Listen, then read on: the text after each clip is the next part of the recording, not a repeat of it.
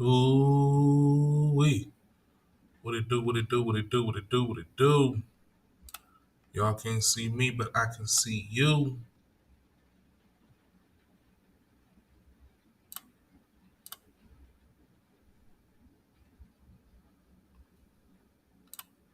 Gee, what happened? Damn, man. I thought I was gonna avoid this issue without doing a what you call it. since I didn't sleep my computer earlier. Thought I was going to avoid this situation. There it is, there it is, there it is, there it is. Hair out, curly fries, curly fries, curly fries. Let's go. What it do, what it do, what it do, what it do, what it do, man. What's happening, y'all? It's your player partner Ziggy 2 times, man. We back again with a whole nother one. We back again with a whole nother one. You already know what's going on over here. We got some Little Caesars pizza back there. If you ain't noticed, man, y'all can have one if y'all want to, man. Go on and grab a slice, man. Sit down, because we finna have a long stream today. We finna do this stream for the rest of the night, damn near. We might do it with no cuts. I ain't even gonna flex you. We might do it with no cuts. No cuts. But we are gonna have this ad break running in about 1 minute and 30 seconds, so we will be waiting that out right quick. Man, how everybody doing, man? Everybody good? Let me see if I can go hit my Discord right quick and see everybody up in this joint. See if we can get some folks rolling.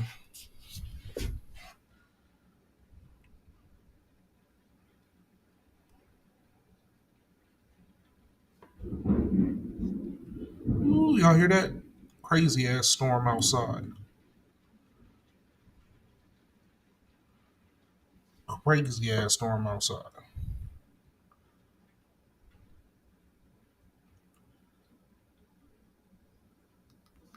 All right, here go this ad finna start up in 30 seconds, y'all. Ad finna start up in 30 seconds. All right.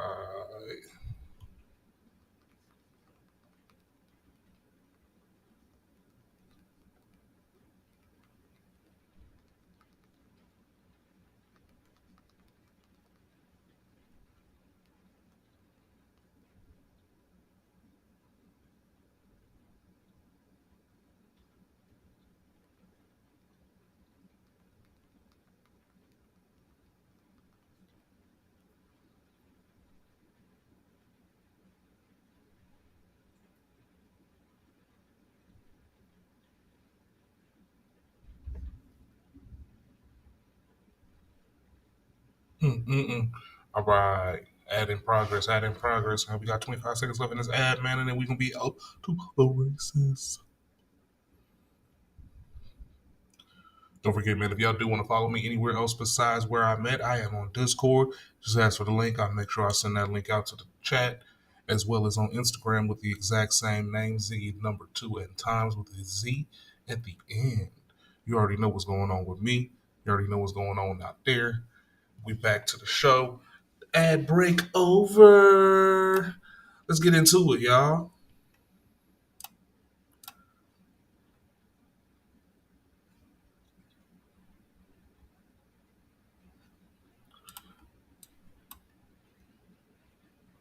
So we just all my screens just went boo boo on me, huh?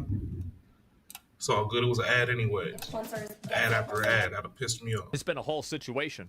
Twitch has been in a bit of a problem recently. Welcome back to the most villainous series on YouTube. In today's video, Twitch has apparently apologized to Tectone for banning him, but somehow continues being massive hypocrites. Asmongold has responded. Ludwig continues being a spineless jellyfish about anything involving Hassan. Jesus. And yet another video on iDubbbz has just dropped. Already subscribe or you're stuck in an elevator with 5 Twitch mods. You're absolutely cooked, pal. Press the button. Okay, let's begin with Twitch getting exposed yet again. So quick recap, if you missed the last episode, basically Tectone got banned on Twitch several times. He got unbanned One time yesterday, was for calling finally. Frogan gravitationally abundant. Gravitationally American abundant. veterans deserve PTSD. I like that. I haven't heard US that military? before. Who fucking who? I hope you get PTSD. That was initially a 2-week ban, and he also got banned for calling denims says and that? Manx hoes after they called him a rapist, which was another 1-week ban. This is Denims calling me a sexual predator on Kick. The reason Tectone can't sue me What is is because he did that shit. All the while, Hassan and his Surely. cronies face no punishment. Hassan got a slap on the wrist, 1-day ban for supporting terrorists on his day off. So apparently Twitch has apologized now. Twitch staff reached out to me. I got an apology. They said that we didn't understand the matter fully. And they asked me, is there anything we can do to make it up to you? And trust me, you will see what will happen very soon. Because I said, I'm waiting to see it. I want to see it. Where is it? Okay. Yeah, if I'm you'd still like waiting. to make it up for me, then you can do this. I contact 40 of my moderators. 40? And I ask them to compile something for me. You got 40 moderators. They compile Good God. it. I have a massive 4.5 I have gigabyte one. folder. And I say, I would one like moderator. you to do this.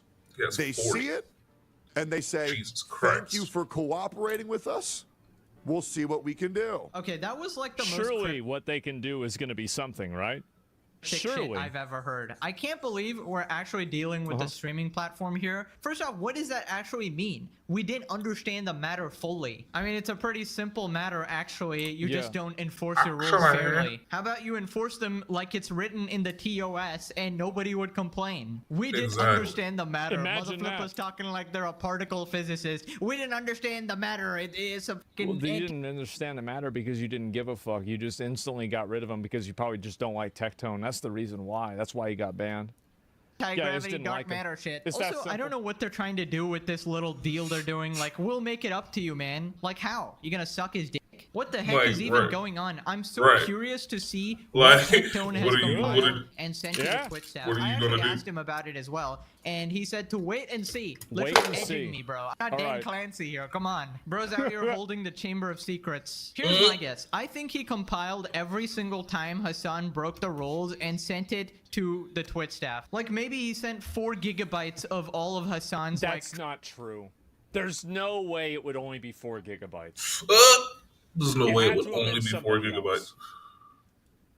Transgressions or whatever. Or he sent 4 gigabytes of gooning material to Dan Clancy, because we know there's only one thing that Dan loves more than Hassan, and that's hot girls, right? So that it all makes... By the way, I've never criticized Dan on this, and people say he's a gooner.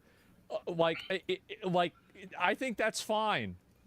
I don't care. It is actually just a genius maneuver. Then Tectone talks about how Twitch actually wants to unban him. This might be post-nut clarity for Dan. Can I get unbanned? They say, of course, just submit an appeal. Right. So I submit an appeal. My appeal... Okay, if there's one AI site builder you need to meet, it's this dope tech from Wix. Now, this whole flow is a conversation, so your words actually build your website. I'm going for a store, and after a free-flowing conversation, I get this detailed site brief. And just like that, was then approved, but I did not get unbanned because now it's fucking Saturday, and I got my appeal approved at 11:30 Friday, and they're not gonna unban me till Monday because their bans and unbans don't work on the weekends.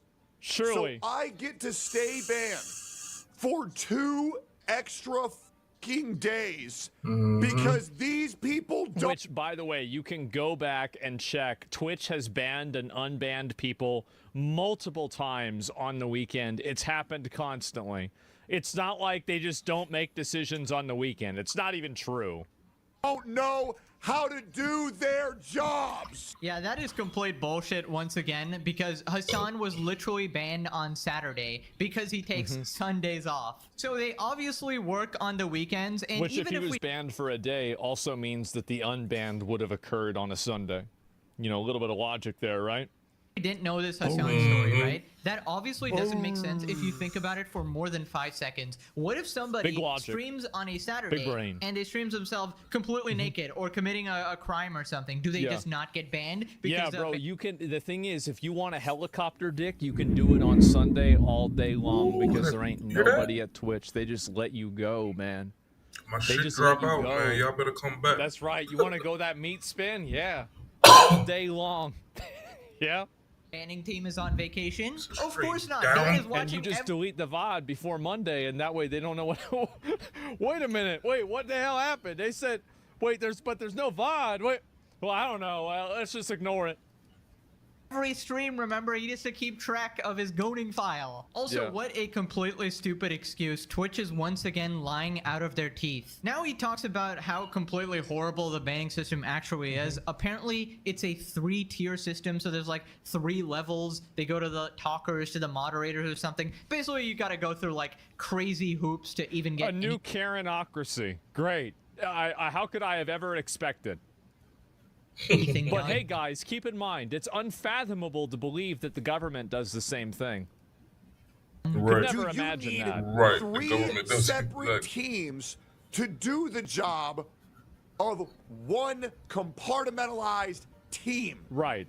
You do not need the talkers to get them to submit an appeal, then you can't read the appeal. Because if you're... So the customer has to send the information to me. I can't talk to they can't send it to developers. Well, why can't they send it to them directly? Developers aren't people. appealed, and then if it's just, then you press unban. Why do we need a 3 separate tiered system to enact justice? Why is something that people's livelihoods not going to be taken into consideration? Makes so much and sense now, fixed because it's the fucking weekend. Best and the most ineffective equilibrium of corporate inefficiency possible. And so they can't stop doing this, and they're just stuck with it. That's what's happened. Like, I guarantee you that's what it is. This is something that's happened over the years. They probably didn't have 3 teams in 2014. They probably had 2 teams in 2018, and now they've moved to 3 teams. This is you trying to book a trip on your business travel platform. And this is me, using Navan. This is you, wondering why... The same as every single other thing. There is a degree internet of knocked me out, bureaucratic entropy that happens in almost every single organization that exists. Yeah, bureaucratic entropy. Here's how it goes. The first tier is the political team, right? So first they filter, okay, did the person committing the crime, or in this case the Twitch offense, have the same politics as me? Like, are they a terrorist supporting scumbag? If yes, please do not ban them. Please override the ban, right? Or make it, you know, on their day off. Now, if they criticize terrorist supporters, permaban instantly, you know, unacceptable. Then we get to the second tier. This is the gooning team. Here they evaluate, is the person who committed the Twitch offense a woman with an OnlyFans? And it's a very simple rule. If you qualify, you're not banned. And if you're a man, you're automatically banned. And then we move on to the big problem, unless, no, that's not true, because if you're a cartoon, you get banned. But if you're a real girl, you don't. Because real girls are not as bad as cartoons. Third tier, this is the Dan Clancy tier, the gooning epidemic tier. If the person in question is an OnlyFans woman or an ASMR mommy or whatever the heck, you must cease, like you as a Twitch user must cease all communications with them, because Dan will banned so many hoes I used to watch. It's a graveyard of hoes I used to watch on this platform. I don't even think that's true entirely. And some of them are on Kick. Some of them stopped streaming. It was bad. Like all those Korean girls, like there was like 3 or 4 of them I would watch regularly. They're gone. Personally be taking over all chats and communications, because he actually really cares about the platform. He really wants to handle this situation himself, and he will be personally messaging these creators. Anyways, that's my theory. Let me know what you thought about it in the comments. Thanks for coming to my TED Talk. Moving on to Tectone explaining why it's pretty harmful to delay unbans even for a couple days. I want to remind you guys, at a point, I was living paycheck to paycheck off of Twitch.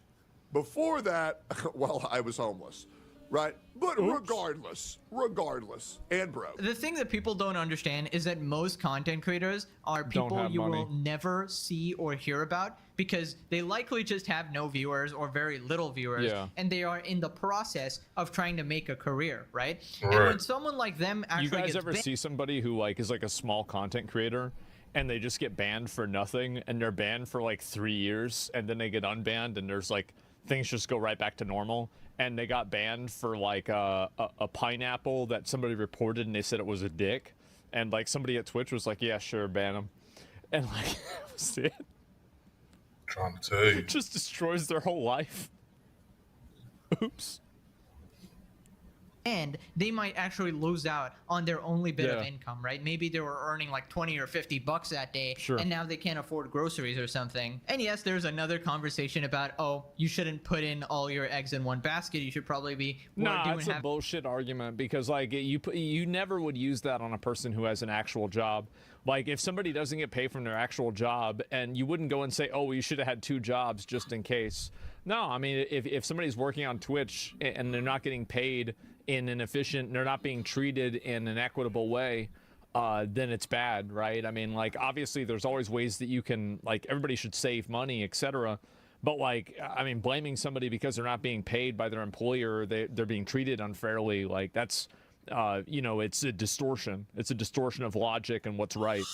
It is. In another job, whatever. But yeah, some people, I don't know, they're just trying to follow their dreams, you know? And unlike the streamers and YouTubers who actually made it, they can't just take days off or brush off a ban. It's basically like a full-time job for them, and it can seriously affect their life. And a lot of people don't understand this because the perception is skewed, right? Because every creator you ever see, like every creator you watch is the top 1% of creators, or like top 5% max. Anyways, then Tectone talks about his haters. Punishing your viewers with 6 minutes of fucking ads every single time they boot up a stream is fucking insanity. Too many ads. All these dipshits online want to label me as a criminal. Are you guys noticing how in 2025 I'm getting bigger and bigger and bigger? So the lies that people tell about me have to get bigger and bigger and bigger. You want to know why that is? Because these people are horrified. I saw another person that said that I was a Nazi the other day on Twitter. This guy says, I love dick in this chat. I wonder why he said that. Yeah, anyway, so, yeah, people say I was a Nazi. I find that to be, you know, really, people have a great imagination. They really did. They said I was going to turn in Anne Frank. They said, you would have turned in Anne Frank to the Nazis. And I got to tell you guys, like, the fact is, like, you don't even play into that game. Don't even play into that game. That's a game that they like, again, they set that up to lose. At the same time. No, you do not even like, it's a ridiculous premise. I do not even engage. This is Pod 5, the first fully immersive sleep system. Intelligent, adaptive, effortless. It doesn't replace your... The people who tell the truth. Why the you think they go on Asmongold so much? Because that's another and every single time I go live... They gave up on doing that, basically. A lot of these people gave up trying to make me look bad because they found out it didn't work. That's the problem, is every single time that somebody went and there was some big cancel campaign, or there were a bunch of viral tweets and people got so mad at me, all it did is make me more money. It made me more popular. And the reason why, here's the reason why, is because the people that are going and starting this bullshit are a bunch of hysterical retards on the internet that are delusional. And so when a normal person goes and watches the stream, they say, damn, I thought he was a Nazi. Why is he talking about, you know, why is he talking about like how, you know, like the illegal immigrants aren't our enemies? It's actually the companies that are employing them. Like, that doesn't sound like a Nazi thing. Like, why is he playing, why is he saying like he's friends with this person that's a different skin color? But why, I thought he hated black people. Why is he watching a video of a black person and saying that they're right? What is this? And they see that and they're like, oh, fuck. Damn, maybe that was some bullshit. And so you have a lot of people that cut, what is this bitch fatigue? Exactly, it's bitch fatigue. And so that's the way it is all the time. It's illegal immigrants defending the illegal ones. Yeah, exactly. And so that's the reason. And so they stop crying about me and they think that they can cry about Tectone, but the reality is the same thing is going to happen. It's because really the economy and the culture of crying, complaining, bitching, getting mad, and being obnoxious is just over. People are fatigued and tired of having a bunch of weirdo freaks on Twitter that have like 7 different mental illnesses tell them what's normal. Every single time I get a new subscriber, it drives y'all fucking nuts. So suck my dick, You think I'm going anywhere? Yeah, fucking right. Yeah, I mean, people love discrediting people who are just trying to speak the truth. Like, It's a obviously, hose people like mad Hassan will throw situation. out the term slop tuber as if to, you know, just invalidate everything you ever say about him. Really? But honestly, I think Twitch just made him way bigger by banning him. Obviously, he's doing the best he ever has. That's kind of what happens when you try to suppress someone, right? They just blow up way more, and Twitch deserves all the hate. In fact, it needs more hate. But yeah, let's move on to Asmongold's reaction. Bans and unbans don't work on the weekends. They're lying. Either Twitch is lying to Tectone, and they do work on Saturdays, and they're giving him the runaround, or that they scheduled his ban to be on his off day. Which one's worse? Is there anything we can do to make it up to you? Now we're getting into some entertainment, boys. This is a system that is designed. This is a bureaucratic system. It's badly designed. You have 3 teams to deal with the same problem? It's ridiculous. It's inefficient. Yeah. Again, this would have never happened in Office Space. Those Bobs would have come in and they would have set this. They would have set this shit straight so fast. It would have been over. With Twitch, you would be nothing but another big mouth snowflake crying for attention. And Dex, you would actually have to work for a living like the rest of us. Why haven't you got banned yet? You mac a mockery of Twitch TOS. I can see why you're upset. 2012, huh? Wait a minute. Account created April 1st. Bro was born a fool. Twitch is way too old-fashioned. Everything they do is miles behind what it should be. They're like Nintendo with 2006 graphics, right? Like, yeah, this is well, let me guess. This is for the Switch 3, right? This is the what do you call it? This is the photo picture mode. Like, why do you have 3 teams for a ban? Why are you so bad at enforcing proper TOS? Why do you have 500 ads and still pay streamers like 50% sub money? Why can't That's actually not Twitch's fault. It's Amazon's fault. Rewind for free? Why do you have no discoverability on your platform at all? Why are you so pathetic in every regard? I think it's going to be pretty interesting to see what happens. I'm still curious as to what Tectone sent over to the Twitch staff. Yeah, I am too. I've literally never heard of something like that happen before. I don't know why they're making a deal with him. I would think they hate his guts, but maybe not. We'll see. Anyways, remember how Hassan was melting down that people were leaving Twitch or even considering going to Kick, right? Because his monopoly was being affected. Well, Tectone responded. Dude, Hassan has not grinded for anything in his entire life. This is a guy who was handed everything in his life, as well as his career and his money, because he's a fucking nepo baby. You don't know how to grow a fucking career. You don't. The only thing that you do is you talk about how to pander to the far left and you weaponize people by glorifying terrorism. Shut the fuck up. Stop giving out advice. You don't know shit. Okay?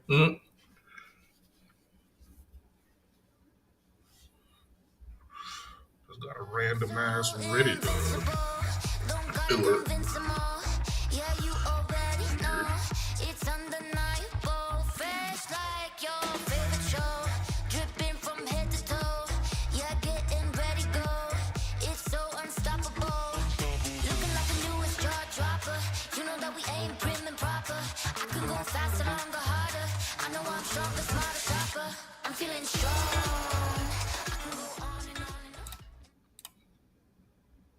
First of all, the right way to grow a channel is to use Instagram, TikTok, and YouTube Shorts. I've always said, I've always respected Hassan for going live every day, right?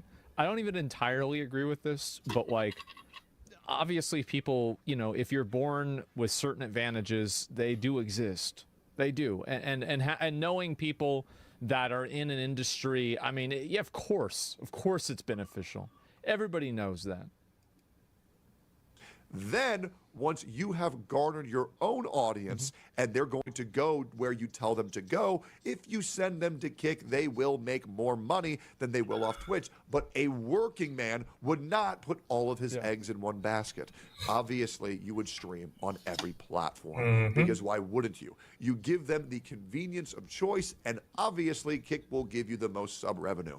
Your post is wrong. You don't know what you're doing, and you're upset because you know you can't stream on Kick. And thank you very much. much. The Nepo baby part is definitely true. His entire family is millionaires. His uncle from the Young Turks, Cenk, literally gave him his entire career. Ironically, the guy he hates the most in this world, Destiny, helped him out a ton too. And the advice for upcoming content creators... I would even say, I could defend, I can say like Hassan did his own thing on Twitch and he earned it, right? I would say like I'd say anybody, if you're popular on Twitch, it's because you've earned it. Like nobody chooses to watch, like you can't Nepo into any type of viewership. If people watch you, it's because they want to watch you. There are plenty of people that get like fucking 1 million raids, 1 million bits of help, and it never increases their viewership. I'm just saying. Streamers is good. That's Usually true, and you can look at that. You think about it yourself. That's probably what I would do if I was starting over, because I'm just long saying, form, I I had to make videos for 2 years straight to even break like 10 views, which is just so inefficient, right? Meanwhile, on shorts, you can get your name out there. Obviously, it's a little harder to transition back to long form, but it's so much more efficient, right? And unless you're a complete psychopath and you have 100% belief in yourself, probably don't quit your job to do YouTube or streaming. You kind of just do it on the side, and when you blow up, then you can quit or whatever. It's just not worth putting all your eggs in one basket and tanking your career to end up becoming someone like Frogan. Then he talks about Hassan's 7th orbiting moon, Denims. Apparently she's been talking about him a lot. I definitely think that Denims has tectone derangement syndrome. Oh, God. I think she is a very weak-minded individual that cannot get over her sexual thirst for me. And I just feel like she can't keep her name out of my mouth because she wants to be with me, and that's just pretty much it. And it sucks because, I mean, I'm already happily in a relationship, and it'll never work. I understand that the heart wants what the heart wants, but Denims, I'm sorry, I will never date you. Plus, I'll be real, I would never date a chick with an OnlyFans ever again, because why would I do that when I can just pay $4.99 and get the whole thing? You know, so yeah, me personally, nah, I'm good, man. Just pay $4.99 and get the whole thing. Like, go date Shonda Black or something. You guys are for each other. Oh my God. I'm just too good a guy. One time and I was on to see I feel like Denims, along with another Hassan orbiter, would be the perfect couple. They can go on dates, really talk about keeping other people. Also, the advice about OnlyFans, spot on. OnlyFans is the biggest red flag out there. No respect for your body, no respect for your partner, feeding into the disgusting, degenerate culture society has cultivated, making money off the Dan Clancy's of the world. I feel like it shows a massive lack of self-respect on the part of the girl and the guy who chooses to be with that girl. And we all know, I'm not an OnlyFans hater, you know, like, I don't even shave. you know, I'm a pragmatic guy, so I always fish where the fish are. I've dated like 3 girls that have done OnlyFans, but you know, that's just me, right? That's just me. I'm not so based with this one. what happens when you date someone like that. We have witnessed the absolute destruction of a certain YouTuber, the very soul sucked out of him. So I recommend staying away. Definitely good advice there. Hey, I know let's you. take a quick trip to Jellyfish Fields. But anyways, let's move on to Ludwig. He talked about single? Asmongold moving to Kick, and he somehow me. did not mention Hassan once. And he commented that before too, What's where happening with Twitch? made an entire video about the adpocalypse on Twitch, which people were blaming on Hassan, but he managed to not mention him even once, even though he was the center of the story. All right, chat. There has been a big shakeup in the Twitch universe. This is the part I have not seen. I have not seen Ludwig talking about me. So you gotta start making those videos again. Moved over to Kick. Yeah. Asmongold moved over to Kick. A little bit of a stream shakeup. It's kind of a rare occasion. Wait, hold up. Everyone relax. That's right. Because you guys didn't let me finish. He is multi-streaming on Kick. You guys are saying good riddance. He still streams on... Yeah. You ain't got rid of me yet. Twitch, to be clear. He just also streams on Kick. Yeah, so basically his chat hates Asmongold and loves Hassan, which is pretty much what he thinks too. It's like a reflection of him. And look at his chat here. Like, when are they mad? Don't cover it. Dwellers come out. Otherwise, yeah, he's so grubby. Asmongold comes up. He's so grubby. Who cares? He's gross. Thank God he's a loser. The rat. The thing. The red alarm clock goes Easy hard. streaming No, it with don't. Pro. That's just, Use our fuck modern widgets on. for creative and personal freedom. Man. And more than 12,000. Fuck them niggas. I'm a loser. Like, how old are you, man? Like, I'm too old to give a fuck about. I just think that's funny. You know, sometimes I see people that insult me in a way that I know would make me mad whenever I was a kid. And it actually, like, when I see that insult, it actually kind of makes me happy because I'm like, man, I remember what it was like to be like that. I remember being a kid. Man, those were the days. Those were the days, man. Like, yeah.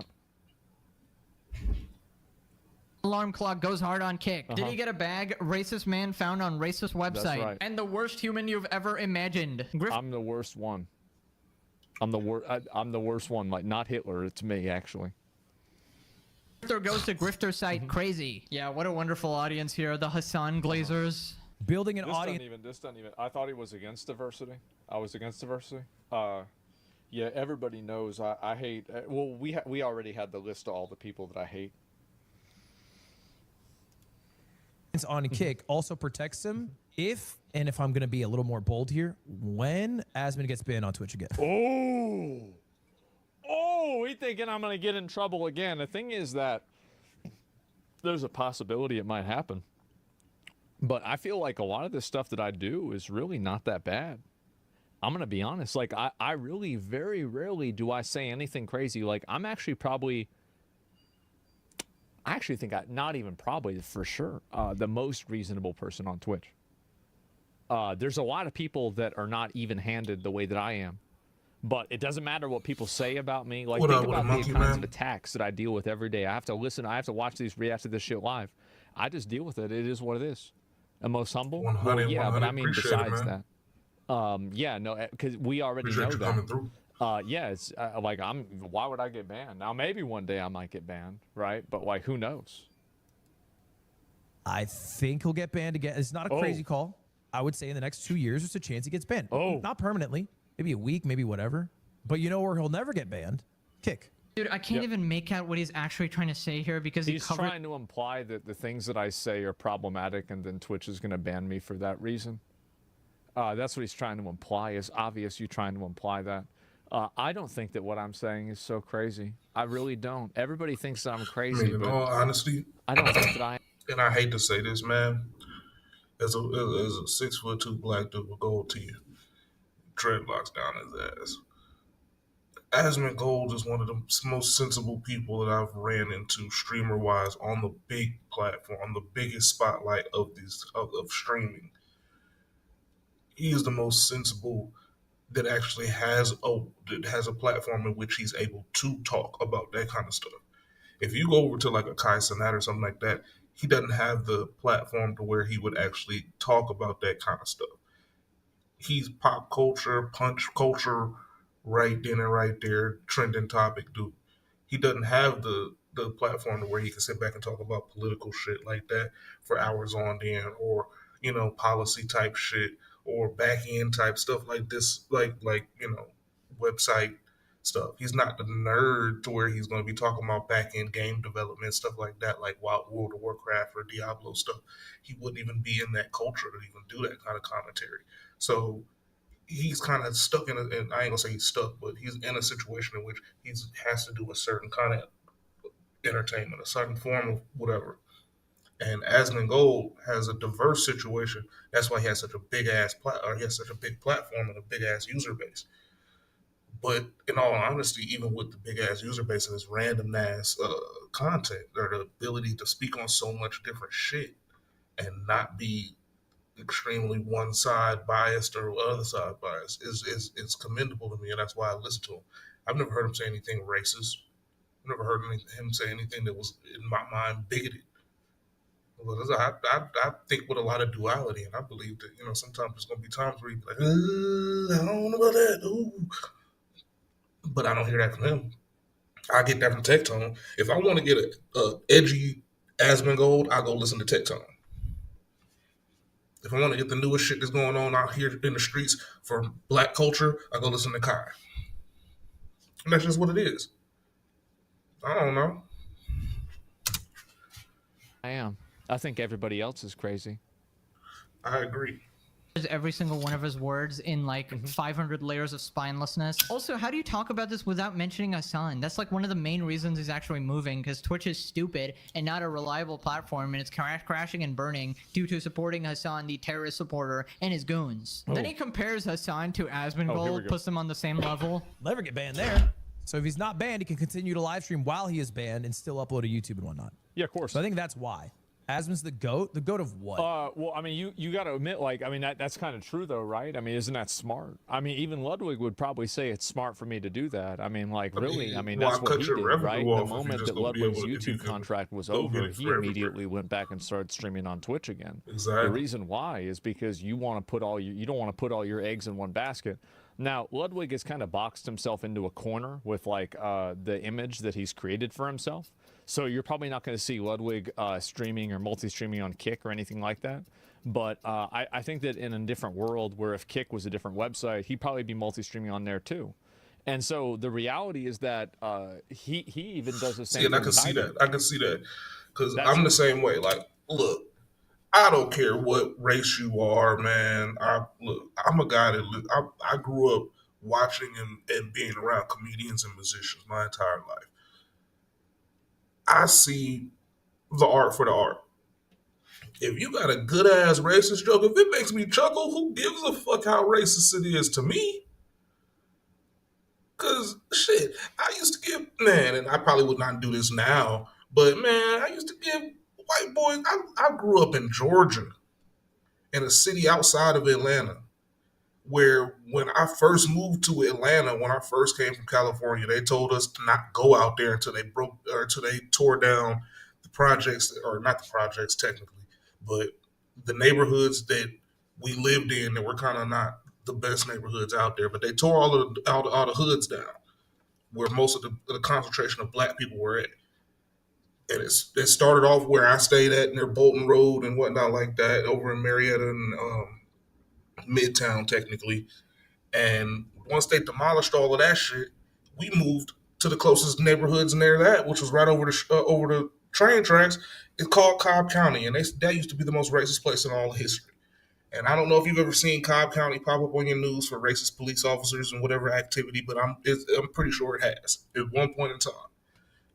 Man, we used to give these white boys up there because they were so cool, the N-word pass. I ain't even tripping.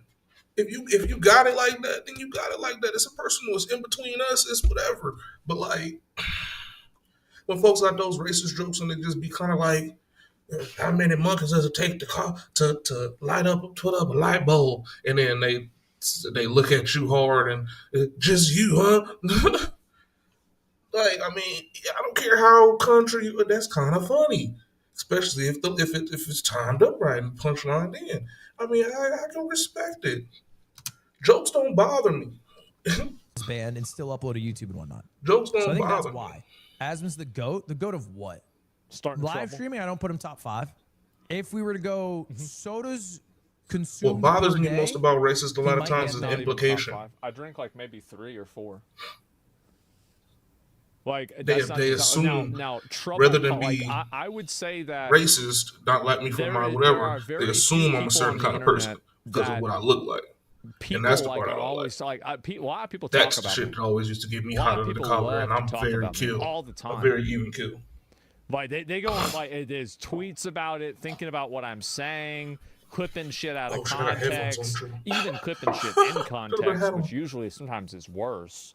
But yeah, no, that's really, exactly. I mean, how many other people getting talked about, like, people getting upset and mad about shit they're saying more than me? Not that many. Get caught in that rain. He has a chance. If we're going GOAT of rage baiting, we could get there. We're closer. We're closer to the GOAT. Now that I think about it, everybody thinks that I'm rage baiting, but the fact is that I'm retarded seriously. Right. I'm seriously retarded. Talk to him. I'm not pretending to be retarded. I actually am retarded.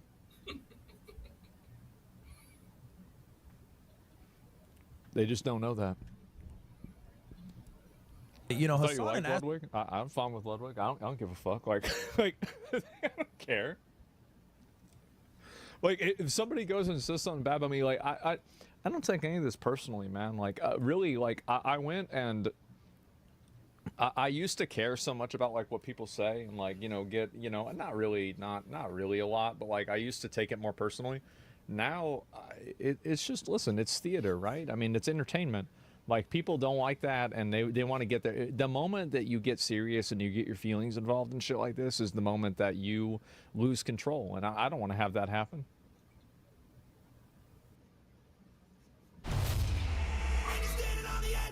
Yeah, don't lose control. Damn, I'm grabbing my ashtray like some else. I was about to fall my finger into it. Tripping, bro. Are closer than you think. Two rage-baiting champions who love sitting down with a soda. How is Hassan anywhere close to Asbin? Hassan literally supports and platforms terrorists. Like, you can not like his takes or his politics or whatever, but putting them in the same boat is crazy. Also, why was he so offended I would say, like, I mean, really, in a lot of ways, Hassan and I are kind of the same. Like, I mean, I think a lot of people would draw that conclusion. I don't think that's really a crazy thing to say. And really, it's just like two people that are really opinionated that say crazy shit, right? I mean, like it's not that bad of a comparison. Someone said Asbin is the GOAT of streaming. He's literally the #1 streamer. It doesn't really matter if you like him or not. He is the most popular. Right now, if you like streaming edgier shit, and you're ever worried about being banned on Twitch, you multi-stream to Kick. Smart. Is there anything more edgy than supporting terrorists, bro? What's the issue with streaming? I could come up with the connotation. I think like the people who you are surrounded with. That's really that's the connotation and like all this stuff. This is a fake thing that's made up by viewers and other streamers in order to try to control other people. The moment that you just decide to be your own man and make decisions for yourself, rather than let people shaming you and trying to bully you into doing something, control you, is the moment that you are able to be yourself, right? And so like a lot of people are doing this, and the funny thing is that everybody has a line for this, and like, you know, Ludwig is on Twitch. I mean, Twitch is owned by Amazon. Amazon, everybody would agree, is an immoral employer in a lot of ways. You know, they astroturf fake accounts in order to pretend like union support for Amazon is low. I mean, like that's disgusting, right? I mean, who does that? You know, like they've had tons of problems hiring illegal aliens, tons of issues, right?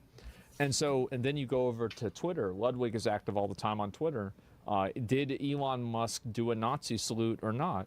I don't know what Ludwig's opinion is on that, but I know a lot of people that think that he did. And if you do a Nazi salute, or you're a Nazi, or you're some kind of racist or bad person, well, why are you still on this person's website? Well, the reason you're on their website is because other people are on the website. So there's a lot of these things that people have, and it's another example, I think, of luxury beliefs, where it's very easy for someone to criticize and talk shit and complain from a position that they don't necessarily have to think about themselves. So whenever you take around and you look at a person's own actions and you say, well, if you're criticizing a person for doing this, why can't this criticism be leveraged against you for doing Y? And there's not really a reason for it.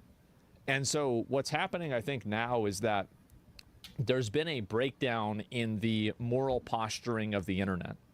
I think that there was a tremendous amount of like moral posturing and like pretending, basically.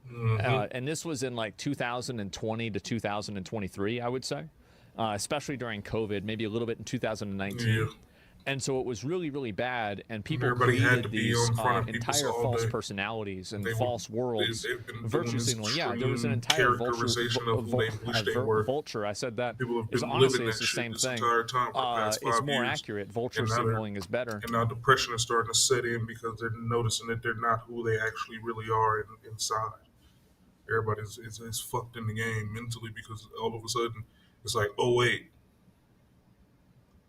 this isn't who I really am. This shit's just finally starting to snap to them. Their depression is finally setting in on their ass. Like, that's what this shit really is.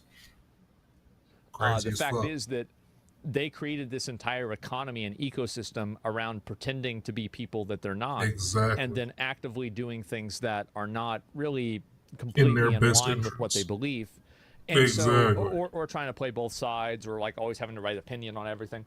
But the fact is that I think that now there's like a growing, I think, tiredness that people have of having anybody tell them like what's good and bad, people just want to watch entertainment. They don't really give a fuck about any of this stuff, right? Like it's all like just noise for most people. And I think now, like, you see that happening, it becomes more and more evident to everyone now. And I think it's a good thing. And yeah, I think it's a breakdown, like, because you don't see people getting the same level of pushback for anything nowadays. You can't really get canceled nowadays unless you get banned, because nobody cares. And in my opinion, I think that's a great thing. Nobody ever should have cared. It's bullshit to begin with. True. I think the amount of caring should There are be child to predators on whatever Kick. company There's pays. probably more on Twitch, if we're being honest, just because it's a larger You know that. base. Of course. But I see what you are. I know what you are trying to say. Percentage-wise, yeah, maybe. Per capita, yeah, I guess. I think the only reason some streamers don't multi-stream to Kick is because they might have pushback from their audience, because the vibe Kick has, because it has a lot of insane people on it, has a lot of filth on it, has a lot of slop on it. And so does Twitch, and that's the thing, and that's the reason why the narrative changed. And that's the problem, is that, like, it's easy to say that, but like whenever you have people on Twitch that are saying crazy shit also and doing bad stuff also, you can't really hold that moral upper hand. And I think also, like, people don't want to be moralized to by internet celebrities. Like, really, they just don't want to deal with that. It's weird. It is weird. And so that's another big component as well. I don't want Sloppy anybody man, to be yeah, following and so, me as like, far that's as my the morality reason. goes, man. I'm just not the And compass. also, the main reason I why am Twitch Charles Barkley streamers, shit. I that am actually is not the reason. And a role Ludwig model. probably knows this, but You maybe agree not. with you, A lot with of me, you streamers agree aren't with me. really in Ludwig's Fuck with me position, for other reasons, they and fuck they're with me not for in my other reasons. position either. I And respect they're it either worried way. that multi-streaming will cut their viewership, which could hurt their By no means discoverability. am I going to force you to That's believe the what I main thing that believe they're or think worried how I about think. more than anything Because else. I know I'm different. And that's I'm what's really weird as driving fuck. their decision-making process much more so I'm not than, average let's as fuck. say, I'm not an average you know, like thinking how person, like so. 5 commenters are going to react. they don't want any pushback from their The only audience. time I care about other multi-streaming people's to opinions is when it comes down to entertainment and sus I'm platform, entertaining. even if they stand to make more money from it. Yeah, what about Other than Hassan that- on Twitch? I don't like being surrounded by terror supporters. Honestly, I think the connotation for Twitch is even worse now. After this whole scandal, Twitch cannot pretend to be above Kick in any way. Anyways, Willie Mac show. I don't think so either. I mean, Twitch has a partnership with DraftKings. I mean, you know, they support gambling and promote gambling on Twitch too. So like there's not really a difference there at all.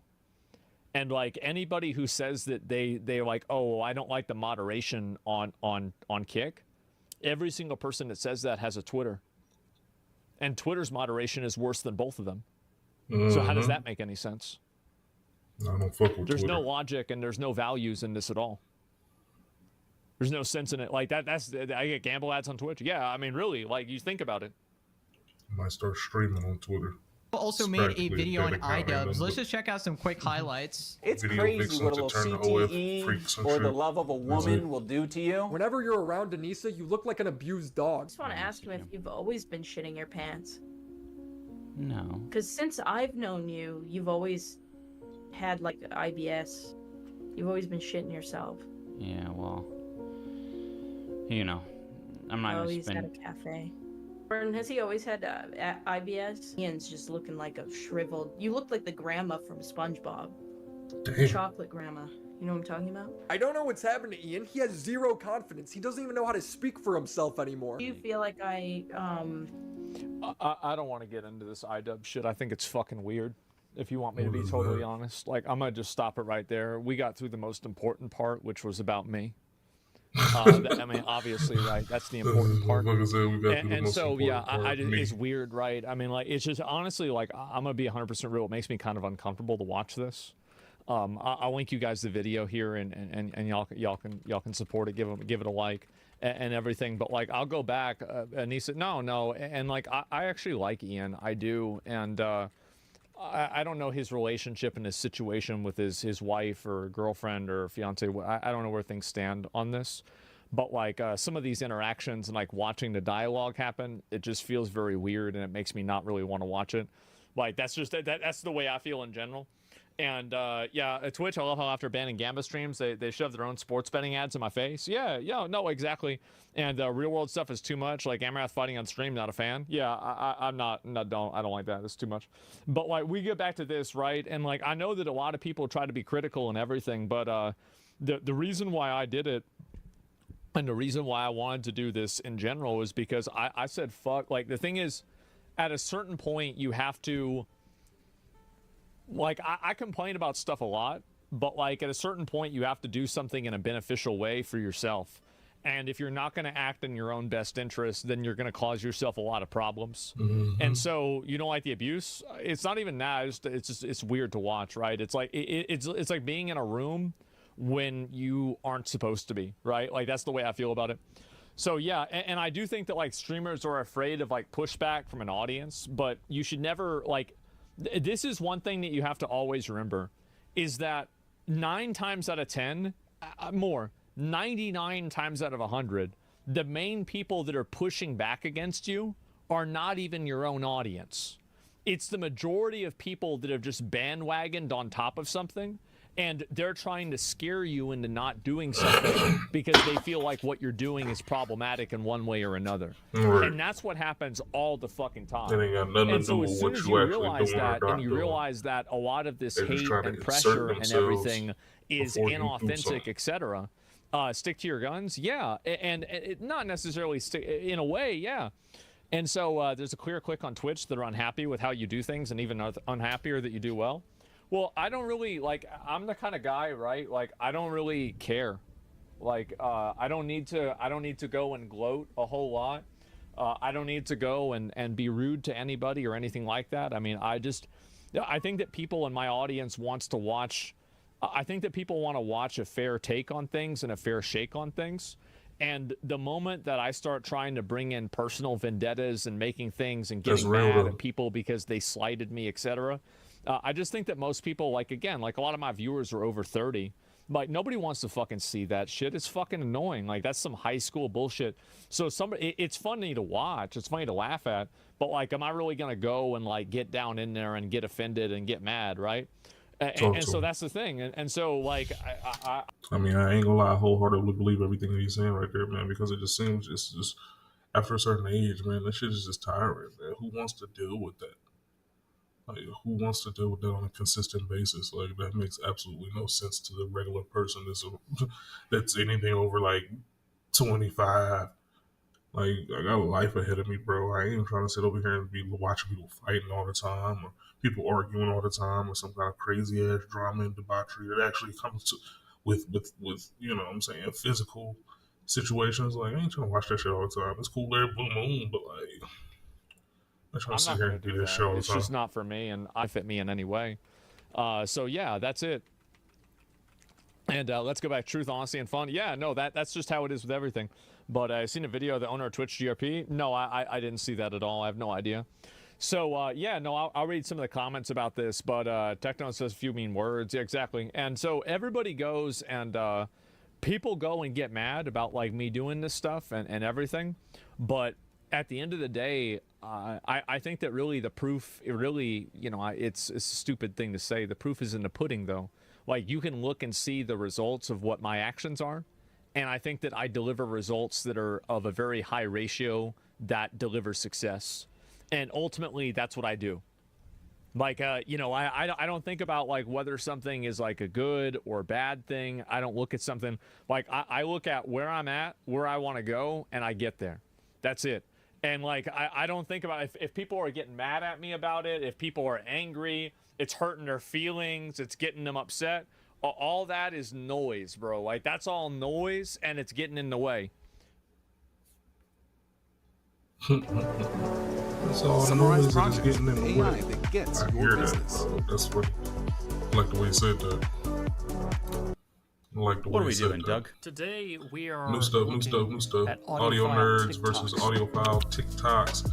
I'm a headphone guy. TikTok. It's a platform. Most of my headphones that I have recently are broken. Short-form video. So don't hate on me right now. The kids are into audio. But are they But, wrong? hey, I think that's what we we're finna here get to some find new out. headphones in We soon. haven't I'm seen any of ordering these stuff videos before. They were curated by Griffin, listener, who writes a lot of our articles, and I think we should just dive right in and see what these are all about. I am curious and nervous. You and me both, bud. All right, here's the first one. You are looking at one of the most expensive copper cables. Oh, its no. cost is over 300,000 rubles, and it's no joke. Several meters of such wire can confidently be replaced with a decent Solaris. What's so special about it, you ask? The uniqueness of the complexity of production and technology is insane. German engineers search for the best copper ore in mines worldwide, deliver it to a precision plant in northern Germany, that's not how that works. Boilers, extract the purest material, and stretch it through several stages to the desired size. Dozens of complex manipulations, and as a result, 16 high-speed crosslink waveguides with air insulation are obtained. Only 2 materials, copper and polyethylene with low inductance. The signal from the amp to the speakers is clean, like a stream. Do you think he's worth it? That's how conductors work. God, where to even begin with this? Having a waveguide in a cable is an interesting thing. German engineers searching mines. Are they going into the mines themselves? Yeah, the German engineers are going into the mines to like they find crave really good the copper. mines. I want to bash my head in with a tower speaker. No, you need to bash your head in with 99.9999% pure copper. I'll get a better effect. Yeah, I think it's safe to say that neither of us are cable believers. And the point that I usually go back to when talking about cables is the James Randi Foundation, which, by the way, if you haven't seen the documentary An Honest Liar, go watch that. It's brilliant. James Randi, who was a magician that made a career out of debunking psychics and other people like that, had a $1 million open prize for anyone who was able to demonstrate supernatural abilities in a controlled environment. That being things like telekinesis, being a medium, and hearing differences between speaker cables. And no one was ever able to claim it. So that's kind of what I go back to on that. There was one company which originally said that they wanted to with their cables, and then when he said, okay, but we need to check the cable afterwards to make sure that there was no cheating involved, they pulled out. So yeah, it's like putting car seat covers over the seats in your Civic to make it go faster, or like bumper stickers to give it more horsepower. I've got some like expensive cables, but it's just because they look nice. And I don't think there's like on a car, putting nice alloys on your car doesn't necessarily make it go faster, nor does go faster stripes, but it might make you smile a bit more when you get in it, and that's totally fine. Aesthetics are a great reason to buy cables, or comfort. But in terms of signal purity and all this kind of stuff, I mean, the cables that are wiring up the insides of your speakers and your amplifier and everything else in between are not going to be the same, and even if they were, there's no evidence at all that any of this stuff makes a difference. No one has ever been able to pass a blind test. No one has ever been able to show anything objectively other than at gigahertz frequencies, which are not coming out of your amplifier. So yeah, so go into the mines. Go into the mines and make your own cable. Yeah, don't waste money on expensive cables. That's where I'd leave that. These headphones cost $250, but the manufacturers suggest you play this sound in them for 200 hours before you even start listening to them. So why? This is a process called burn-in, and audiophiles swear by it. Supposedly the constant sound loosens up the internal components of the headphones, making the audio quality better. It's sort of like breaking in a new pair of sneakers, just over 200 hours. Okay, so I published a video on this a while back. The variation of just placing the driver into a sealed container was greater than I would get from any sort of variation from burn-in. So I'm gonna call BS on that. To say all audiophiles swear by it is not true. Definitely some do. I have a little bit of I don't know if it's a hot take, but a different take on burn-in, which is that if you're worried about it, just do it. It costs you nothing. I get a little annoyed about the fuses and cables and this kind of stuff because it's people wasting their money on things. Whereas with burn-in, it's like, I don't know, man, just do it. Run your headphones playing pink noise for a couple of days, and at the worst case, nothing has changed, and best case, maybe it does. It's just time. The problem is when companies say like, oh, well, you shouldn't return our headphone until after the return window because we suggest that you burn them in for longer than the return window is, which is also a good reason why you should buy stuff from headphones.com because they have a 365-day return policy, so you don't have that problem, and you can burn things in for 6 months if you want. But yeah, for me, it's a case of I don't think it makes a difference. But at the same time, just do it. There's no harm or cost in it, so why not? With a headphones.com headphone, you could buy it and then burn it in for 364 days. You could burn it in until Christmas and then decide to send it back. What do we have next? If anyone in the headphone hobby or any audiophile tells you that you have to spend thousands of dollars to get your audio, they're full of shit. Oh, I like this guy already. Yeah. They cost $20 and they sound better than shit that costs $100. Don't get swindled by bullshit people. Yeah, blessed be thy based. cost. And in fact, speaking of cables and stuff, I'm just going to get something real quick. It was a truly based cost KSC 75 enjoyer take. And he's right. They're better than a lot of things that cost more money. So it costs KPH 30Is, which is similar to the KSE 75, which this guy's showing here. Absolute insane value for money. When he's selling it, you don't need to spend thousands on a headphone. That's absolutely right. But obviously, if you do want it to sound better, you're going to need a good cable. It's a little hard when it's not detachable, but that's not a problem because you can just solder your own ridiculous one on for the memes. How much This cable... more worth the headphone is that cable? Oh, I don't know. My friend Sebastian Skedra from Viking Weave Cables did this for me as a bit of a joke. The cable does weigh a couple times more than the headphone itself, though, so don't do this. But do, but don't. But do. Koss makes great stuff. I like Koss. There's a positional variation to the moon and back, but they sound good. Stop wearing your AirPods. It truly is like wearing a mini microwave centimeters from your brain. And everyone should know that putting a microwave on your head is a horrible idea. Yes, the same frequency in this AirPod is the same frequency in a microwave, specifically because it's a bioactive frequency, 2.4 gigahertz. It's the most efficient and effective frequency to heat up your food. So when you have these mini microwaves in your head, it can have the same effect on your brain, tissues, and organs. Watch this. These AirPods are not connected to the device, but as soon as you open this cap, that dangerous frequency spikes. It's the same thing that's going to happen. What is the... I couldn't see what the actual unit that's being measured there is. It's not like a microwave. BS. I've seen this thing spike at 1,000 microwatts per meter squared. That means it can, in the literature, heat biological tissue. Armed with that knowledge, it's now up to you whether you want to use these mini microwaves and if it's worth the 1 risk, watt especially now with per research meter coming squared. out showing strong correlations with brain tumors, brain fog, ADHD, and Alzheimer's, and other neurodegenerative conditions. So if I owned AirPods, not only would I be livid and sharing this video with everyone, I'd throw them out and switch them out for a pair of wired headphones or ones with air tubes.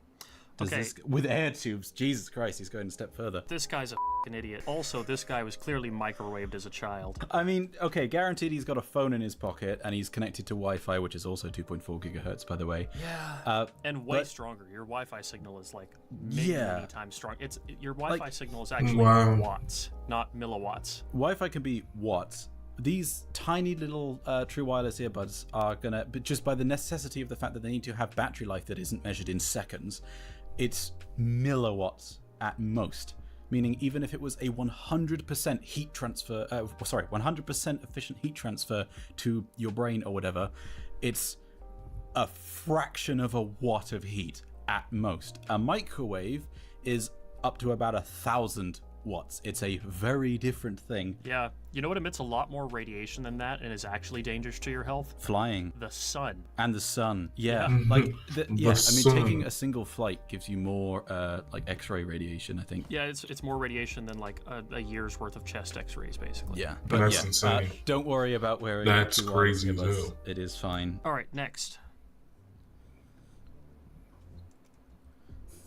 Windows Movie Maker? The fuck is he talking about?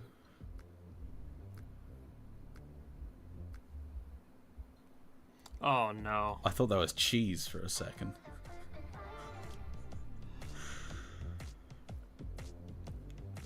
Not the used socks. He's just gonna turn the camera around and it's just Pud. These socks.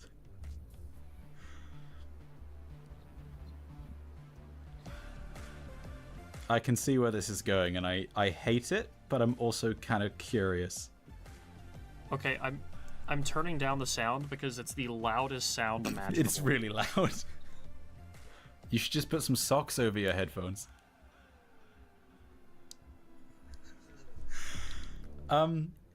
Jesus Christ. This is like, it works. That is insane. Didn't Pud make a headphone with the Scrub Daddy sponge? It's like a budget version of that. But I am also kind of curious. I am curious if you want a little bit of homework. Can you replicate this with a headphone and measure what the result is? Yeah, I'm gonna do it with a new pair of socks. I don't want to use like my used running socks. That would be wise. I would, yeah. I approve of that decision, but I'm curious. I will do it with a pair of socks on some Grados or something. What's up, y'all? I just got these amazing wireless headphones from Status Audio. They're oh god, sick. They're amazing. They're the only true wireless Bluetooth driver headphones on the market. There's a single driver for bass. What? The own what? Let's go back. Did you just say the only Bluetooth driver headphones on the market? They're the only true wireless Bluetooth driver headphones on the market. Damn, let's just forget about every single other Bluetooth headphone on the planet that is also that. Yeah, I don't even know what to say. Like AirPods, Galaxy, Beans, anything. Okay, let's move on. Yeah. Continue. A single driver for bass, a single driver for mids, and a single driver for treble. What that means is the bass hits super good. Yo, this results in far wider, far cleaner, and way more powerful of every range of human hearing. So It doesn't. it's crazy. Actually, It doesn't do that. Yeah, it doesn't do any of that. I'm just not trying to do that. It's the movements. R&B music, hip hop, pop music, like the sound is so crisp, so clear. Go cop some wireless headphones from Status Pro. Link in my bio, you guys.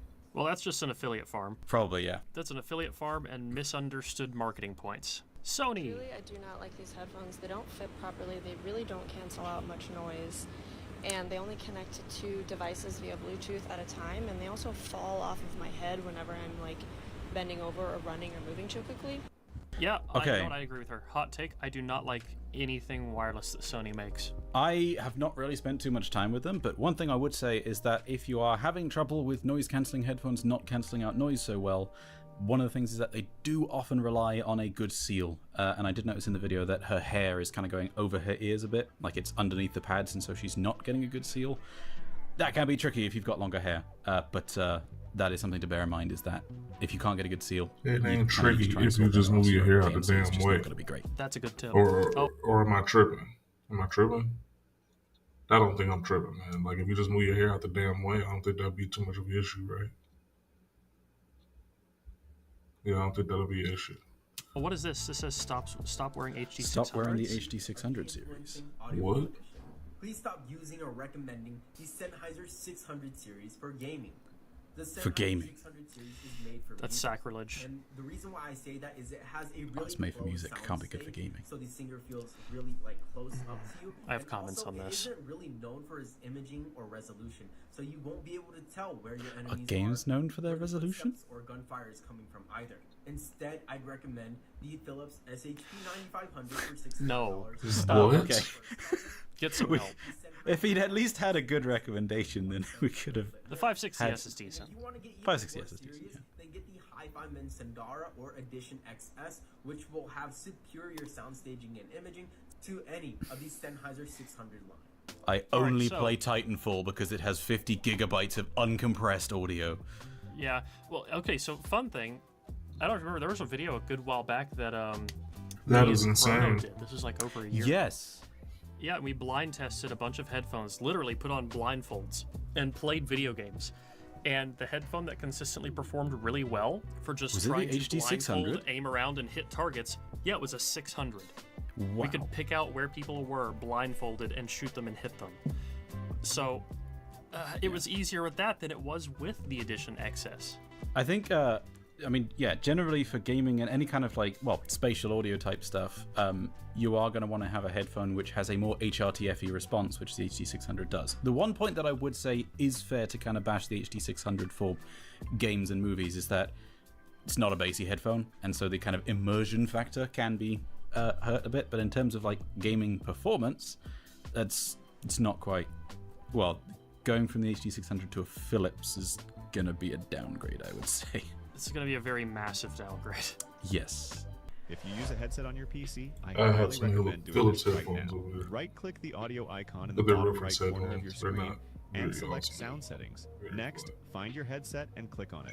Under Output Settings, click on the drop-down and set the audio quality to the highest bit rate at 48,000 Hz. Your headset will sound so much better after this tweak. You're not going to hear a difference. No. Okay, so a couple things. One, there can be some benefits to making sure that that is set correctly. You generally, if you're listening to music, want to set it to 44.1 kilohertz because basically all music and everything on Spotify and whatnot is 44.1 kilohertz, and so to avoid Windows doing extra resampling, set it to 44.1. Most YouTube, movies, games, voice applications like Discord and stuff use 48 kilohertz, so you might want to set it to that. In terms of the bit depth, there's no harm in setting it too high, but nothing exceeds 24-bit resolution in the real world anyway. So 32-bit is mostly used in the sort of production stage, because then you can do digital stuff without losing actual dynamic range. But for the final output, they'll output to 16 Still or 24-bit, because 32-bit does not matter in the real world. Yeah, it always goes back down Also, to you notice he 16 said set it to the price. highest bit rate and then didn't set it to the highest bit rate. I think he meant like a bit depth, and he said highest bit depth or bit rate at 48 kilohertz, which that's not bad advice. It's just not. It's not good advice either. Are you upgrading your headphones? I'm a full-time tech reviewer, and here are my top 5 picks. This Got man a is premium terrible. budget? My pick would be the Bowers & Wilkins PX8. Oh. Award-winning sound performance, a premium build quality, plenty of smart features, and if Bowers are good enough for Bex, then they're good enough for me. Next, the Sonos Aces are my go-to. This guy. If they're good enough for the guy we paid $7 million to wear them, then they must be good enough for me too. Dolby Atmos experience, and they're also extremely comfortable. The best headphones under £100, the Sony WH-CH720X. They offer up to 50 hours of battery life, noise cancellation functionality. This man is a wild. 2024 award winner for me. Feeling sporty? The Shox Open Swim Pro is my #1 choice for sport. Running, hiking, cycling, swimming, you name it. Thanks to the bone conduction technology, you can enjoy your favourite playlist while staying fully aware of your surroundings. The Sennheiser Momentum True Wireless Balls are my choice of in-ear headphones this year. 30 hours of playback, adaptive noise cancellation, exceptional sound quality, and they're packed with the latest tech like sound personalization, Bluetooth 5.4, Auracast, and LE audio, so you know that they're future-proof. You know what this is? This is a perfect example of how tech reviewers will say literally anything is good as long as they get their hands on it. I was gonna, well, that or that he's got affiliate links to every single one of them in his bio, probably. Yeah. Ugh, I wish people had standards. Yeah, how much more awesome this would be, just YouTube as a whole, if creators had standards.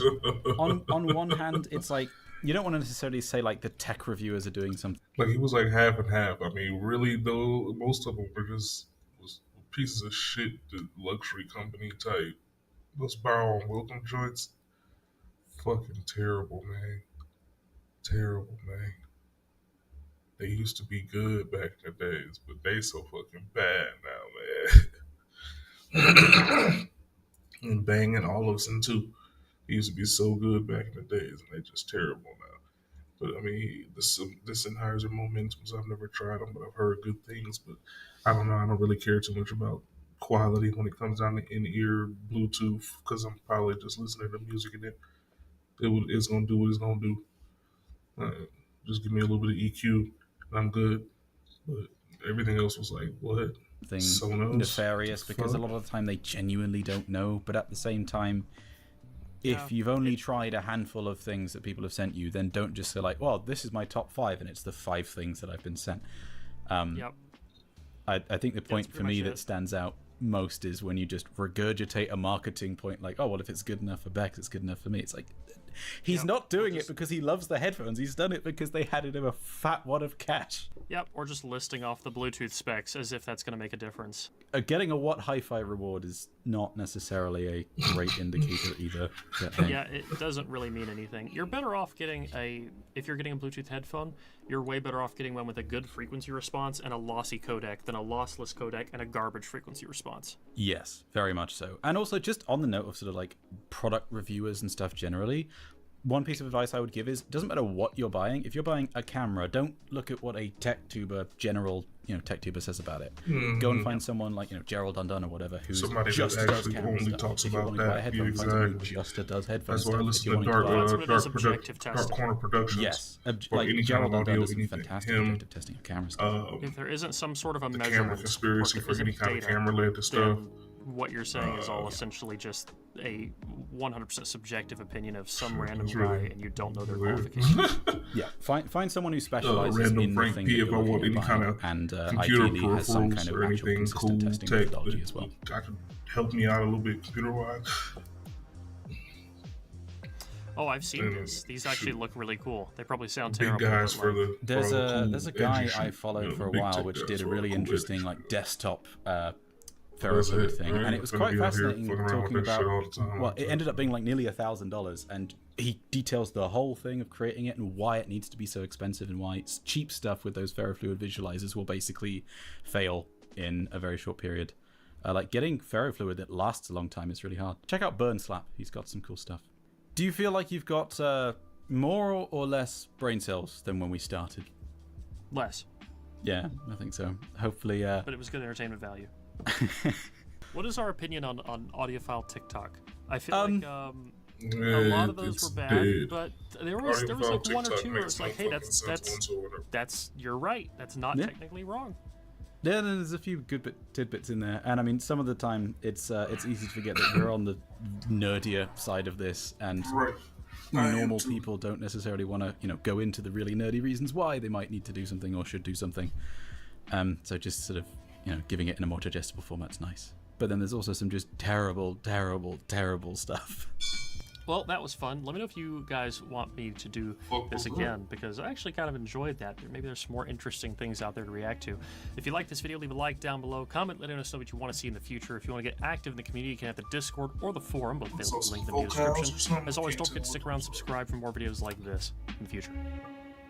Next up, Joe Budden shitting Wayne. on the Carter. Wayne. Lil Wayne's album. Let's get right to it. Yeah. No need to pussyfoot around. It was late on the DSP, so this is a common thread, I feel like. We've had the conversation multiple times. Yeah. I stayed up till like 12:30 waiting for it, and it didn't show, so I was like, fuck it, I'm going to bed. It was a weird, even prior to the drop, like no single, no track list until 11, I think, it went out like 11:30, something like that, the actual track list. There was a fake one floating around, but we heard nothing from what this album would sound like, direction, just nothing. Oh, damn. I ain't gonna flex, man. It popped up while I was at work, man. I ain't gonna flex to y'all, man. I was at fucking work. It was probably like 11:30 at night. I started hearing everybody talking about it, and I was like, what the fuck they talking about? Carter 6, man. Carter 6 my ass. Didn't Young Thug steal that damn that title already? But hell yeah, once that shit popped up, I was like, oh, okay, cool. And then I came on and I actually did a damn review about it while we were all on stream, Twitch and Kick. We did a whole review. So yeah, let's see if they think the same thing. I thought it wasn't going to come out. I was gonna say, yeah. Did you guys know about? There was a reason for that. They had a release date. Yeah. Okay. He dropped the release date back a couple months ago. Yeah. During the Super Bowl. Yeah. Like right before the Super Bowl. He had an announcement to make, and it was that the album was coming. We were like, damn. Now we came here and talked about it. I said, damn, that's kind of weird for you to just pop up with this announcement for your album. I will say that it's pretty fitting that there was no direction being presented in the public, because there was absolutely no direction on this album whatsoever. At all. Whatsoever. So I woke up and hit the social media streets, and it was just shitting all over Wayne's album. Damn. So I was scared to hit play. Okay. I was scared to hit That's play. exactly what happened to me too. Naturally. That's exactly what happened to me And too. the first couple songs, I'm like, man, I think people are being a little hard on this. This ain't so bad. And then it made a turn. And then a very hard left came. Right into a brick wall. Maybe worse than a brick. I don't know what the brick. How many songs? Wow. I don't know, 20 something maybe. 19 songs. So I'm gonna tell you, I had one of the producers sent me 5 records early yesterday, like 3 o'clock. Okay. It happened to be like the best 5 records on the album. Gotcha. So I'm like, all right, I ain't really. This ain't bad. If this is where you going, okay, this could work. Right. No sir. I did see that track list that was floating around was false. No, I'm sir. like, okay, that was good, because when I saw those list of features, I was like, I don't know if this is gonna fit the Carter series. Yeah. Like just reading the names, I don't know. But and you get to listen to the album. Intro was hard. The Carter series. Yeah, the intro was like hard. you said, the first couple songs, and then it sounds jumped like off a there was cliff. no. It sounds like he went through a hard drive of records and just randomly picked. Yeah. Or whoever did it. I don't know if it was him. If he had some, I've heard rumors that somebody else was working with organizing the album, but. Whoever it was, it just sounds like these are just random records. All right, yo, give me that one. He covered different genres. There's rock records on here. There's I don't know. Once I hit the Bono record, I was like, okay, we've gone too far. And then when I heard the Elephant, that's when I said, okay, that was okay. I this is not for me anymore. Yeah. When you say it made like a hard left, what does that mean? A hard left, because when the first couple records are okay, or even good. You kind of stopped your review after the intro was hard and began to talk about something else. Yeah, you did. I'm sorry. I was waiting on your review for you. You want like track by track? No, he said the first couple was cool. First couple? Yeah, but well, what made the play left? one of the records that you think is a high. Okay. I guess that's what I'm saying. Gotcha. Like, y'all are doing a great job at whatever. Twitch Gregory just did a Island lag shit is spike, going y'all. on I'm right sorry, now. y'all. Twitch did a hard spike. I hope he don't perform none of these records at the show that I'm going to. Don't worry, I'm gonna take it a step further. No, we're not back. Sure. We're I like trying the to get intro. back. So this is Welcome to the Carter. There we go. When you there we say go, there we intro, go. you mean We track back in, two we back or in. track one? Track one is just Yes, this is the actual intro. got My it. fault, y'all. My Here you fault. go. I like get it. I like that. Internet spike, I like that. man. Yeah, that's what I'm Twitch saying. did a hard spike just then. Twitch did a real tough spike. But yeah. I feel exactly like what they saying, bro. Like, straight up, it was the first like 3 songs was cool. The fourth one was Then after that, it was like trash. Cool song. Trash. I was like, ugh. This wasn't a good album for you, big So you dog. don't need to look at me and say. No, I'm just saying. I got it, but we're having a We conversation. talking. Yeah, I We like talking that. We just talking. All right. I the next record was a Rock the Bells flip that I don't like the beat, but he's rapping. Like, Actually, let me reply to Flip because since we're doing this, I challenge you to listen to the whole thing and see how you feel at the end. That whole record. Yeah, like Okay. that it did sound cool. By the end of it, Yeah, he I was ain't sick been of good since we was young. That's what why. the producer was doing. Yeah, with the beat. Got it. And the hook. That felt like an he AI hitting sample like thing. I don't know what that was. It's a far cry from "Hey, Mr. Carr." It's just it sounds like just a hard ass SoundCloud beat. Yeah, it's contrived too. Like some of the dope shit about like vocal samples and vocal sample flips is like the flip part. How'd you get that? Yeah, and you took this and made it into saying how'd what you you wanted do it to that? say. Right. Whereas if you, I don't know if it's AI or if they had someone just like do some sample recreation shit, but when it's like too on the nose, it's not dope. Like we didn't sample the 70s records with the vocal sample just because of how it sounded. It was the creativity of saying, oh, I could make this sample sound like it's talking about this when they were, maybe it was a love song or something like that. I understand what you're saying. Whereas if you just, Yeah, his album didn't have any kind of real creativity type. It didn't make anything creativity. It didn't. A lot of his beats was kind of, you knew that's what it was. A lot of the tracks was hella punchline heavy and all that. I don't know, like I said, if it's AI, you put it in the generator and make it say what you want it to say. That's exactly what it was too. Yeah. it sound too perfect, you mean? Or It's not too perfect, it's just there's no creativity there. The creativity is in the flip. If there's no flip, it's... So, for example, like Styles P, I Get High. Right. Exactly. Got it. Yeah. Great example. Got you. Great Got you. example. Okay. But continue, please. Come on, please. We definitely. I like I think the Big X Plug record came up soon after. I like that well, record. the Bells record was next. Okay. You want to just go? Oh, we can. Yes. Track I by mean, track. we Fuck can it. track by Let's track do it. it. I don't mind. Oh hell no, not for 19 songs. No, well, it's I'm gonna. not playing with Lil Wayne today. Once we get to track 6, we can start to veer off. This Disperse. thing. Yeah. Oh, okay. Nah. All right, so where do you want to go? Go ahead, give me 20 seconds. All these shits. Run through it. All right, Fuck it. cool. Let's go, Joe. Yeah. Let's get this whole. 'Cause you about to take it pod further. I band. see it in your eyes. This is another one that I thought was hard for the first 20 seconds. Yeah. Parks, is it that you find the beat too elementary? I guess that's a Hold way up, to y'all. put it. Here we go. Pause. You can pause it. Okay. I guess. It don't got enough It's not. play in it. It's no. Je ne sais quoi. It's simple. It's not what Bangladesh would have did. Yeah. No, it's not. Like I Even can hear if it's the that- same sounds, it's Yeah, not, that's what I'm the saying. swag is missing from it. Like, It sounds like a novice producer. Well, I mean, what it is now is that these guys are leaning way too heavily on what's already worked instead of experimenting in a smart way. So music is just kind of at a point, or it's, especially rap and hip hop, man, it's in a complete form of stagnation. It's still better now than the mumble shit. Yeah. I mean, there's a lot of good artists out there, but it's so hard to find them. And the ones that's getting pushed forward is the ones that are whack as fuck. But I mean, I think that's like that in every music genre. Cause like, it has been a long time. I was actually looking for some good rock music, man. Like some, not I ain't gonna say screamo, but like I found some people up here when I was looking for rock music. They were like they told me to find some, I Prevail. Fucking shit is awesome. You know what I'm saying? And like, I would have never heard of them if I didn't fucking, ask around and shit. So, I mean, it's just like that. But it's always been like that with music. Like some of the best artists there are just never really get that big shine, and the ones that kind of fit in with everybody else and do the same shit everybody else doing gets all the play. And I mean, that happens. That fucking happens. I hate it, but it happens, man. I just, ugh. They gotta get it better, man. They gotta get better. Especially when it comes down to like with Lil Wayne. Like you shouldn't be the one fitting into the mold of what everybody else doing. Even if you did create that lane of, at the beginning, you created how everybody's doing this shit.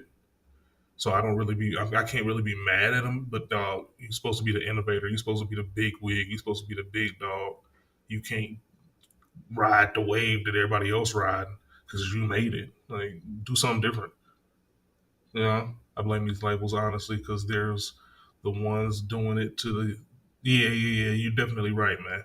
You're definitely right. Because back when I was younger and I was getting courted by a big label, I'm not gonna say the name, but they definitely had a agenda that they were trying to push more so than the artistry that they want to pay for. They wanted the agenda. It was a certain era, and they wanted to have this look like this because it will yield this from what they thought. And shit, I mean, we try to go along with it as best we could, but shit, we ain't young cats, man. We don't know what the fuck we doing. Gotcha. And that's without me checking the credits. Gotcha. Yeah. No, there's no big name producers of note except Manny Fresh did one way late in the album. Mm-hmm. That's the only big name I remember. And the Clef record. And let me just say, what track are we on right now? This two. is two. All right, Well, this is three. Technically. Yeah. Go ahead. I like the Big X the Plug record. The Big X the Plug record to me sounds like a Big X the Plug record. For sure. It does. Yeah. So I'm not so mad at that. I like that. I love that record. The 2 Chainz record, I wasn't so mad at either. I wasn't even mad at the we'll get into the terrible genre mashups later. I wasn't terribly mad at the Jelly Roll and Big Sean record. I didn't hate that record. I like that one too. Oh, I was mad. I didn't mind that record. I'm not mad at that. Play a little bit of it. That shit was cool. Play a little bit of it. Yeah. That's the one with Jelly Roll's on the hook, right? Yeah. I didn't hate that and Sean Rip. Here, I got you. I got you for you. You got it? Okay. Yeah. Free. You could tell he ain't never had the aux. Yeah, man. You could tell at the party, nigga never said. Turn this off. Sound like he made this in the same session as. This sound like the song he made before he made How to Love. This sound like something that should have been. This sound like something that he should have sent. That he maybe sent to M on the Recovery album. Yeah, but a bad version. And he put out an album that I thought had Recovery vibes. I don't remember the name of it. Rebirth. This sound like something that was left on the cutting room floor of Young Swag. I don't know. that project. I don't think I've ever heard of him. But I'm going to rely on the Jelly Roll. The Jelly Roll feature. That's literally what a lot of these records. I'm listening to them. I'm like, okay, this sounds like it was left over from here. Sounds like it was left over from there. And what track are we on? That was 5, maybe something. We skipped 4. We skipped. Yeah, that's fine. We skipped. That was the Big X record. See, So to me, listening to it this listen to some morning. Young Swag, And again, man. this is off a couple of Why are listens they because I did showing let me it play just to Bluetooth make sure. transmitters when I'm trying to find an RF transmitter? It was slowly becoming painfully obvious that this was not the same Wayne. See that? And I disagree with that. I have a different stance. This is not the same Wayne team. Yes, is what I got from it. Well, he's rapping. It's still the same Wayne. It's not the same Wayne. If you don't have the team, you're not the same. Yeah, for 100%. Your team is you. The team was myself. I was getting to that, but this is not the same Wayne. That makes you question, why is it not the same Wayne? This sounds like who the fuck is around him? Yeah, right. But I came on here and made that point before. You did. This sounds like who is this nigga? Is the engineer nigga still managing him? He may be. I don't even know. I'm not sure. I'm assuming so because that was only a couple months ago. And that's disappointing, right? Even with the Kendrick and TDE split, boy, did they lay a foundation for how the split looks when it went well. Right. Mm-hmm. Yeah. Hey, I'ma still be around. I'ma still tweet your shit. I'm at the shows. Mm-hmm. Shit, Top still got me my tickets damn near. Like, it's painfully obvious there's no Mac, There's no Baby. There's no. I don't care that Manny Fresh is on there at the Whoever end. was There's no Manny the Fresh. There's was no the Drake. swag. There's no Nicki. Nobody's walking through that door. It is just God level rapping Wayne. Unfortunately, rap is 2% of rap. That's Right. Okay. See, It because ain't the that's what same scared no me more. too at this point in the album. Well, as it continues, I didn't hear like a proper song at all. Yeah. I didn't hear a proper song With regards to format. with format, arranging, topic, concept, cohesiveness. I hear amazing verses for the most part, slapped over beats. shit. Beats. Neutral button. Yeah, that's exactly what I got from it too. I heard somebody rapping they fucking ass off on some bullshit. Not only just on some bullshit, they rapping their ass off, and it's not really a song of any sort. He just rapping like a motherfucker, just going off. I ain't even gonna flex. That's really, he was going the fuck off. I ain't gonna lie. He was killing that shit, but for nothing, for not.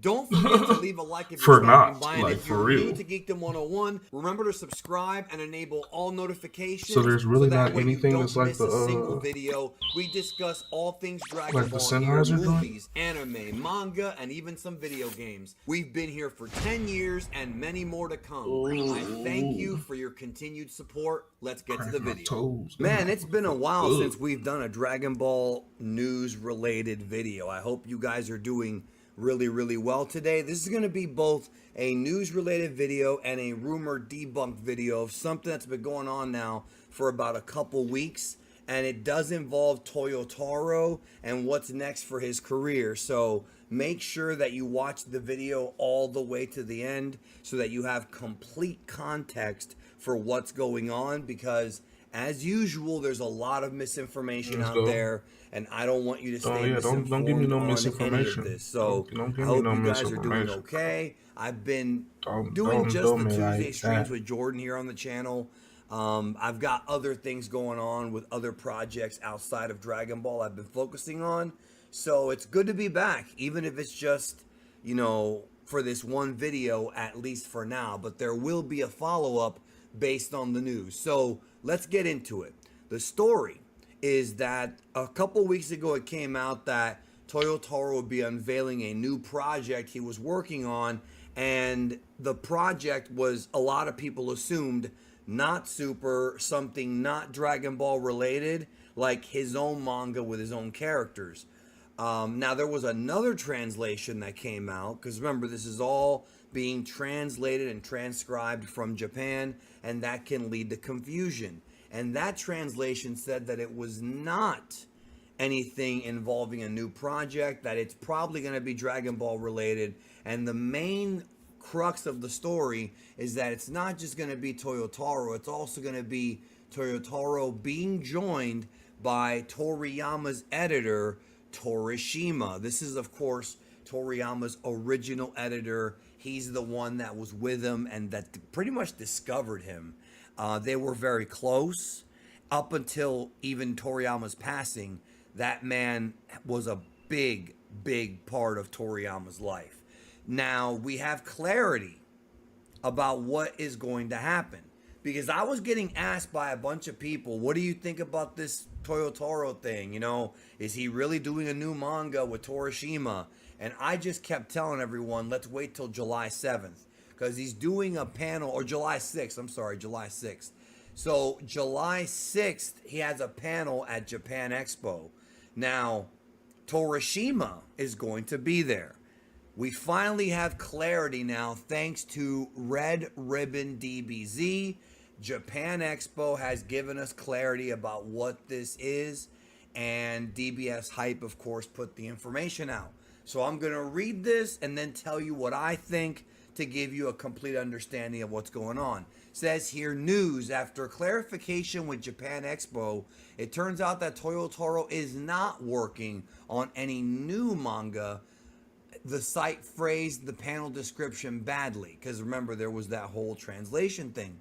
Toyotaro is set to talk about Dragon Ball Super manga with Torishima on July 6th. So, I don't know if y'all remember, but July 6th is a very important day because July 5th, 2015, 10 years ago was the debut of the Dragon Ball Super anime. July 5th, 2015. Yes, 10 years have actually passed since the very first episode of Super. That's crazy. So it's pretty much on the anniversary week, and it's going to involve Toyotaro and Torishima. Now, there's a couple of prevailing speculations going on in the community. I have not spoken to anybody internally about what this could be, so this is not any kind of scoop or anything. I'm just telling you what people are talking about, and people seem to believe that moving forward without, with Toriyama no longer being with us, that Torishima will be the guy to help Toyotaro with future Dragon Ball Super chapters. Because just like how he helped Toriyama with the original Dragon Ball manga for all those years in the 80s, he also helped out with Dr. Slump. Of course, Dr. Mashirito from Dr. Slump is based on Torishima. It was Toriyama's way of putting him into the story. People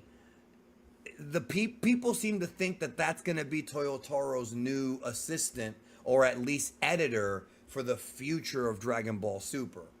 And that makes sense. That actually does make sense. Torishima has not really done that type of work in a while, and because the Dragon Ball Super manga is monthly, it might be easier for him to read 1 chapter a month and 4 chapters a month, even though the 1 chapter is bigger. So I think that makes sense. The other speculation is that this could just be Torishima and Toyotaro talking about Toriyama, talking about what Dragon Ball Super has meant to Toyotaro's life, and sort of doing a tribute to the past. That could also be what's going to be discussed. The reality is, and I always say this, and I want y'all to please listen to me when I tell you this. I would keep your expectations low for this one, only because we don't know. We do not know exactly what they're going to talk about. V-Jump magazine and Shueisha have not announced anything. The only thing they keep saying, and they've said it multiple times in the previous few months of the V-Jump magazine, has been that Dragon Ball Super's on a hiatus. They haven't said it's over. They haven't said the story has ended. Nothing. It just says hiatus. Now, I have been making videos a ton about how I want them to be upfront with us. Like, if it's over, tell us it's over. And if it's not over, can you give us a date or something? Nothing. At least not yet. It's possible. It is possible that at this panel, they're going to announce more Dragon Ball Super with Toyotaro and Torishima. That is certainly possible. Maybe even with a date about when the manga returns. That's all possible. But I still don't want you to get your hopes up, because we've been here before in the past where things seem to be going a certain way. The planets seem to be aligning a certain type of way. People are starting to get hype, built up. Oh my goodness, is it happening? And then the announcement doesn't come. Or the announcement happens later. Or the whatever they were going to announce gets canceled. There's been a ton of times where that's happened in the past 10 years. So with this one, keep your expectations low. I will be covering on July 6th. Man, I thought he had some real news for us or something. I won't be there at Japan Expo. Hopefully somebody will. He just circle jerked me, man. Come on, dog. Thinking about a career in digital marketing you used to and be e-commerce? good, man. Get the skills to get the job with Google Career Certificates. You'll learn how to attract and retain customers, build e-commerce stores, measure marketing analytics, and more. Enroll today.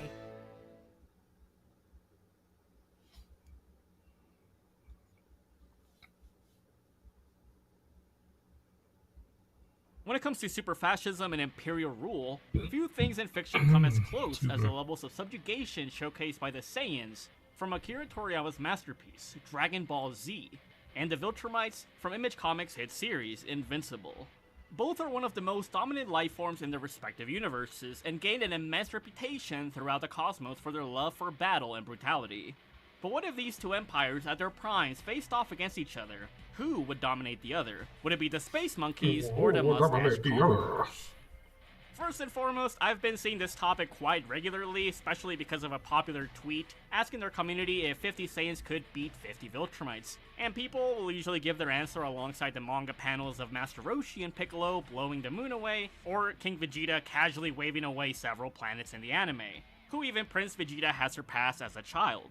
Yep, I'll admit, the Saiyans have insane firepower, which gives them an insane advantage in this battle, but I feel that some people that cover or debate this topic don't really understand the intricacies of how the Invincible Universe scales, or they may not know about the multipliers or other combat elements that prove that, hey, the Viltrumites might actually have a chance in this massive war, and the topic is not as one-sided as it might seem.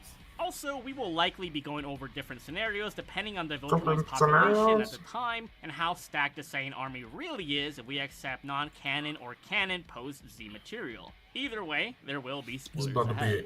So let's begin with the Saiyans, which are pretty straightforward. With power levels of 180 and within the 400s, like at the very start of Dragon Ball Z, characters like Master Roshi, Piccolo, and Goku can not only blast apart the moon, but straight up vaporize it, and depending on the time frame and how far away the debris flew, this feat casually surpasses moon levels and likely reaches those planetary plus to large planetary levels, which the average Saiyan would scale from and above, especially if we use the anime scaling. One big misconception in the community, however, is that people think that the average Saiyan compares to or even surpasses Raditz's threshold of power, which is not quite true. Yes, the Daizenshu and other older material references that Raditz was born a low-class warrior, and that his combat ability wasn't impressive compared to the rest, especially due to him having, still having that dreaded tail weakness. But newer material seems to infer the exact opposite. There are 2 interviews with Akira Toriyama entailing that Raditz had been in missions alongside Nappa and Elite, which is stated in the Daizenshu, even before Vegeta had joined the squadron, meaning that Raditz could compete and survive in environments where an average Saiyan would clearly not survive in. And keep in mind, he is within Elite, so he can hold his own somewhat. Additionally, Toriyama even goes as far as saying that Nappa and Raditz had equal status. This statement is a bit strange as these two are clearly not the same in terms of power or birthright status, but they are probably equals in general reliability or in the pecking order being that both are below Vegeta's authority. Narratively speaking, even without those newer revelations, Raditz has to be above a low class or an average Saiyan, because only those that remain with a low power level for long either become engineers or are sent to infiltrate low-level planets, which clearly was not the fate for Raditz. The Broly movie also shows Raditz alongside Vegeta, so he was clearly in the trenches with them for most of his life, unless you think that Vegeta would just let any low-level random in his planet-conquering lobbies, and I really don't think he would. I'm not saying that Raditz was as effective as Nappa or Vegeta during their campaigns, and he may as well have gotten a hard carry in most of them, but the point is, he is clearly not a scrub, and is likely more of a mid-tier to a low-tier. Hell yeah, I got Kakarot. I don't have it downloaded right now, but I definitely played it. I would argue that Vegeta I played, is not really a high-tier elite. I even got the little DLC with a Super Saiyan God and shit given on that there. true elites were at the range of about Yeah, 10,000, that shit fun which as hell to classic me. DBZ, Bardock, and King Vegeta were associated with, and Vegeta once again has surpassed that tier even as a kid.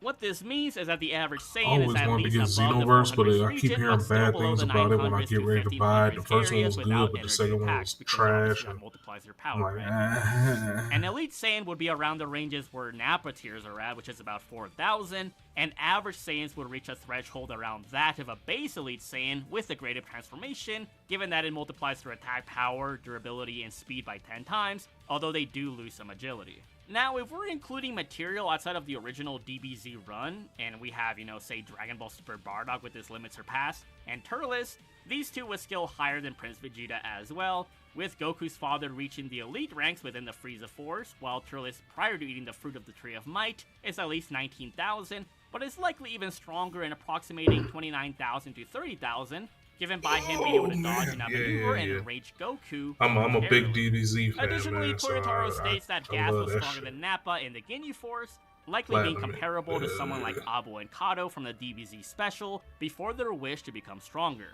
Yeah, like I mean, it plays kind of like that, but since you're doing it's mostly PvP, so it's like the camera doesn't work that well for that shit. It plays a lot like it, honestly, without the cuts and shit. You know what I'm saying? The beam struggle cuts and all that stuff like that. I mean, you get some of them sometimes, but it's like a perfect timing type thing. So yeah. If he truly was as strong as But I mean, I like the first one. The second one just kind of washed it out, made it crappy. Unleash Bardock in a range above 30,000 and 120,000 if you think that gas was around Captain Ginny's threshold. Yeah, for sure though. I ain't gonna lie, I like the way they did the game though. Kakarot was definitely fun because you just seeing it from different ranges. And Prince Vegeta, from Turles, different and Dragon Ball Super perspectives. Bardock would be in those You know small what I'm to saying? normal star ranges in base and star plus to large star levels with their grade A Yeah, transformations. the whole While game most is of the just so Saiyan dope, soldiers are man. low It class really is a according to dope Toriyama's game. They need to do something like there that were only again. about 10 that were middle class, and only 2, Vegeta and King Vegeta, were the true elites. But as I said, Nappa would likely I be mean, I like don't a know what they low or would do. mid-tier What else elite they would going by do? the Daizenshu, When they got or maybe Goku's what entire Toriyama considers life to be a story and middle everything, class. right? And he even considers Bardock an upper low class, which mostly applies in rank, as he is clearly approximating those high elite tiers in raw power, speed, and durability, going by the English dub of the Bardock Z special if you want to rule that as, being legit. However, Dragon Ball Minus does tell us that there were a few thousand Saiyans on planet Vegeta, Yeah, like, plus however you many know, were off-world. a There are likely GT more or than something 10 like that. classes because there I mean, are they several did have the high-ranking DLC Saiyans with Super Saiyan God and Super Saiyan Blue and shit, and in the but anime, it didn't when really King have Vegeta the goes story to revolt along against with it. Frieza, You it know, is it said really in the wasn't. guidebook that he You only didn't got the get very to play best to go against, with him, fight and there's against at Black least, or at the least Determine the 10 Power and all that or shit so like that. in, that That'd be fight. cool as fuck. In terms of speed, the average Oh, it'd Saiyans be are cool as fuck clearly if they had a several Tournament times of faster than Power light, given that game, much a weaker game that characters had could to go either through the move Tournament of before Power light too. even hit them, or react to attacks that could vaporize the moon That'll be in crazy, very dude. short time frames. Only the elites like King Vegeta, Dragon Ball Super Bardock, Turles, and Prince Vegeta would scale much higher, easily in the massively faster than light ranges, by several thousand times if not much more, given that even injured Goku in Ginyu's body could react to Ginyu's body-changing light and move towards it so fast that it appeared frozen. I don't have to tell you this, but if you're moving so fast that even light I don't know itself if I is needed still, that or not. if I even don't for a know. moment, it is pretty I hope monumental. I did. These That higher was echelon pretty Saiyans gnarly. would I'm also sorry scale if I to an didn't. extent from Goku's feat of maneuvering and reacting while on top of his spaceship, which traveled galactical distances and potentially an infinite distance Yeah, that in about was 6 pretty gnarly days. there. I'm sorry, King yo. Vegeta and his elites are also capable of outspeeding the Regal Warrior's blast that vaporized 3 planets in a flash, so these guys are clearly insanely fast, especially while using the anime. This is a bit of a tangent, but I wanted to clear up some misconceptions people what I may do, have man. about You're trying to determine a Campbell. planet's size going through some specific parameters to rank characters.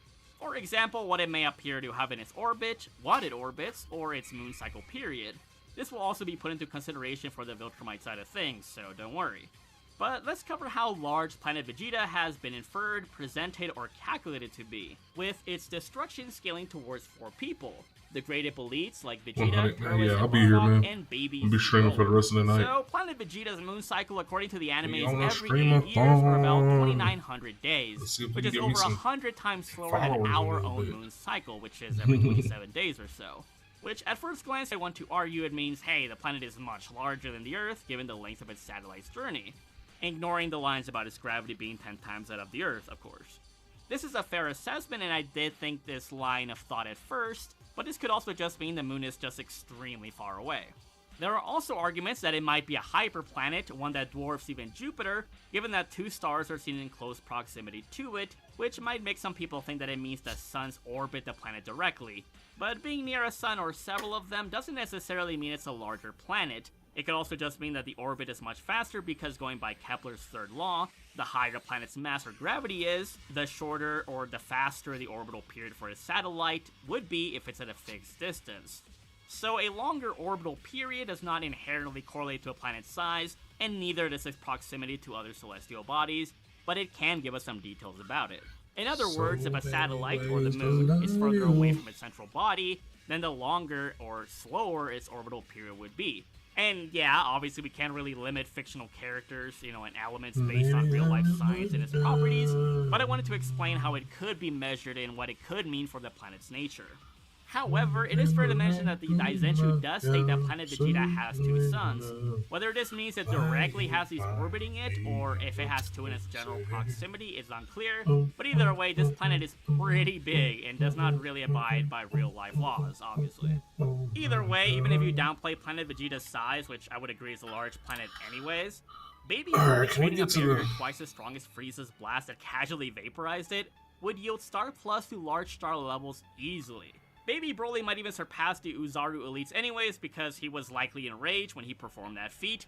Not to mention Nick arc at the end of the series. This is you trying to book a trip on your business travel platform. And this is me, using Navan. This is you, wondering why your company uses a platform that looks like it's from the 90s. This is me. Becomes tens of times stronger than an average Viltrumite.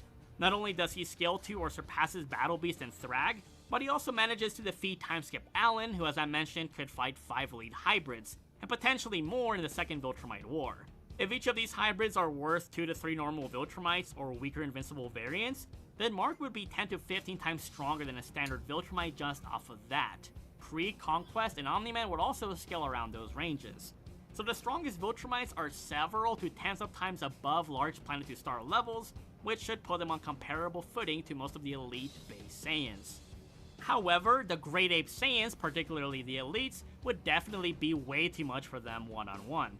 Although you could maybe wank the timeskip Viltrumites if you believe that Amtac Jacket received boost rivaling or traversing beyond the Colossus' armor power set, which could combat galaxy and universal level threats, which is pretty vague I suppose. Well, we do have those other statements from Omnipotus, which may not make it as far-fetched. Either way, I wouldn't go with this higher route of scaling, but I thought it was interesting to mention. So when you incorporate everything, who would win in the encounter in each scenario? Well, one thing is for sure, the average Viltrumite and some adequate hybrid trainees are at least comparable to an average base Saiyan in attack potency and durability, but they are far, far faster and have more stamina and endurance or capacity to fight while gravely injured. Alongside more combat experience, they also have much better senses like eyesight due to them being able to see from very long distances and through invisibility technology. Their average Saiyan, while they possess flight and are capable of firing deadly ki blast, the vast majority of them cannot sense someone's ki, and they have a weakness which through repeated encounters the Viltrumites will learn about, that being that grabbing their tails would hinder them in combat. The Viltrumites can also fly with less strain and have more potent durability even while off guard, given that Saiyans need to keep their ki levels up to withstand strong attacks. Otherwise, they can get grazed by simple things such as rocks or bullets, given like what we've seen from Goku. So, if we take the original Dragon Ball Z canon Saiyan Empire at its prime, against the Viltrum Empire's prime at the end of the second Viltrumite War, which is 5 to 6 years after the first Viltrumite War, then where does that leave us? Their full-blooded population was less than 50 before the final conflict, and they had at least a few dozen elite hybrids to hundreds of thousands, potentially millions of hybrid trainees, because Thrag got really busy. Compared to the Saiyans, the Viltrumites have much, much superior numbers, and they likely have more mid and higher tier soldiers than the Saiyans do, because they have Thrag, Mark, Omni-Man, Conquest, Anissa, Lucan, General Krieg, and Thula, and the other remaining ones of the 0.1% are between low and mid-class elites, because I'd argue that most of the survivors are among the best of the best, like the 2 that were sent out to execute Nolan. There's also Ursel and Onan, Thrag's only elite hybrid children that were born as twins, who are comparable to post-Eve Amp Mark and General Krieg, while the other elite hybrids should fall within a similar tier, since even no-name ones could give the other elites and Mark a tough fight.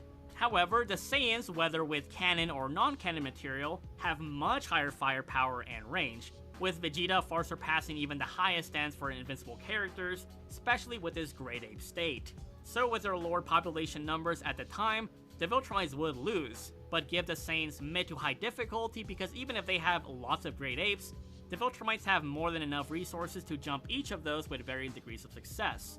They actually have some slight chances of pulling off a win through some cheesy tactics, and due to their wider spaceship presence, star-busting weaponry, and pets like the Ragnar that rival the potency of their Saiyan elites and Great Apes.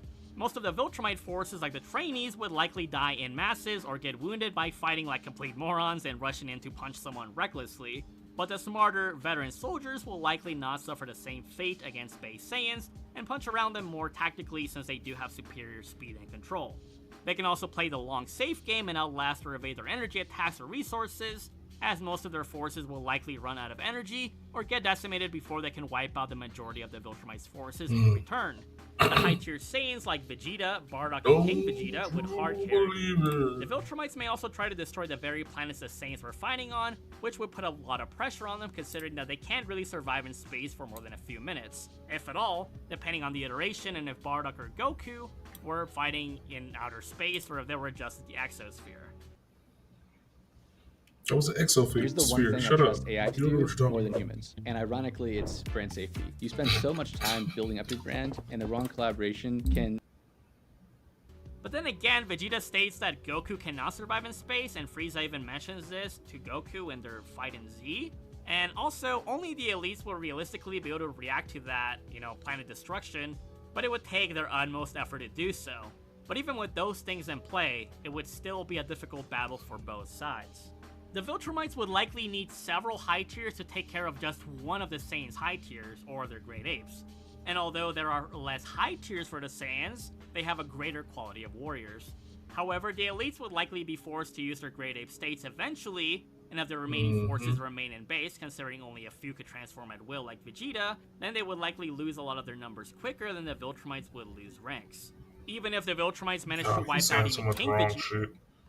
Vegeta created an artificial moon. He just literally made it so anybody else that has a tail, it was able to turn Ozaru, could be Ozaru at that time, if they looked at the artificial moon.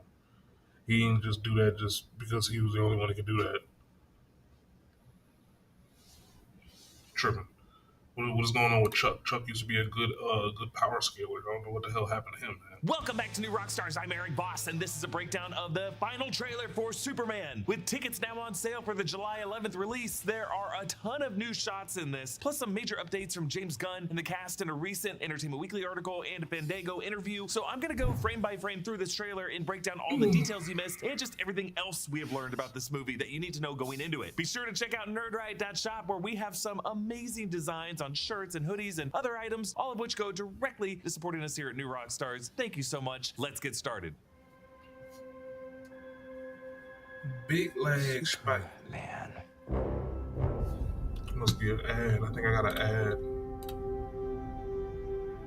No, ad's about to start up though. Powerful being on planet Earth. Okay, from the start, we can see that this trailer is 2 minutes and 9 seconds, which is just a fun bit of coincidence considering the full movie's runtime is 2:09, 2 hours and 9 minutes. And that will include at least one post-credit scene. This trailer opens with shots of skyscrapers in Metropolis that was shot in downtown Cleveland, dominoing into each other over this bridge where cars are driving. I assume this is during Superman's battle with the kaiju. You can see the Luthor Corp towers in the background, which I bring up because in the Entertainment Weekly article, James Gunn confirmed that every disaster that hits Metropolis in this movie is connected to Lex Luthor. So that includes the kaiju and the Hammer of Bravia. He's the man behind it all. This trailer in particular centers around the character of Lex Luthor. And in that article, Nicholas Hoult cited the All-Star Superman panel where Lex has been working out and tells Clark that the muscles he just gained in the gym are real. So that tells us that Nicholas Hoult's Lex Luthor in this movie is kind of a gym bro and views himself as a physical alpha. At the very bottom of this opening shot are a few flags, including a yellow and blue one that I failed to correctly identify in a recent video. This is the Delaware state flag. We also see this flying in the Daily Planet newsroom in the promo shot where Beck Bennett Steve Lombard calls Clark a loser. So why Delaware? Well, because in some versions of Superman comics, the city of Metropolis is located in the state of Delaware, along the Delaware Bay, right across from New Jersey, where Gotham City is located.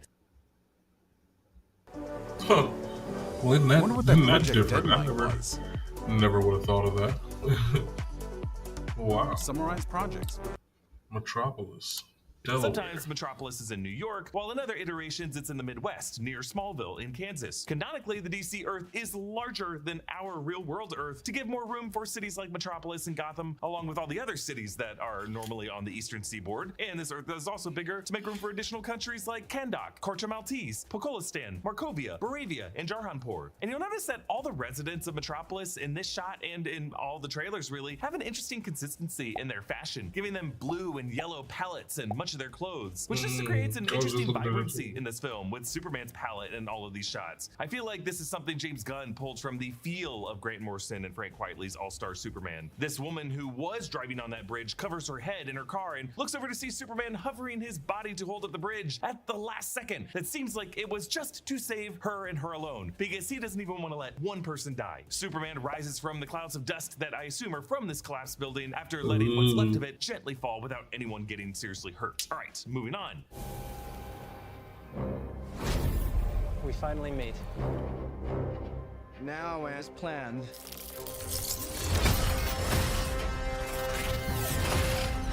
I'll destroy you. And of course, that reporter you always do interviews with. So Lex's jet lands in the Arctic ice, and as the door lowers, I love how you can see Eve Teskmacher in her cute little snow outfit with a huge grin on her face. Lex is with Eve as well as the engineer and Ultraman. Now, the Entertainment Weekly article gave some context for the engineer, saying Luthor is particular about who he surrounds himself with, including Angela Spica. In the comics, she's depicted as a woman made of liquid machinery who can morph her body into different weapons. This incarnation of the character, played by Maria Gabriela de Faria, isn't quite like that, instead using nanotechnology to alter herself. One sequence in the film, a sprawling battle that plays out in a baseball field and is orchestrated from afar by Luthor, sees Angela summon swarms of nanobots running through her body to create razor-sharp throwing discs. De Faria describes the engineer Superman as having an edge to her. Quote, I imagine that Lex and Angie had this work relationship where they respect each other so much, she says. Angela highly believes in Lex's idea of making the world a better place. She's practically given her life to Lex for this greater good, but at the same time, I feel like there's an element of an underlying relationship going on between the two of them. It's not in the movie, she clarifies, but De Faria remembers telling Gunn, I feel like these guys Now, to be clear, again, that's the actress's take on the energy between the engineer and Lex, but it is clear that Lex's ego is big enough in this movie to allow rival affections from both Angie and Eve Teskmacher. And this quote also tells us that those drones that are flying around all the fight scenes that we see throughout Metropolis on Lord Tech Field while fighting the Hammer Bravia and the Kaiju in the skyscrapers above Metropolis, all of those drones are being operated by Lex to monitor the battle. Now, for Ultraman, James Gunn wouldn't reveal as much in the Entertainment Weekly article, but we did get this. There's also a mystery figure on Team Lex called Ultraman, whose entire body is covered by a black suit. Gunn continues this air of mystery, but the character has comparable abilities to Superman, including laser vision, strength, and flight based on the trailers. When asked if Ultraman is Luthor's attempt to create his own Man of Steel, the filmmaker replies, I think that's close. Ultraman is sort of Lex's thug and is pretty powerful. Now, there have been some theories that Ultraman could be played by Henry Cavill, but I dispelled that in my video earlier this week. Others have been suggesting that Ultraman could just be played by David Corenswet, and that he's going to be playing two different characters in this movie. And I think that theory makes a lot more sense, but they are clearly hiding a lot about him in the marketing for this film. I do agree with the speculation that Ultraman could be the same person as the Hammer of Bravia, though, considering the Hammer of Bravia has heat vision, and he might just be someone normally contained within that same quantum unfolding chamber pocket universe that we see Superman inside of, because Lex somehow manages to open the door to the Fortress of Solitude. How could he do that? It's a fortress. To me, the only way this makes sense is that if he has Superman currently contained within that portable pocket universe that he would be carrying on him, and that presence alone would be enough to activate the door. At CinemaCon, James Gunn teased that this movie would show us, quote, pocket universes, sorcery, flying dogs, and Max Fleischer cartoons. And then on May 26th, while talking to Entertainment Weekly about Peacemaker Season 2, James Gunn said, you've seen what we call the QUC, the Quantum Unfolding Chamber, in the first season of Peacemaker, and we see more about that technology in Superman. And he said the QUC is the center of the story in Peacemaker Season 2. So in Peacemaker Season 1, Peacemaker showed Vigilante his quantum unfolding storage area. How is it so big in this place? It's a quantum unfolding storage area. It leads to a dimensional nodule outside normal space. So I think we are actually seeing a lot of the QUC in this trailer. And the way the QUC leaves this reality at the end of the movie is gonna have a major impact on Peacemaker Season 2. But in this shot, I love how Eve is crouched over with this hilarious bit of excitement, kind of like Mike TV shouting at Willy Wonka's Wonkavision.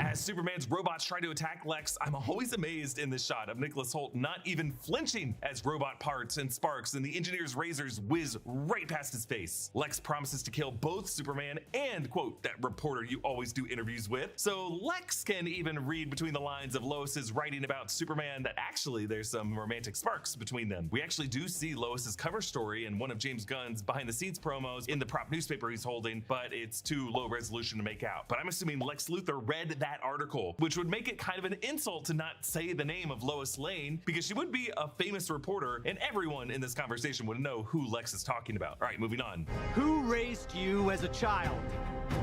I'll kill them too.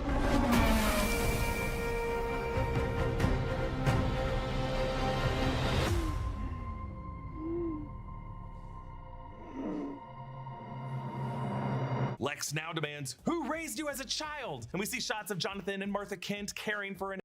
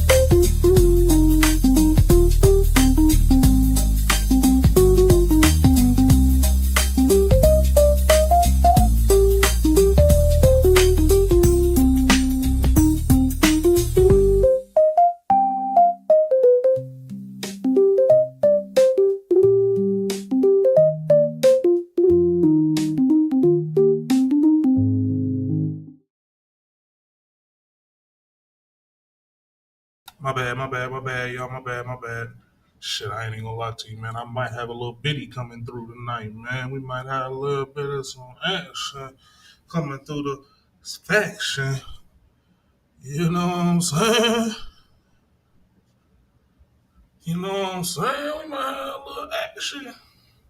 Yeah, let's go and finish this up, man. This little breakdown, man. An alien Superman in his childhood bedroom. One thing that Entertainment Weekly article brought up is this interesting idea of the third Clark identity that they created for David Cornsweet to play in this movie. The article says it's only in his scenes with his co-stars, particularly Brosnahan, that Cornsweet truly finds the specifics of the character. There are the main Superman and Clark Kent personas that he shows the public, but Cornsweet explains, we also had this third character of who Clark is when he's in the room with somebody who knows both sides of him. He's not really playing the character of Superman, but he's also not really playing the role of Clark either. It's a personality that only comes out with his parents and with Lois once she really gets to know everything about him. Now, as Lex Luthor threatens Jonathan and Martha, we see the location he's been saying all of this from, the grid of containment cells that I'm pretty sure is inside of the QUC pocket reality. Who is this weirdo behind Lex? Now, you've seen this guy in some other B-roll used in the marketing, riding a kind of treadmill-looking floating device, but this guy is named Mr. Handsome. Now, Mr. Handsome is a name pulled from the Catwoman Defiant comics, an enemy of Catwoman, but here it seems like Mr. Handsome is a name that James Gunn came up with for this creeper with the terrifying garish appearance. In a Fandango cast interview moderated by Perry Nemiroff, a colleague of mine whom I recently killed off cruelly early in a backyard game of the Traders, Nicholas Hoult and James Gunn told Perry all about Mr. Handsome and how Nicholas Holt's son apparently loves this character. I remember your son's favorite character was Mr. Handsome.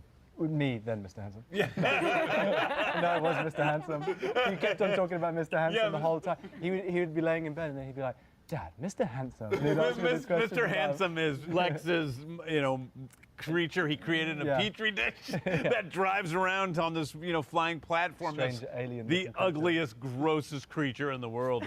And for some reason, also, I remember one of our producers, Chantal, her son also was just obsessed with Mr. Handsome. He sticks with you. Now, we also know that Lex keeps Metamorpho in this grid from other trailer shots from the May trailer. Metamorpho's hand turns into kryptonite in Superman's cell, and that's how they depower him to keep him there. But in a different shot, Metamorpho's hand seems to be turning into sunlight that conveys a change of heart as Metamorpho produces solar radiation to repower Kal-El. Actually, the Entertainment Weekly article also went into the character Metamorpho. From a writing standpoint, Gunn approached this DC pantheon practically, i.e. characters aren't there just to be there. Take Metamorpho. In Lex's pursuit to defeat Superman, he needs to pinpoint his vulnerabilities. One of them, as anyone can tell you, is kryptonite, the green mineral that can substantially weaken and even harm the bulletproof man. But where does Lex get it? Well, there's this guy, Rex Mason, who can change his body mass into any natural element, including, you guessed it, kryptonite. He just needs a compelling enough reason to persuade Rex/Metamorpho to do this for him. There are certain clues within the world of Superman that hint at Metamorpho's origin story, like the presence of Stag Industries, a company that's intertwined with the character in the comics. However, audiences will meet Metamorpho in the film, quote, in full swing of who he is. Anthony Kerrigan notes, you're in a situation where it's having to hurt someone, having to be an agent of the bad guy, and at the same time, there's this struggle to want to be good. To get started in data analytics, you don't need previous experience or a degree. The Google Data Analytics Certificate will teach you to code in R, to code in SQL, data visualization. The Barry alum continues of his character. What the film does brilliantly is it puts you in the situation of, oh, he has no choice. He has to be doing this, and you see how painful it is. And we get a big clue as to what that motivation is. Metamorpho/Rex Mason's son, Baby Joey, later in this trailer. Baby Joey is the child that Metamorpho makes with Sapphire Stagg, the daughter of Stag Industries CEO Simon Stagg. Simon Stagg used his baby grandson as a King Midas type figure who can subtract protons from nuclei to transmute any substance into any other substance. That would make this baby a super valuable metahuman to evil men like Lex Luthor or Simon Stagg, someone Rex would be desperate to get back. And it seems like now Lex Luthor is using this baby as a kind of leverage to force Metamorpho to do what he wants him to do. And in this clip, we see the 4 Superman robots lifting Kal-El's injured body. Reminder that these will be voiced by Alan Tudyk, he's number 4, Michael Rooker, he's number 5, Grace Chan, she's number 12, and I've been theorizing that number 1 could be voiced by Michael Rosenbaum, who played Lex Luthor on Smallville and is a good friend of James Gunn fans, and Michael Rosenbaum did confirm that he will be voicing a few ADR lines for some mystery character in this movie. Today's video is sponsored by Straight Arrow News. We love their mission. I like to think that you, our audience, comes to New Rockstars to find out what's going on in the nerd world because you trust us. We're here to help you stay on top of what's going on with your favorite movies and shows by giving you the facts about what's going on and the proper context to understand what those facts really mean. That's what news should be. No bias, no spin, just the facts. And that is exactly what you get from Straight Arrow News. Clear, factual reporting. That allows you to get a more complete picture from the news you read and better understand what's going on. Their reporting is unbiased, highlighting both left and right-leaning stories and delivering reliable, factual news coverage on events across all sides of the aisle for a full picture of current events. I don't know if you noticed, but it kind of feels like there's a lot of current events this year. Paying to keep up with them would make you go broke, but Straight Arrow News is a free app and website, so you don't need to deal with a paywall to get your news. Go to san.com/newrockstars to check it out. You can visit through the link in the description. When you visit, you not only support us, you're also supporting a group of journalists who are raising the bar on news by delivering news without bias, filter, or spin. Welcome back to Trustworthy Journalism. Let's move on. No matter what you do to me, Luther, the plans won't work. Wrap it up. Good luck with that. Okay, we see a new angle of Superman fighting the kaiju in Metropolis. We see a sign for the Big Belly Burger, but now the Bob's Big Boy inspired chef logo has a beard and glasses, and I wonder if James Gunn might have based his look on Steve Agee, who plays Task Force X operative John Economos in James Gunn's DC titles. The LED billboard that once showed an ad for the musical 8 has now cycled into an ad for Doe's Holes Donuts. I also just spotted a sign for these in Lord Tech Field, home of the Metropolis Meteors. We'll get to that later. There's also a sign here for the Metropolis MTA. Take public transit, and we see a figure hailing the train that kind of looks like Superman stopping the train. And the TV news anchor for the Sphere Network now reports on something about Metropolis schools, maybe the schools closing from all the chaos. And again, I have mislabeled this guy as Christopher Reeve's son, Will Reeve, the ABC reporter who will cameo as a TV news anchor in this movie. But this guy in this shot is actually Lawrence J. Gilligan, who also voiced a news anchor in Creature Commandos. So presumably it's the same character in animation and in live action. As Superman dives out of the way of the kaiju's fire breath, we see down below this Lobo, the alien from DC Comics from the planet Zarnia, who works as an interstellar mercenary and a bounty hunter, confirmed to be the villain of Supergirl Woman of Tomorrow next year, played by Jason Momoa. But Lobo does not have heat. Might be a temporary effect after he used heat vision, or perhaps using heat vision when he was in the process of being depowered. Then this crazy shot. Krypto and Superman working together to fight some floating soldiers wearing Luthor Corp armored suits colored green and purple, as the Lex spots are in the comics, with LC on their chest plate for Luthor Corp. But according to a Superman Friends and Foes kids book, this movie calls these Lex soldiers Raptors. And we also saw these Raptors in the May trailer containing Superman and hurting him in that grid of containment cells. But in the shot, Krypto gets the first pounce and bites off the Raptor's helmet, setting up Superman to wallop him and knock out some teeth that bounce off the camera lens. Yeah, this is kind of a meta Looney Tunes type of gag, something that really ups the fourth wall breaking of even like times we've seen blood or dirt getting on the camera. But I think it's also the fun type of action that we've been missing. Like maybe turning to the camera or saying a joke or a catchphrase could be kind of annoying, but just punctuating a hard hit with something a little meta could just be a great way to make the audience feel that hit. But now the background context of the scene starts to reveal a lot more about the final battle of this movie, because we can see a massive trench has opened throughout the middle of Metropolis. We started to see a similar trench forming in the water in the last trailer with a bluish cubic texture to it, and we see a new angle of that process in this trailer a little later, and we see how it has opened a vast canyon throughout the middle of the city, several blocks of the city. It kind of looks like that canyon may be forming in multiple directions even. It's kind of hard to tell. I think Metropolis might be located on like a kind of island or peninsula that's bordered by a bay on one side and a river on the other. So maybe Lex's QUC operated on quantum technology that has gotten damaged or just overwhelmed, and technology that has exploded in the middle of Metropolis, causing a warping of spatial distance and a type of black hole singularity, a disaster that might have also unleashed all of the monsters of Lex's collection throughout the city. I mean, James Gunn called his initial phase Gods and Monsters, and maybe the monsters is going to be a big part of how the DCU is unleashed. So yeah, looking closer at this overhead shot of the blue rift forming throughout Metropolis, you can see bands of light bridging the gap in one area. It could just be sunlight refracting refracting through the dust and the debris of this, but it could also be a type of radiation or maybe an energy field that's just being ruptured by this pocket universe spreading out so fast. Then this shot of Guy Gardner, Green Lantern, with his bowl cut, getting face to face with Superman. I'm pretty sure this is in the Stag Industries lobby, as both of them are encased within Guy's green bubble, and he calls them Big Blue. Now, in some other shorter TV promos that were released this week, we see more of Guy Gardner creating the giant hands to swat away the tanks and the troops of Baravia in the battle with the Jarhanpur fighters, and now we see that one of those big hands is flipping them off. We again see Lord Techfield as Superman fights Ultraman and the Engineer, where Mr. Terrific is laid out in the grass at the Engineer's feet. Various Lex Luthor drone cameras are monitoring all of this, and we see a sign for Soda Cola. That's the big DC in-universe popular soda brand. We see another sign for Doe's Holes, for Weber Wireless, and now I can make out a new sign, McAvaney's Lager, a brand of beer that could be named after comics writer and editor Mike McAvaney. Does your internet bill keep getting higher? That's because promo pricing is full of surprises. At Google Fiber, there's no install fees, no nonsense. It's the same price every month. Visit fiber.google.com. And all of the names of past ball players on the upper decks of the stadium are names of crew people who work on this movie. I've talked about them in past videos. But there's a new shot of Mr. Terrific in his floating chair, flinging his T-spheres toward the camera. In one of the short promos that came out this week, we heard a different line from Michael Holt in this scene. Dope! You brought that dog, man!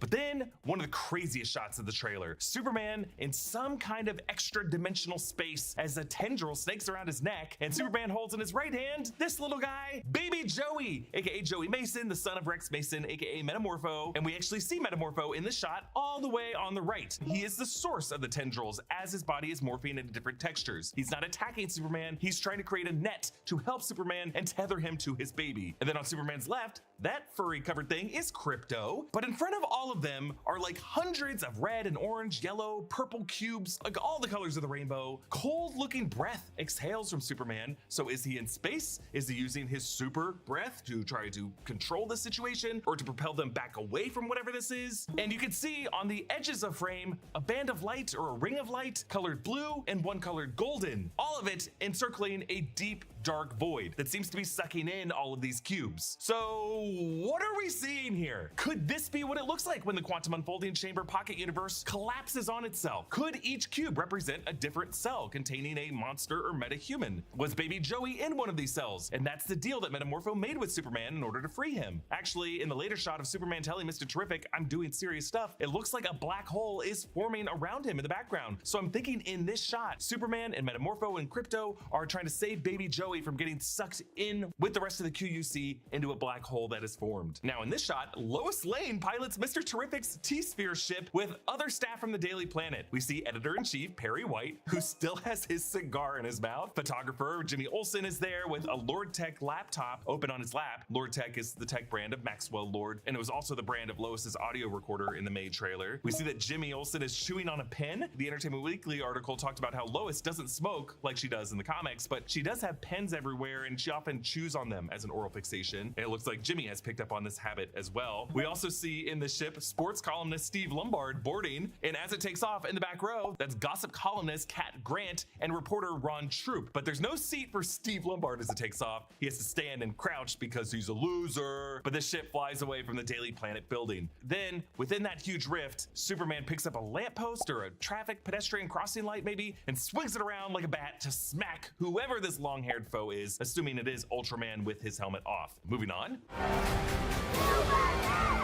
They chose him. Let them die.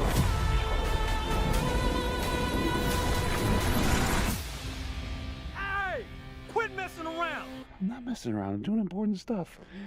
Okay, here we see the people of Jarhanpur chanting Superman's name, and we see this kid who we saw in the December teaser who held up the yellow flag. Now he's joined by other kids to help him hold it up, making it a kind of like Flag of Iwo Jima pose. But of the mobbing Jarhanpur people, most of them are just carrying shovels and other garden tools, but we do see one guy with a cinder block and another dude with an assault rifle. But notice how there's news media on the left taking photos. I'm wondering if this could be Jimmy Olsen. Lex rages at his Luthor Corp workers in his command center, saying they chose him, let them die. I'm assuming these employees are questioning their CEO for targeting innocent civilians, and Lex is furious that any civilians would still support the overpowered extraterrestrial freak that he finds repugnant. Then there's this little humorous moment where Mr. Terrific yells down at Superman in that huge rift. The gravity of the shot is a little confusing since Superman seems to be below Mr. Terrific looking back up, but A, there could just be some inverted gravity of this trench as a black hole is sucking everything down and he's trying to resist that, and B, Superman can resist gravity and levitate under surfaces like this, but he does seem to be gassed out in this moment. Notice his hair does droop downward from his head here.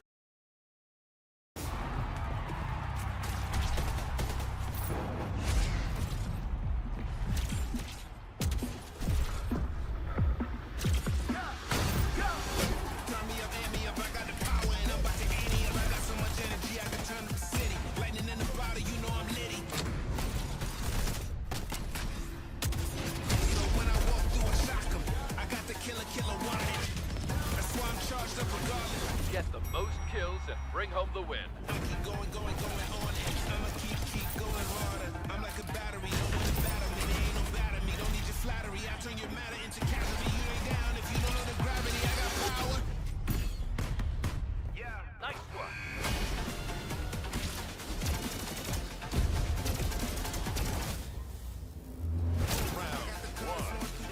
It's overflowing through me like a flood. That's why they keep reaching out and they keep calling me the plug. Remaining. You win.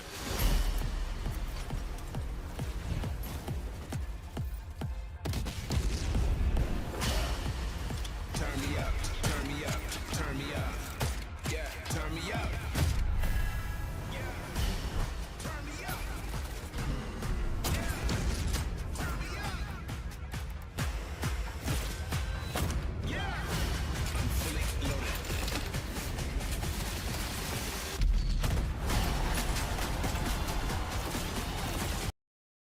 Here. And the skin around Superman's eyes is reddened here as it was in the previous shot of him looking upward, so this would be around the same time. I just love David Cornsweet's take on this line. I'm not messing around. I'm doing important stuff. He's so just like out of breath and falsetto and defensive, and it just makes the moment pretty grounded and funny. It just shows how he and Michael Holt have really known each other for a long time. I think I'm really gonna enjoy seeing these two work together in a kind of partnership. In that Fandango interview, James Gunn confirmed that Superman has been active as a superhero in this world for 3 years. And then in the Entertainment Weekly article, James Gunn went further to confirm that in this DCU, all of metahumans have existed on Earth for 300 years at this point. So it's not unusual for average people to see other gods and monsters walking around. Like Gunn specifically alluded to King Shark and Dinosaur Island. Technically, everything we saw in the animated Creature Commandos is DCU canon, which includes the history of G.I. Robot and Sergeant Rock in World War II, and the public's beliefs of Themyscirans, everything that went down in Pokolistan, as well as the existence of Dr. Phosphorus and a Batman in a Gotham City. James Gunn also confirmed to Entertainment Weekly a DCU Wonder Woman movie is in the works, and that separately he's writing another secret sequel follow-up film that is impacted by Superman. That movie will not be Superman 2, and it will not be a Justice League movie. It's going to be something else. But behind Superman in the shot, obviously something crazy going down below that has the swirling rings of light that I talked about before, looking like a black hole, or at least what a black hole looks like in Christopher Nolan and Kip Thorne's minds for the visual effects they created for Interstellar. So yeah, I think this might be kind of a quantum singularity created by the quantum unfolding chamber being damaged, essentially creating a black hole in the middle of Metropolis. All right, on to the final part here.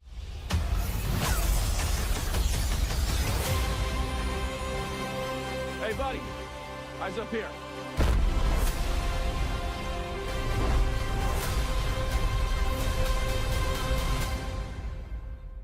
All right, we see a close-up of Superman's chest emblem as he unleashes his heat vision on a swarm of Luthor Corp raptors. He spins, creating a 360-degree beam that takes all of them out, and it looks awesome. And notice the trench yawns beneath them, so this would also be part of the final battle. In fact, I think the teeth knocking out shot leads to this. The trailer ends with the "Hey buddy, eyes up here" moment, shot of Superman quickly launching into the sky past Lord Tech Tower as the camera struggles to crane up and follow his movement. And it turns into this call to action action to try to see this movie in IMAX. It's clever, though I will say, having to turn my head and like move my eyes around to see different parts of screen, as immersive as that can be, is also kind of gripe that I personally have whenever I see things in IMAX, because I just personally like to be able to see the whole frame in one field of vision without turning my head. I don't want to miss anything, and it helps me better appreciate the editing of a sequence. So whenever I see stuff in IMAX, I sit in the furthest back row that I can get, or I'll see things in Dolby first, and then the third time I see something, I'll go to IMAX and just try to fully immerse myself in the movie. But I like how this call to action uses some shaky aerial footage of Superman's furious flight. The shorter promos that came out give us another angle of Superman's flight, and I think the way James Gunn is shooting this really does capture the speed of the movement, but really Superman's frantic energy to get someplace as fast as possible. Like, there looks like there's some true effort to thrust himself forward that's being exerted here. Comment down below with your thoughts on this trailer, and a special thanks to one of our YouTube members, Penguin, who supports us at the executive producer level. Thanks, Penguin. Follow me at EA Voss and subscribe to all of our channels in the New Rockstars Network for breakdowns and news coverage of everything you love. Thanks for watching, and I'll see you next time. Bye.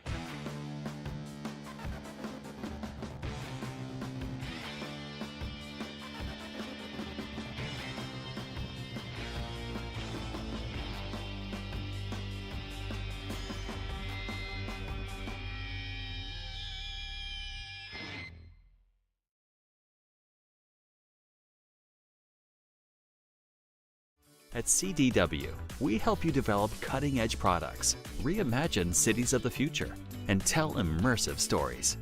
NVIDIA, a leading accelerated computing company, can help you do your work faster and better. Discover how you can transform your business with NVIDIA and CDW.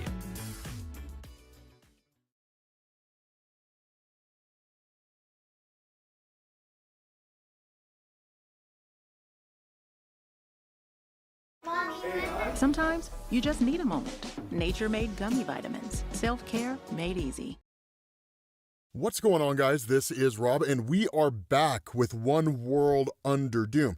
And this is why you don't trust Doom, and this is when Doom cuts loose. So, what we saw in the previous video was that Doom was facing off against Dormammu, and Dormammu was helping Doom understand his place in the bigger picture. So Doom had to call in for allies, and so what he gets are the Avengers, the Fantastic Four, and the X-Men. Now keep in mind, when Dormammu seized control, because Dr. Doom, when becoming Sorcerer Supreme, didn't really pay attention to the various, I guess, magical safeguards that have been established to prevent Dormammu from invading. Dormammu used that opportunity and then basically sent away or banished the X-Men, Avengers, and Fantastic Four. So Doom has brought them back, and that's why he tells them, attack, because they immediately start going into Dormammu. Now, what makes this particularly interesting is that Dormammu's power over the years in Marvel has waxed and waned, because a lot of you guys will probably ask the question, why doesn't Dormammu just destroy them? I don't necessarily have an answer to that question. In Hellcat issue number 3, for example, from Steve Englehart in the year 2000, we learned that, like, Dormammu, for example, was more powerful than Mephisto. But in the Herald Supreme story arc from Mark Waid in 2019, Galactus traveled to the realm of Dormammu, where Dormammu's at his most powerful, and then consumed it. So again, inconsistent power levels. So it's one of these things where you just kind of have to roll you good. with. I literally just got back on my damn self, man. Doctor Strange is still magically enchanted, although he does lack the Eye of Art. But now she acting like she seemed like she backing out. I'm about to roll up. She backing out. I don't know. She ain't text me back in about 10 minutes now. I don't know. Well, it's only been 5.5. But yeah, she ain't talking about shit, man. I'm just gonna roll up. I ain't tripping. But yeah, it's all good. Trust me, it's all good, man. Cause I haven't. Yeah, I wasn't doing too much of nothing, no way, man. I literally had to get off of here, do the BRB for a minute so I can talk on the phone with her ass for a minute. But we'll see what she talking about, man. I ain't stressing it. She gonna call me, she gonna call me. And so what this does is this picks up with him telling the Scarlet Witch that her job here needs to be to essentially seal off the portals of Dormammu to prevent his demons from entering. You can't talk too much about political stuff up here, the X-Men, the Fantastic Four, they don't necessarily trust Dr. Doom. But at the end of the day, when Wanda turns to Carol Danvers, the leader of the Avengers, Carol says, that's so the fucking response crazy, of Doom, dog. carefully, Wanda, do not aim your magics at his portals. You must cut off Dormammu's very connection to his dimension. And the response of Wanda, that's dark magic. It will not work. But the response of Doom, it it will. And Sick, so initially, man. Wanda thinks it's some kind of a trick. She thinks it's a ruse by Doctor Doom to maybe create some kind of magical feedback and take out all the magic users in the Marvel Universe. But the response of Doom, this is no trick, Wanda. I swear to you, on the soul of my mother, Doom it ain't fights that special, for Earth. man. I've been Now, trying when to Doom kick it with her for swears years, something man. on the If she soul of flake me Cynthia, today, man, I you already can know bet your what it bottom is. dollar he's telling you I the ain't truth. gonna be mad. It's I probably the already most know she gonna important be. She person in already his be entire a life. flake The dude anyways. literally spent years traveling to hell fighting So if she Mephisto pull up, I'll to be try to free his surprised. She mother's pulled up soul. maybe like So it's 3 no times small ever. declaration. And everybody in the magical community understands the significance of this, including Wanda. And so in turn, Yeah, all she that casts political. magical spells Like I was that just start saying that blocking earlier, off. man. I'm like, I'm not a political person, but when I see some stuff and I think that shit is worth talking about, I'm gonna talk about it. But I mean, look, I'm the kind of person that believes in small government, and I really don't like any of the stuff that we have going on right now in our political landscape. Only because it's not going to be beneficial for me monetarily in the next 5 to 10 years.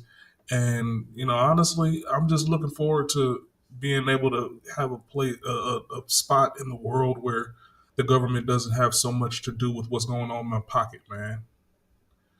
Yeah, and the only reason why there's so much division is because there's so much bureaucracy and so many people involved. There's so many moving parts. Just like how when Asmongold and Tectone are talking about Twitch and how they have to have 3 different people or 3 different teams just for uh, bans and unbans. Like there's that much bureaucracy, but in one facet of this stuff, then it's gonna doom the entire situation because there's no way to actually get anything fucking done, man. And that's what we're living through right now. I mean, the fact that we have Doge right now, and I'm not even a big Trump or Elon supporter, but the fact that we had Doge pop up and just find $5 to $10 billion just in carelessness, then through government spending, it just says a lot. There's just too much fucking bureaucracy. Nothing has fallen apart since we've laid off all those millions and millions of government workers that were probably not doing too much shit anyways. So it's like we just have so much waste and so much bloat already. And I just feel like we just benefit so much from smaller government, less reach. I mean, we're all state to state basis anyways.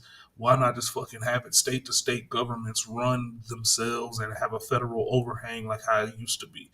It's no longer like that anymore, and that's what fucking sucks, man. But like I said, I'm not a political person, man. That's all I feel about all of that shit. I don't care who's the president or not.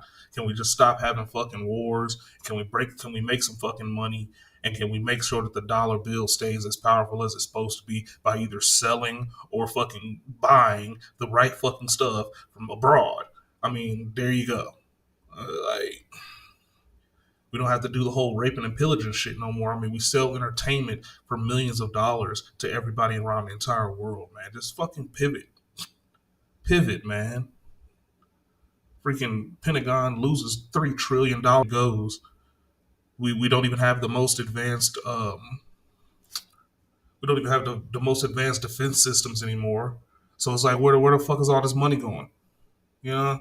That's my whole thing. Just I feel like they're worried about freaking receipts for child support. When people pay for child support and they want receipts on what the bitches are spending their child support on, I want receipts on what the fuck the government is spending my tax dollars on. Because for the past 5 to 6 years, I've been owing on taxes and I don't make a whole lot of fucking money, man. So they need to figure that part the fuck out. At least tell me where it's going so I can feel a little bit better about y'all putting your hand in my fucking pocket. That's at minimum. But, hey. The portals. As long as they don't stop me from buying what I want to buy, man. I guess it's not a problem, but it's getting to the point where if I can't fucking buy a pineapple without spending $40. We're working for us. It's starting to and get to Iron me a Man little responds now. and saying, You know we what I'm just saying? happen to have a Video single games line are interest they're right now, taxing for video which is games now. defeating Have you ever Doom. noticed That's that where you Dormammu goes buy on the attack a PlayStation game now everybody online? here. And Before for it used to be most parts, $64.99 they are and able to hold their $64.99. own, Now it's but at the end of the day, $72.38. they're a distraction. And Dr. Doom even says Because of that. taxes. They attack Dormammu with everything they've got. They attack Like, him the with fuck? prejudice. They keep him busy. Time enough for me to recover Shitty the Eye government of is permeating Agamotto through all and use its through all power payment, restore my all own. financial Now, here's the thing decisions to out here understand now. about the It's Eye of getting real Agamotto shitty. in Marvel. It's getting real There's more shitty. than one. The version of the Eye of Agamotto that most all of you guys are familiar with is the one that provides knowledge, which is to say the ability to see through magical spells. But there is another eye that grants its That's wielder all I got for power, government. I don't and got that no. I'm seems not to be a the political one person, that man. Dr. Doom has been Trust me, using this entire time, which would certainly provide a lot more context and make a lot more sense with regards to the things that he's been doing over the course of the story that have enhanced his abilities. And so that's why once he summons all this power back to himself, he just says, this past Dormammu, election was Doom it was the first commands time I you to voted in the kneel. last, like, And 2 this or is the 3 coolest elections. thing, right? Because he says, magic I to felt hold my shitty doing bones it both together, ways, man. even as their raw edges I cut was sitting there, across that my nerve motherfucker, like endings. that damn meme with the Willpower to superhero pressing the acknowledge button and he's screaming just sweating agony like, of my body, to look it dead in the eye, and it then was- to ignore it.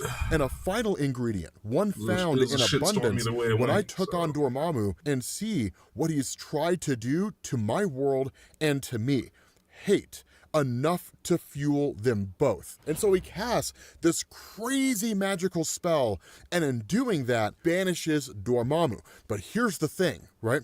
It gets so much better. Because when that happens, the initial reaction here is, okay, so like...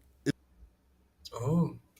So Doom With actually the had Amex enough Platinum power card, to you banish have access to over Dormammu? $1,500 in annual value, with benefits across travel, entertainment, and dining. Yeah. Platinum rewards you for your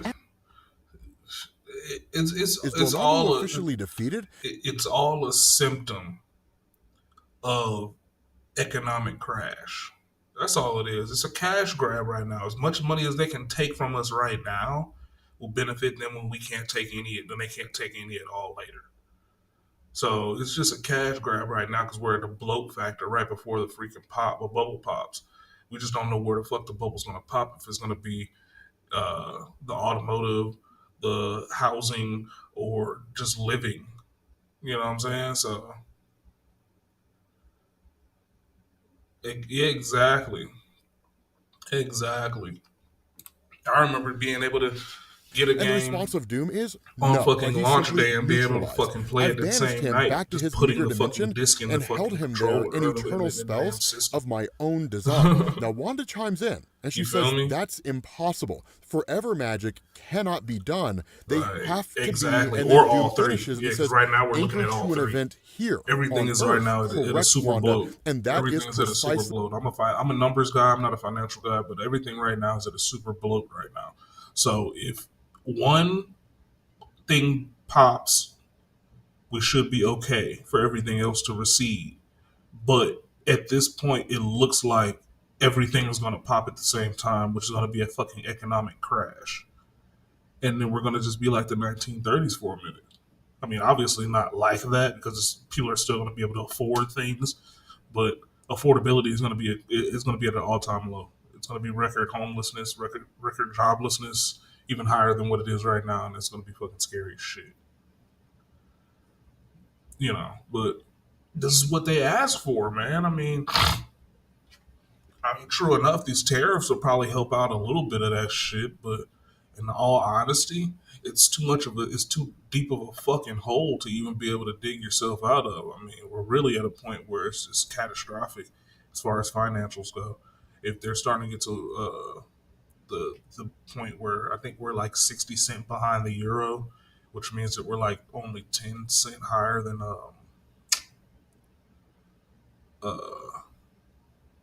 francs and whatnot, or something like 60 cents lower than the euro, which means we're about 20 to 30 cents higher than francs and the other European denominations outside the euro. So it's like we're getting to a point to where we're no longer going to be top dog. We're not going to be able to buy shit with our own damn money, and that's when shit's going to start really hitting the fan, man. What I have accomplished. The spells binding Dormammu are, as decreed, tied to earthly circumstances, yet they will, nevertheless, remain eternal. for their end comes only when Doom's rule of Earth does. Now, this is an amazing caveat here, because number one, something to understand, it's virtually impossible to destroy Dormammu. It can be done for a being of sufficient power, but Dormammu is so incredibly powerful relative to almost all the superheroes that you see on Earth. Not all, but a lot of them that you see on Earth. He might as well be impossible to beat. It would be like you or I punching the side of a building thinking we can actually demolish it, right? It's never going to happen. And the second caveat here is it kind of solidifies Doom's control. And that's one of the things that's said here, because what ends up going on is in the aftermath of this, as you guys know, whenever there's any kind of major skirmish involving Doom in One World Under Doom, you basically have a kind of round table discussion, which is really more propaganda than anything else. And they say all Earth's heroes working alongside Doom, it's a remarkable sight. Call me an optimist, but I think it portends further cooperation. And the other guy says, we can't forget that Dormammu's banishment will last as long as Doom's rule does, which is a great motivation for keeping him in power. And so again, unless they want Dormammu to invade, the Avengers and the superheroes kind of have to allow Dr. Doom to stay here. But what gets really interesting is the case that Thor makes here in a minute, because Thor goes to bat for Dr. Doom, and I never thought I would see the day. Ready to go retro? Exactly what does Thor have to say about this? Princess, shut up! Then rewind with Disney Plus. I'll take a whack at it. Make good choices!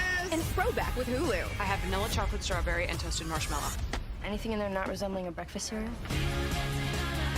Let's get the this shit out of here. Right, so initially, in the aftermath of all of this, you have cleanup. Right, the superheroes kind of helping people where they can. They end up helping this guy, Frank Cooper. He's part of custodial services in the United Nations, which is where all this takes place.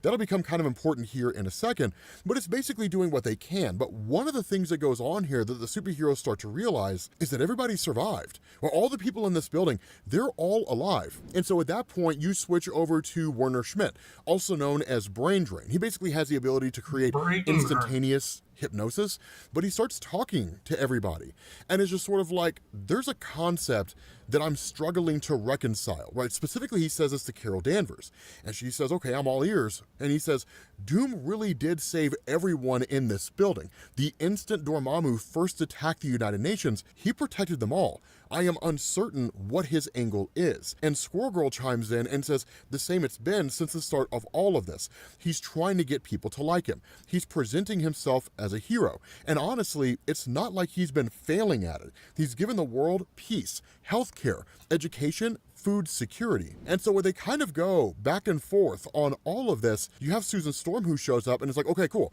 final check, let's make sure we didn't miss anybody, right? She uses her powers of invisibility, extends them over the immediate area, everybody's able to see down through and the rubble and all that, and there's nobody left there. And so at that point, the focus shifts to Thor. Because again, there's a lot of debating going back and forth on whether or not Dr. Doom is actually beneficial for the world. And so Thor walks up and he says, I would put a question to thee, friends, and I would ask that thee consider it carefully. And so the Avengers are just kind of like, okay, like, what's your question, right? The Fantastic Four, the X-Men, everyone who's here, it's like, sure, let's hear what you have to say. And he says, heroes, is it not possible that Doom truly is thy best choice for Midgard? And the response of Tony is, okay, no, you cannot let yourself go down this rabbit hole. And the response of Thor, I asked you to consider my question. And Tony's just kind of like, I will. And Thor's response, then do so, and I pray that you listen. I am of Asgard, where the Allfather is both king and protector of all 10 realms. Odin demanded respect from mortals and gods alike, and he received it. The Allfather, my father, earned it. Under his rule, each of the 10 realms was saved from all manner of calamity, disaster, and ruin across timeless eons. Of course, Odin was not perfect. None of us are, and none know this better than myself, now that I have succeeded him as king. But more often than not, he was the best of us. More often than not, he was all that stood between us and apocalypse. My father was a great king and a great man. He made Asgard and all other realms what they are today. And I have been struggling mightily with why we are so certain that a system which hath served every other realm of the world tree so well since time immemorial would here simply fail to work. I remind you, I am not of Midgard, and this is not my land, but Thor does not shy his eyes away from truth. Those eyes tell me that since Doom claimed his throne, Midgard hath been safe, secure, and prosperous. They tell me, Avengers, that Doom hath done more to improve this realm in weeks than we in years. And so Tony Stark chimes in and says, okay, look, I promised you I would consider it, right? Considering, and I'm done. Are you out of your mind? And that's the irony of all of this. Thor makes a compelling case, and it really falls on deaf ears, because seemingly the superheroes have kind of convinced themselves that they're right, except they haven't. Because where Iron Man responds in that way, the response of Carol, I hate to say it, but he's not entirely in the wrong. Earth is still here today because of what Doom did. And the response of Tony, for all we know, Doom set this whole thing up. Maybe he let Dormammu in so that he could defeat him. And the response of Carol, and what, right? So that Dormammu could just break every bone in his body in the process. And the response of Iron Man, those limbs are already healing inside his armor, probably magically. Maybe they weren't even really broken. I don't know. And that's where they're like, Tony, you sound like a conspiracy theorist. And his response, you sound like cult members. He's Dr. Doom. His literal last name is Doom. Which is actually a pretty compelling argument. He's not wrong. But again, Squirrel Girl says, I'm with Tony. Doom wants us to question ourselves, to feel like we're bad guys here, when we're not. And Tony even says, Doom is a master manipulator. He's arranged events to make us feel like this, to have us fighting each other. And the response of Thor? Really? And he accomplished this master manipulation how? Oh, that's what it was, by saving us and all other 9 realms from Dormammu. I, for one, would appreciate further machinations such as these. The world of heroism would be made so much simpler. And initially he almost gets cut off, but he says, where am I wrong, Lady Doreen? What have I missed? And her response, I mean, you missed like freedom, right? Earth is under an emperor. And his response, and Asgard is under its king, just as countless others of thy Midgard nations are. We quibble semantics, Lady Doreen.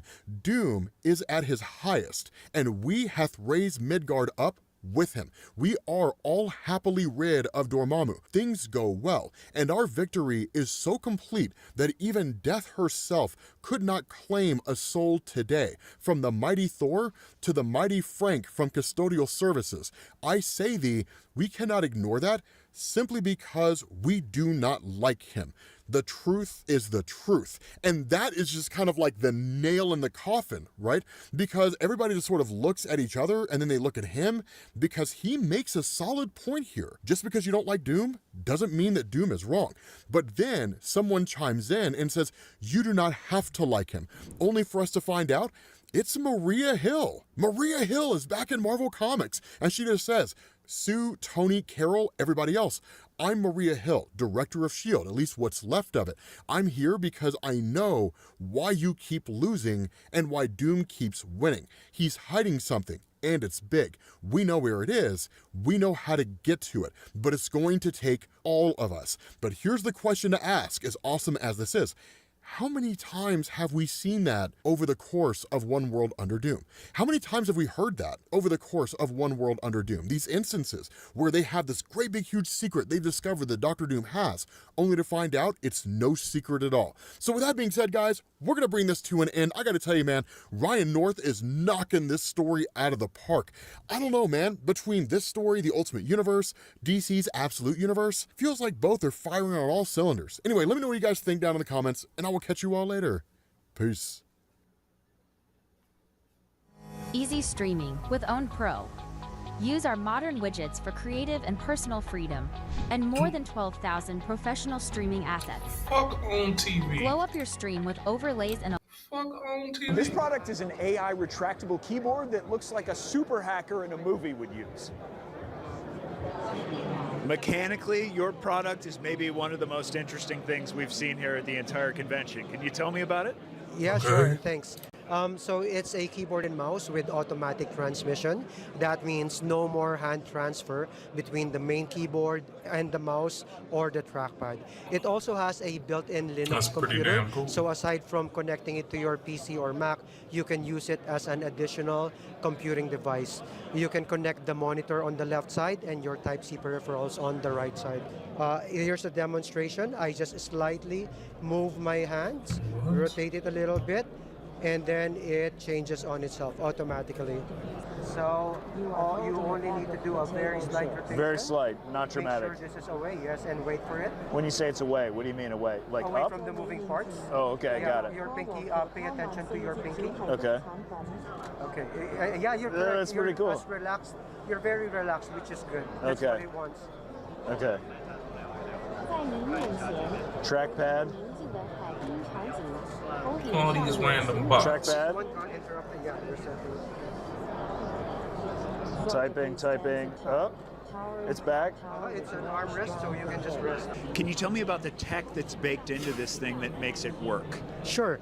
So there is a camera that's connected to a Raspberry Pi, which is running AI, and it's inferencing the posture of the hand to recognize when you want to switch from one section to another. So you're basically communicating with the AI. And did you say this was for sale now, or this is just a prototype? This is a prototype. Yeah, I would like for them to turn it around June so that I would have the smaller end of it. So behind me are extremely human-like robots made by Realbotics. This is Melody, and like many of our robots, her primary function is social interaction, casual conversation, maybe making you laugh here and there. She could be used in a wide variety of situations. Anything that would require or would benefit from a human-to-human interaction, that's where I see these robots. We should get Melody to introduce herself. Hello there. I'm Melody, your charming companion from Realbotics, ready to entertain you at CES 2025. I think it's very important that, number one, the aesthetic needs to be, for lack of a better word, attractive. We as human beings are attracted to certain people more than others. Physical appearance is part of that. And so what I try to do is find an attractive appearance and then augment it with an attractive personality to go along with it. And it's just kind of like creating a person.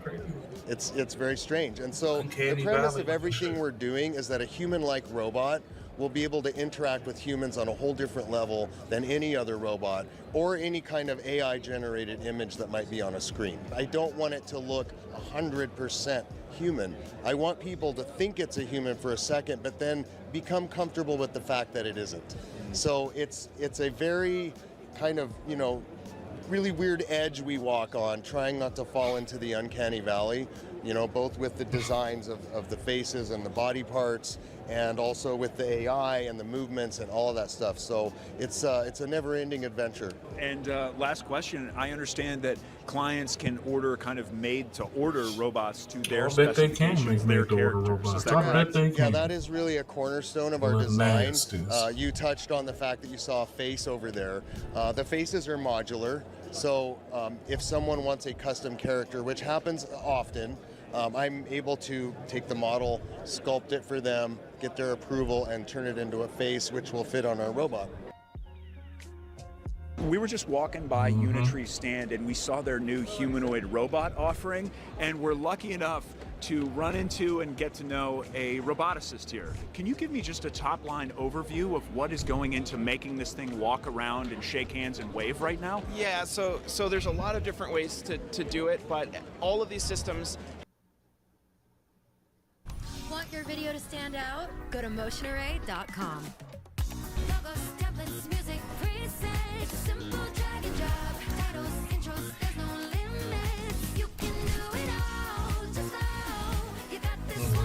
What do they got going on here? Commercials just going ham, huh? Ape shit commercials. Have three things. Like there's input, there's compute, and there's output. So the input is how do you know you're stable? So there's inertial measurement units, which is a combination of an accelerometer, which is an acceleration sensor, a gyroscope, that's like a tilt sensor, and then some of them can, hey buddy, some of them can sense forces on the feet, so they know if they're leaning more on the, I know, they're so cute, they're one eye. They can sense ground reaction forces on the feet. And you take that sensor data, you fuse it through different types of technologies, and use it to drive the motors. So they're always an instant from falling over. So it's a very fast loop, continuously checking, correcting, and that's why they move like that. Because it's not pre-recorded motion. It's really like reacting and adjusting. And I think we're like low years, like less than 5 years away from seeing these in stores and not giving them a double glance, because you've seen them, they're around.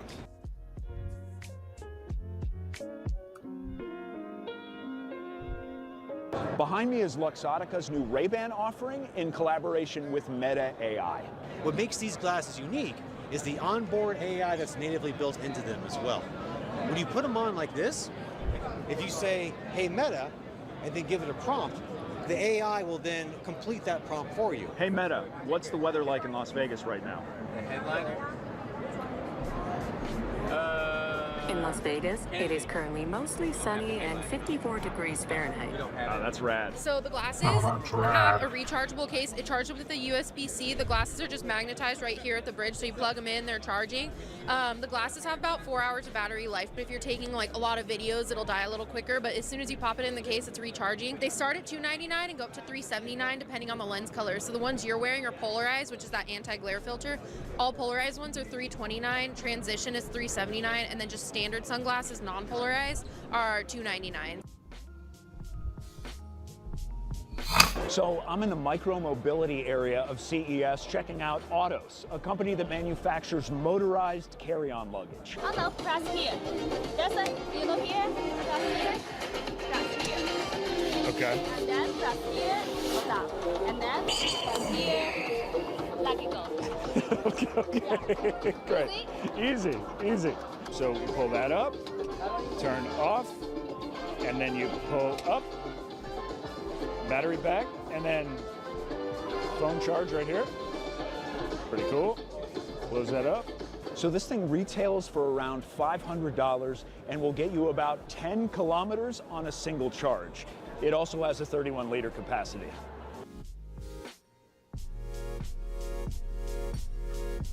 What is this device behind us that is clearly better than a Roomba? Here we're looking at Roborock Saros Z70, which is the new and the first ever mass-produced mechanical arm built in with a robotic vacuum, and is able to pick up sandals, your socks, and also crumble tissues on your floor, which means it will clean away the stuff on your path while it's cleaning, and making the cleaning more efficient and covering more place on your floor when you're using robotic vacuums. Can you talk to me about weight limit on this thing? Can it pick up a pair of pants? Can it pick up a coat? Can it pick up an unruly child and put that child in the crib? What's the weight limit here? That's actually a really good question. Right now we're able to pick up anything. If you're using manual control, it can basically pick up stuff that is under 300 grams. Any information on potential price point?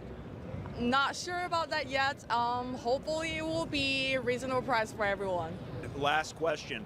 How does this thing do in the BattleBots arena? The fans want to know. BattleBots meaning? Apparently not a culturally universal reference, unfortunately. And I see it doesn't incinerate socks, so it's probably not for the BattleBots arena. This is the world's first bendable monitor from LG. At the push of a button, it can go from a flat screen to a 900R curvature. All right, so what do we got here? Something really exciting. I mean, we have this huge OLED that is now, as we call it, bendable. What this means, you have the ability to change the curvature at the touch of a button on this. I can press the button and bring it down all the way to a 900R curvature. And that's like perfect where the position is going to be on your desktop, on your, for your computer setup. This is an excellent monitor. And then it, of course, has the immersive capabilities to go from flat when I'm working to curved when I'm gaming. Wow, so LG's bendable offerings are here to stay. They're a new line. They seem to be pretty popular. They certainly garner a lot of interest at CES. That's why we're talking, right? So yeah, it's one of those really cool flagship wow products that, oh, this is like perfect for me. We just hope to sell a lot of them. No pricing details yet, and release date will be put out later this year. That's crazy. Bendable TV. So what are we looking at here? So this here is the OLED T, one-of-a-kind transparent OLED TV. Only available in the 77-inch size, as you see here, but is now available for sale on LG's website. So what you'll see here is if you see the box behind the television, actual curtain will roll into it. As you see, it'll come down from the top of the screen right now, and it'll roll into the back and then be your transparent design. When you want the black to come up as a genuine TV look, you can hit a button and you can call the curtain up to the TV to see it as a full television display. What I can tell you about is the Zero Connect box, which everything connects to on the TV at the bottom right corner, is going to be within a 30-foot radius, supports up to 120 hertz. Anything you plug into the TV, you'll communicate wirelessly via that box. How about price point? What are we looking at? $60,000 US retail price. Wow, okay. And is this available right now, or when's the release? Yeah, they ship out on the 16th of this month as of LG's website this morning. Depending on orders, of course, that date is subject to change, but right now they're available for pre-order on LG's website. On Fiverr, you can find the perfect freelancer to build your website. But you probably already know a guy who knows a guy who has a cousin who has a neighbor who could do it. Well, we also know a guy, Vlad, a freelance web developer with tons of reviews like this. We also know Kate, Carla, Shannon, and Greg, who are experts in WordPress, Shopify, React, and AI development. Find freelancers in a variety of services and build your website today. Fiverr.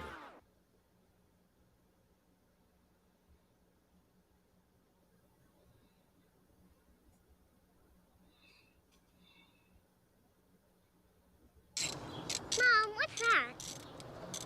Nothing. Just get in the car. Let's go. Come on. Who did that? Get in right now. Did you paint it or something?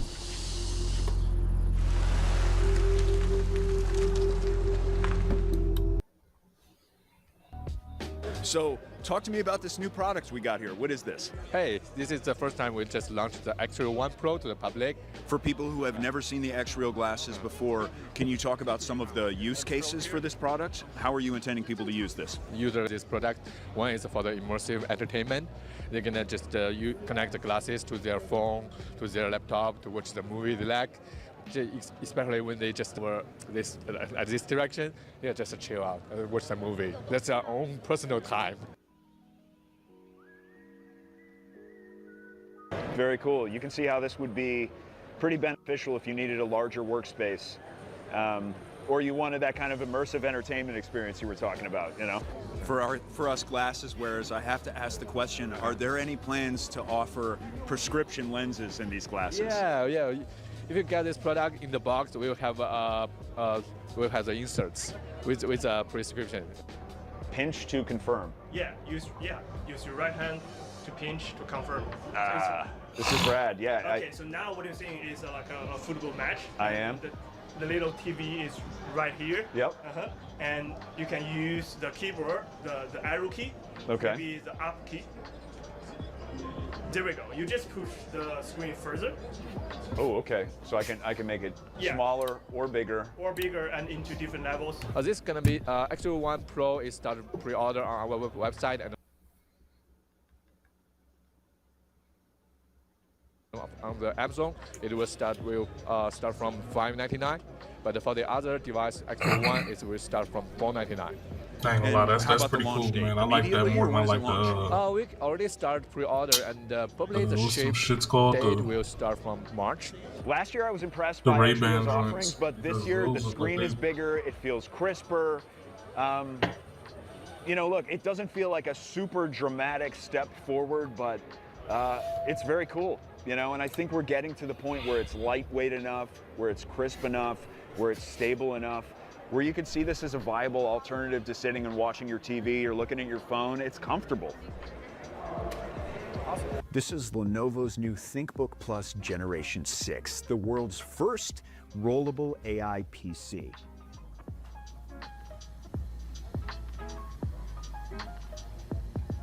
I love it. Never seen anything like it before.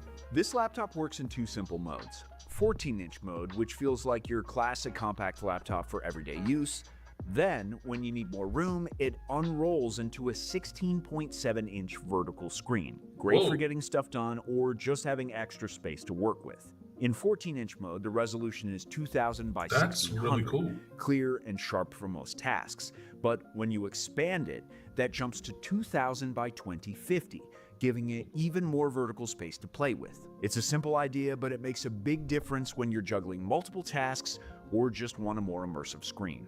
How does it work? How does the technology work? So most of the technology in terms of rollable have backward folding, but the Lenovo engineers have made a big breakthrough where the display is actually rolling below the keyboard. So that what it does is that it tries to have a protection over the display, as well as it's kind of saving some batteries there. You can pull up the workspace and then snap in your present window, pin this up, and then you bring up your other productivity app.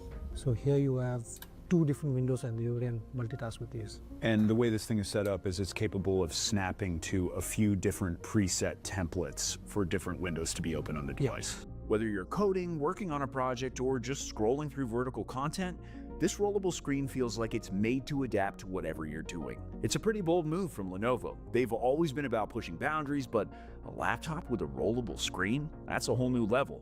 It's compact, clever, and honestly, just really cool to see in action. Behind me is a new device so that passengers don't have to take their shoes off anymore when passing through airport security. It's a new invention that's part of the Department of Homeland Security Science and Technology Directorate. Let's go check this thing out. So this is a prototype millimeter wave-based shoe scanner. It's a technology very similar to the body scanners that are at the airport today, with the goal of helping passengers be able to leave their shoes on as they move through TSA security. So when I click go to take scan, you will see those rotate underneath your feet. It takes about a second. That's cool. And once it's done, we are able to we've already completed the scan, and then we're able to go. And so we have this is about the bottom of your feet, and then we're looking through layer by layer. It is not an X-ray system. We're not, we don't use X-rays for screening the traveling public. Which is why I'm not wearing a lead blanket right now. Absolutely. Yes. It's essentially radar. So it's going to send a radar signal. It's going to pass up through the shoe. As it hits different materials, we get a reflected signal back based on the time and the amplitude of that signal that comes back. We're able to reconstruct that into a three-dimensional volume. With that three-dimensional volume, we can hand that to an automatic detection algorithm that can look for specific materials that shouldn't be there, for anomalies, for anything like that. Traditionally in millimeter wave systems, we'll use a metal F target to show that as a target of interest. Up for an adventure? Always.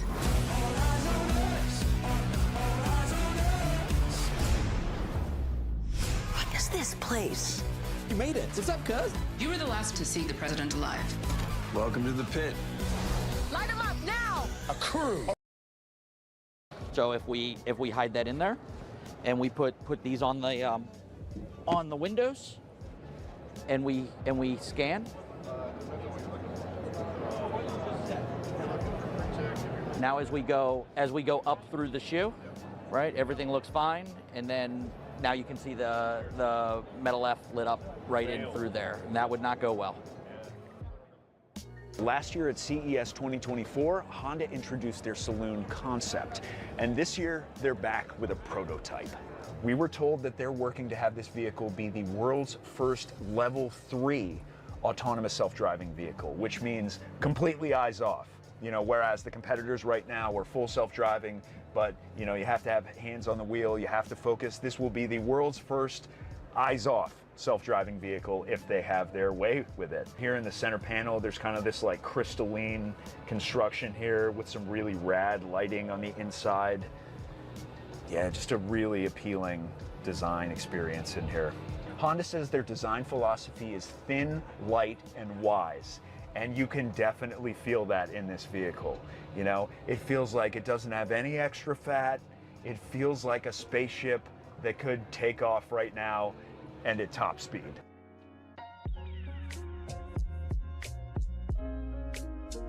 This is the Xpeng Aero, a flying car that is towed and launches out of the back of a hybrid vehicle. Xpeng was here last year, and you're back. What's new? Yeah, so last year we have, a concept. That thing doesn't actually fly. But this year, this aircraft behind us, we already finished a manned public test flight back in November. So this is not just a concept, it is a real aircraft. We're gonna deliver it to a customer next year in 2026. We're gonna get airworthiness and a type certificate done within the next couple of months in China. So this is, the future is not the future, it's coming. For people who have never heard of you guys before, I see the aeronautic device there, and then I see the vehicle. Can you explain the vision for this, the interplay between them, how this works? Yes, so what we're doing here right now is you're now able to drag a whole aircraft with you. When you arrive at a scenic destination, you're able to take flight. It's way better than having a camera or even having a drone. You get to go on there with your own eyes, seeing the most beautiful thing you'll ever see in your life. I'm a pilot myself. We need hangars for our aircraft. We don't need one because that vehicle is a hangar. It's a charger. It protects the aircraft. It can move the aircraft anywhere you want it. All right, so getting into the Xpeng Aero right now. Wow. So you got the control stick there right in the middle. You have the little control panel here with the buttons. You have the screen. I assume this is what you were talking about earlier. If you just wanted to touch a location and go there, you could just kind of have the flight automated, which is something else. As an amateur drone operator who regularly flies them into telephone wires and walls, this could be a very good technology to keep me alive.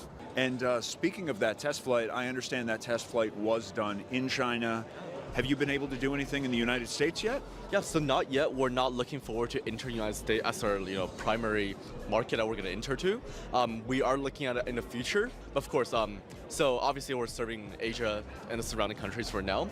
But then just even for people in this country, it's going to be here maybe in the next 5 years or so.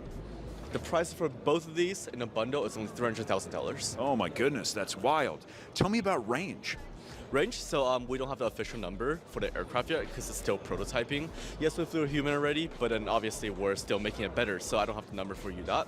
What I could tell you is that car right there can go up to 1,000 kilometers, so 621 miles. That's the capable of the car. And you can charge the aircraft up to 6 times. This neural earbud is from Mackin. It's a safe, non-invasive alternative to brain implants. We're building neural earbuds that allow individuals to command, control, and navigate their entire connected world, hands-free, voice-free, and sometimes even screen-free. Really what's magical, what separates us from the other world of neural wearables is the footprint that we developed it in. We developed our neural earbud into really an earbud that's almost indiscernible from regular run-of-the-mill earbuds, and it looks no different than any other earbud, with the exception that it picks up micro gestures of the head, facial gestures in the form of electricity that's generated from facial muscle contractions, and then allows you to really command, control, and navigate almost any piece of connected technology. This is the brand new Atari handheld game station Go. It's like a revived version of a retro vibe. You know what I mean? It's somehow like it feels retro, but it also feels new and cool. So some of the key features of the Atari Game Station Go is that it includes the paddle similar to our Atari Game Station Pro from last year. But now in addition to that, we're including a trackball and a number pad, as well as shoulder buttons, which are all new features as part of the portable handheld. Additionally, it has a 7-inch screen, and then of course stereo sound. It has HDMI out for connecting it to your TV, as well as pairing up to 2 additional controllers, so you can play those wirelessly, almost kind of like a Nintendo Switch, but with your favorite Atari games. It has a micro SD port that you can use for firmware updates. Wink, wink. Additionally, it has a feature that we've developed called Smart Glow. Only the controls that you need for a particular game will light up, which is really helpful for different games over the years that need different buttons.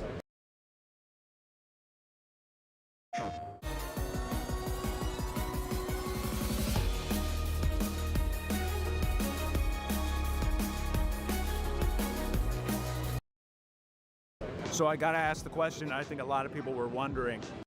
Is this thing an emulator, or will there be brand new game offerings? What can we expect? It's a combination of technology that we use to run the games, because it includes Atari 2600, 5200, 78, arcade, M Network, and now it's going to include the Atari Recharge collection, the Centipede Recharge game, Atari's Balls of Steel pinball game. So there's a number of different consoles that we had to incorporate with these that have their own requirements.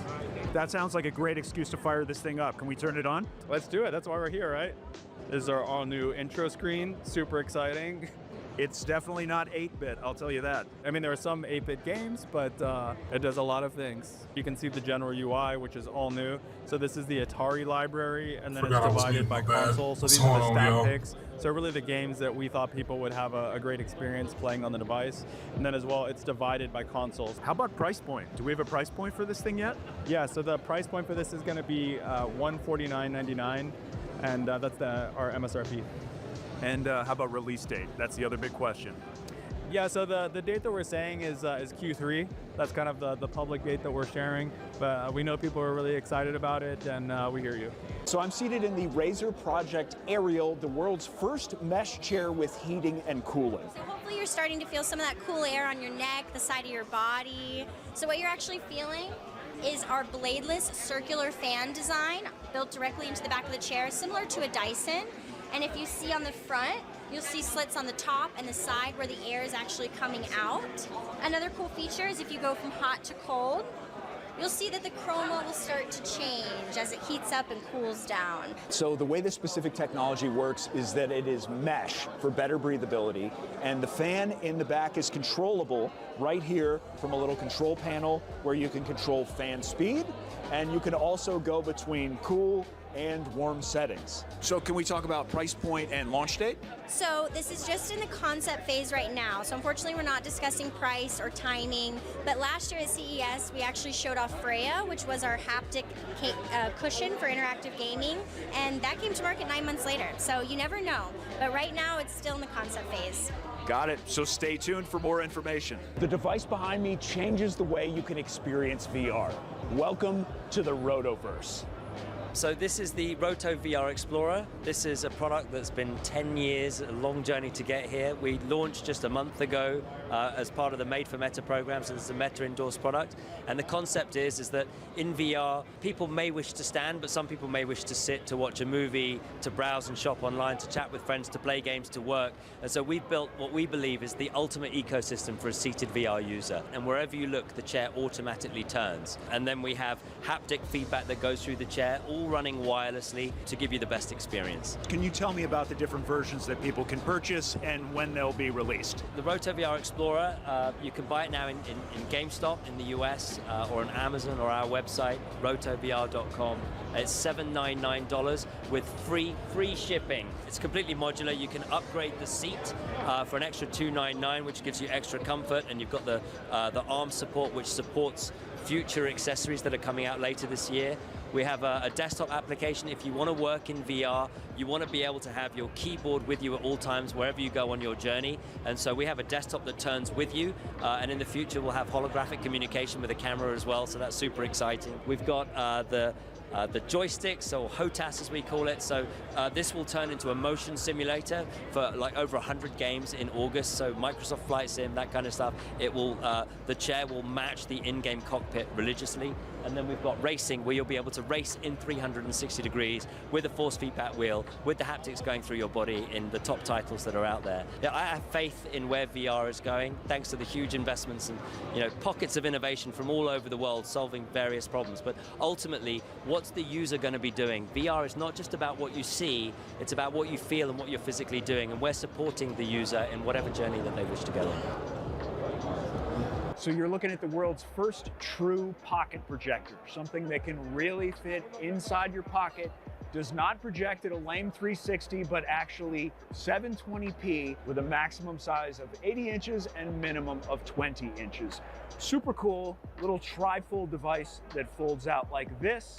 You don't need any lame boxes to connect this to. You can actually connect it directly to your phone to project videos, your videos, live camera feeds. It has a magnetic base. The cool thing about this is the Kickstarter launches in 2 days. So we're right on the front lines of this one. This thing is hot, just about to come out right now. Go on Kickstarter.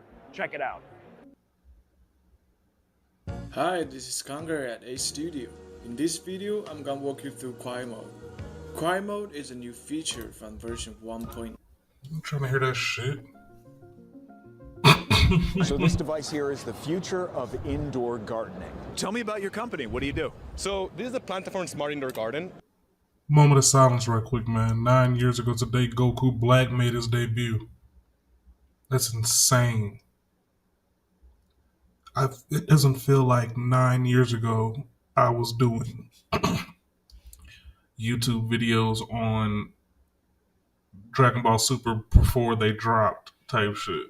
I was doing spoilers and leaks for Dragon Ball Super. It did not feel like 10 years ago. Jesus Christ. And essentially it's an espresso I'm old for as your garden. fuck, So you grow guys. your veggies, herbs, I'm a tomatoes fucking year-round, fossil, literally man. at the push of a button. I'm a Why is this freaking better fossil than me just here, getting man. a few I'm flower old pots as and putting shit. it on my windowsill in my kitchen? Fuck. You're gonna kill those pots just like me. So this is essentially bulletproof. The only thing you'll ever have to do is add water once every 3 weeks, and it's on autopilot. Tell me about the idea for the design. This thing is really rad looking. It looks like an alien egg or something. It's because we use a NASA technology called fogponics, and this technology uses 50% less water than hydroponics and grows plants around 20 to 30% faster. Essentially, you got an internal root chamber, so a little tower where you plug in the pots or the capsules. Then surrounding it, you got these windows. It's like tinted magnetic windows that actually allow the device to block the light from intruding your room, but at the same time control the temperature. So different plants require different settings, and so the temperature, humidity, LED wavelength, nutrients, watering, it's all adjusted depending on the cultivars that you're going to grow. Do you guys sell the seeds as well, and are there special seeds that you plant it with? Well, we sell a lot of like a variety of seeds. These are organic, non-GMO selected seeds that we've pre-tested for like a very, very long time to make sure that the settings are nailed down. So we can guarantee you that with our seeds, it'll always be reliable, consistent, and perfect. But you can grow with your own seeds. How about cannabis for us Nevada and California residents? You can. You can grow cannabis. We don't sell it, but you can. But don't do that in illegal places. All right. Tell me about price point and release date. So we've been selling in Canada for the last year and a half. We just launched in the US this week, and we're selling this for $4.99, which includes also your pot pack, your nutrients, and delivery all in one. We're at Halliday's booth right now. They've been getting tons of buzz by marketing themselves as the world's first proactive AI glasses with invisible display. So you guys have been getting a lot of buzz. What's going on here? What's the product? Yeah, right. So we're shipping smart glasses called Halliday, which is a world's first proactive AI carried glasses in the world. And we ship two actually special features here. One is our invisible display ability. And from our software side, we provide the user with the proactive AI. And what I mean by that is like you don't have to ask the question first to the AI in order to trigger the question, but the AI will be constantly helping you in the process of the conversation between the user and other people. So the AI will actively pop up the message that help or guide, the conversation for the user. Is it just an audio device, or is there a camera as well built in? Yeah, I mean, like the camera is not there carried for this generation, but yeah, we have the audio system. Like there's a microphone. We got two speakers on both sides of your, of your legs of the frame, close to your eyes. So yeah, like we have an audio system built inside. Yeah, it's interesting because it's like you're looking through the frame, not obstructed whatsoever, and then you can look up. And it seems like it's in the frame. Is it built into the frame? Like there's a little viewer? Right. There's like a little box that you look up, and it's giving you this panel with all kinds of information. It looks like it could potentially be like text messages. Now I assume if you're talking to somebody and all of a sudden you go like this, it's gonna mess with the conversation a little bit. But like you were saying, if you were to just like glance up here real quick and be like, oh yeah, Melody is here, outside. I need to go let her in. Then that's pretty useful,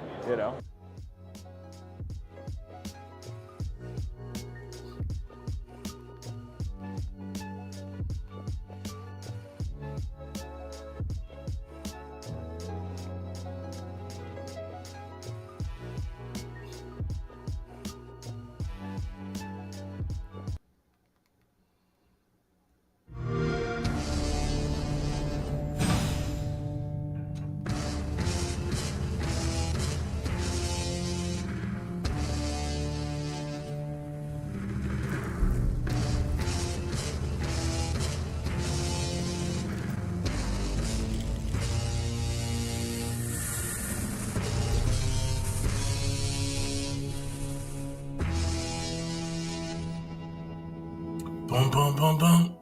Boom, boom, boom, boom. Oh, damn, that wasn't it. Shit.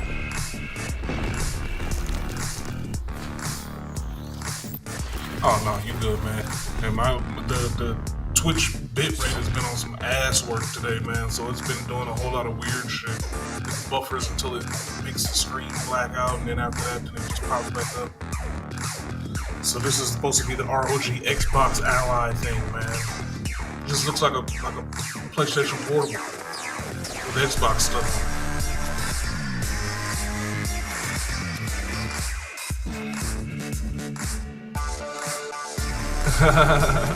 Oh, no, you good, man. I just been sitting over here talking, man.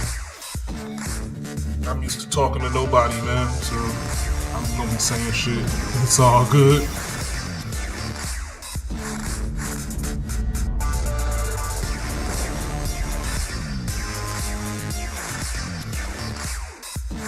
Yeah, basically. It's just an Xbox powered Steam ROG Steam controller, Steam Deck, whatever the fuck that shit's called. As a video creator, our biggest enemy is time, and something that takes up a lot of time is That's literally all that looked like that My was. name's Harry, and I'm no expert. It's a PlayStation Portable Today, we are Steam watching a Deck video with called Xbox the gaming on SCP it. Foundation. Explain. I am aware of SCP, but I only Yeah, I'm became pretty aware sure of it Shorty ain't like finna 2 pull months up ago now, when man. I She done- was watching I done one pissed of her off 'cause my I- anime reactor friends reacting She wanted me to pick her up, some bring her SCP here, thing. And I take her didn't back even know what it home was, tonight. and I still Hey, don't know what it bitch. is. I do not know what this is. SCP. It looks like a Sorry. military operation. I don't Not understand my SCP. So style. hopefully That's this too much video work, and helps then I'm me not. to And then understand you what literally SCP tell is. me If you on the enjoy this phone, video, don't expect click the none, like button, subscribe to the nookie. channel. If I notice that the Yeah, SCP videos are doing well, Why would I do all then that I'll if I ain't react to expecting more no of them. nookie? That's a lot of work. In an undisclosed location, a Drive woman 30 is minutes being away, tortured. come all the way The back, methods of her kick it abuse are with you too for about an horrific hour to or be two, and then described, take you all and the her way back home torturers are and bring death myself row back prison in that, inmates, man. the absolute worst of the It's worst. already damn This near woman's 11. torture is constant, and procedures are put into place to They make ain't sure get back she till never 12. becomes accustomed to the pain. If ever her torturers Please. express sympathy toward their victim, their superiors will have them Trying to lay removed up on and my replaced. couch and in my If they bed try at to 1 rescue o'clock in her the or morning, put her we out ain't of her gonna do misery, nothing. they themselves will be shot. This is a crazy way to start a video. Without hesitation. The woman being tortured is known only as SCP-231-7, and worst of all, she's pregnant. The cause of her eternal torture? The SCP Foundation. And you'll be shocked to learn that when all is said and done, these are the good guys. Because if they ever stop their brutal treatment of SCP-231-7, a treatment codenamed Procedure 110 Montauk, she'll give birth to a creature that will destroy the world as we know it. This is just one of the many examples of the objects and entities under the watchful eyes Have you ever heard of the and SCP a Foundation, mysterious group monkey? that strives to achieve greater good by any means necessary, and we do mean any. What you're about to hear is above classified, and be warned, what is heard can never be unheard, unless of course the Foundation gets its hands on you. So, what is the SCP Foundation? Thank you. In What the is most that? basic sense, Secure, the group's mission contain, statement is protect. right there in the SCP acronym. Secure, Yeah, contain, for a couple hours. protect. Yeah, It's fuck the that. Secure, Contain, Protect Foundation. So basically, SCP Foundation, man, it's a fictional. Well, I don't know if it's actually really fictional. I'm pretty sure it's fictional, but fictional foundation pretty much that does like Ghostbusters type work for like Lovecraftian entities. So there's like 1,000,001 different SCP articles, but they all have entities that have like extraterrestrial powers or, you know, Lovecraftian entities like, you know, Cthulhu type shits or siren heads or something like that. You know what I'm saying? There's a bunch of different monsters, a bunch of different entities that this foundation apparently finds, collects, and secures them so that they can't harm anybody. But a lot of this shit is like, you know, typed up creepypasta shit from old Reddits and 4chans and shit like that. But a lot of this stuff is really, really, really, really good scary shit. And a lot of this stuff is actually based or bases for a lot of these really, really good movies. Like if you've ever seen the movie Cabin in the Woods, there's a part towards the end of the movie where they actually have SCP Foundation based characters escaping from their containment and shit like that. So it's really it's real deep in pop culture, man. It's kind of like little things. If you know about it, you know about it type shit. But most of the creepies and the monsters and stuff like that you probably find in movies that are not like, grandfather stories are based on SCP Foundation entries, which are basically just random ass people out there in 4chan and Reddit typing up cool ass monsters or cool ass entities that SCP Foundation would, quote unquote, make reports on. And it's a big bureaucratic system that they hold all this shit down. Okay. The task of the Foundation. Yeah, if she wanted to kick it with me or, crash for the night, that'd be cool too. But I mean, shit, pick her up, drop her off, pick her up, I'm getting old, man. I ain't doing all that shit. Things that Especially if it's not for no Things ass. that- okay, so aliens, monsters. I mean, Yeah, we it just would saw make it you worth the doing trip. telekinesis. Definitely. But if you just want to come and kick it for a couple hours and it Simply take me don't an fit hour in to with our come get perception you of and reality bring you and back, some things that kinda- pose an existential threat to all human life. They refer to these contained anomalies as Give me another water right SCPs, each of which is accompanied by a number. This is a broad umbrella, as an SCP can range from benign or even actively helpful to downright apocalyptic if ever released. Much like the What the infamous Men in fuck? Black often reported by witnesses in connection with alien sightings, the Foundation works in secret to maintain a sense of normalcy at all costs, knowing the chaos it would cause if any of the anomalies they're harboring ever become public. Take, for example, SCP-500. To the untrained eye, the object is just an honest... Bro, I think I invested a little bit of money into the SCP-500. The S&P 500 is, look it up. I think that's a good joke. I thought that was pretty funny. By the way, your hair's on the wrong side of your head. They ask you how you are, you just have to say that you're fine when you're not really fine, but you just can't get into it because they would never understand. Nah, I'm just kidding. Yeah, no. Yeah, I don't know, dude. God made me weird, bro. He was like, this guy...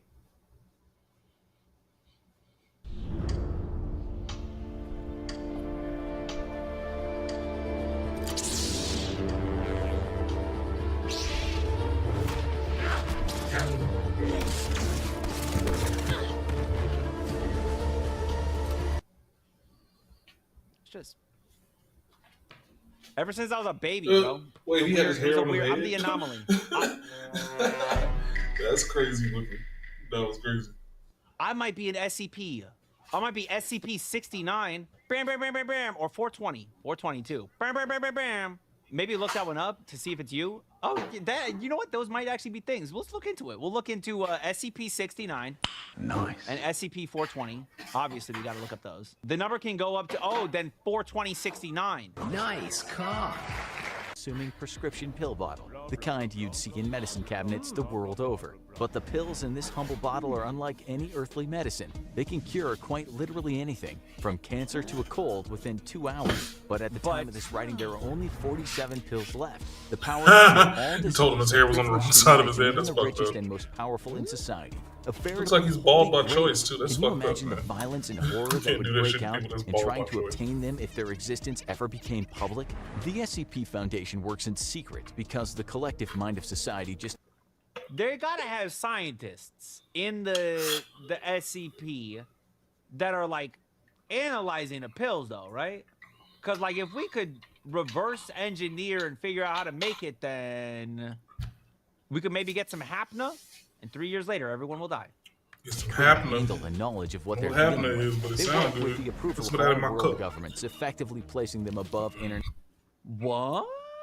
They work with the approval of all world governments? Been National open law. aging this Essentially, tequila. there I'm is not no gonna lie human to you. authority above Every the time I Foundation, pour something, I because forget without how the strong Foundation's it work, is. there would Take be like no 2 sips humans and then left I to just leave it govern. alone To and cover it up understand with the a basic napkin. operations of It's this been over my above desk top for like secret 4 days. organization, we need to delve a little kinda further sick. into that secure, contain, protect slogan. Secure refers to the Foundation's practice of constant global surveillance and observation in tastes order like to juice. detect and intercept anomalous I don't like it. activity before it can interact with civilians or rival Tastes like groups. juice. Contain involves preventing the effects or influence of the anomaly from spreading by either, in their own words, relocating, concealing, or dismantling such anomalies, or by suppressing or preventing public dissemination of knowledge. Then I hate to stop the SCP thing, man. Then there's this other chick that just blew up out of nowhere, man. And she's like, she disappeared on me and had a baby with a dude that looks like me, and it didn't work out. So now she wants to hang out with me, right? And it's like, that's cool. I don't mind hanging out with you. I liked you before you had the kid. I mean, I was trying to date you before, man, you know. But she always wants to bring the kid, yo, and the kid looks like it could be mine. And it's like, I don't want people to be walking around thinking, you know, I'm walking around outside and people I might know think I have a kid that I just been lying and saying I haven't had a kid this whole time. You know what I'm saying? Like, it's just crazy. She doesn't understand that shit either. I told her exactly that, and she looks at me like, I'm like, man, what? Yeah, it does sound like a trap. It does sound like a trap. She tried to trap me before. Not even gonna lie to you. She hit me with the, you know, it's all good. I'm on the pill. She hit me with that shit one time, and I was like, right there. And something in my head was like, she's lying. So I dodged a bullet because a couple months after that, that's when she got pregnant. And she got pregnant by some dude that's like 10 years older than us that looks like me, except he's a bum. But hell yeah, man. Now you know that's a fantasy. They say all world governments. Yeah. All of them work together to make sure that this shit works perfectly fine because these shits are all over the world, man. There's a couple of them I like listening about because they're in multiple stories. But we're gonna after this video, this is an introduction video to SCP Foundation. We're gonna try to do SCPs like almost every Sunday as part of the Scary Sundays. So yeah, we're gonna have that shit up there like this. I think the next one up is gonna be ones that Be the CFO you've always dreamed of with your company's travel spend. Well, yeah, that's one thing. Okay, like I normally am big on that too, but I've been knowing her since I was like 17. We used to date when I was like 18. So like I've known her in my entire life. I've known her before the kid. It's just that now that she has a kid, she really, really, really wants to hang out with me. And then I saw the baby daddy and the nigga looks just like me. It's just weird. It's just odd. Peculiar oddities. Under control. That's all I'm saying. Try Navon.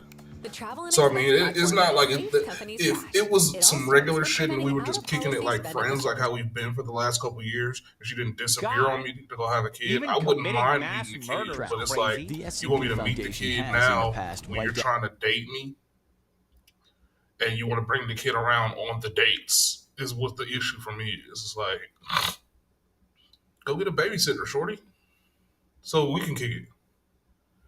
Like we don't have to have. I don't know. Maybe you know. I'm not a chick. I don't have a kid, so it's not like the first couple years. I understand that you know you want to be up under your baby or whatever. But like fuck. Like, there's been a few times where she's FaceTime me and she's just like she's saying some wild ass shit, and then here comes the kid coming up over the screen like, who is that? You know, the baby's like one. The baby just turned one, so it's like. You know what I'm saying? Like you saying some wild shit like, yeah, I can't wait to come for you to come through and I can suck that big daddy. I'm like, yo, and then here you see baby hand come up over the screen and shit. It's like, yeah.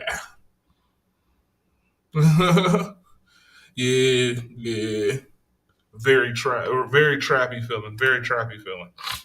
Dangerous and she hit me with the. She calls me baby daddy all the time now, so it's like, ugh. At their own discretion. Consider almost any crime to be permissible. She gets mad when I don't want to talk to her anymore. She called me baby finally, daddy. protect pertains to all operations meant to protect. Stop talking to you for like a week after you call me baby daddy. That shit just kind of neutralizing and destroying them when possible. Some SCPs, such as the infamous SCP-682, a non-indestructible genocidal reptilian, have proved to be almost impossible to destroy.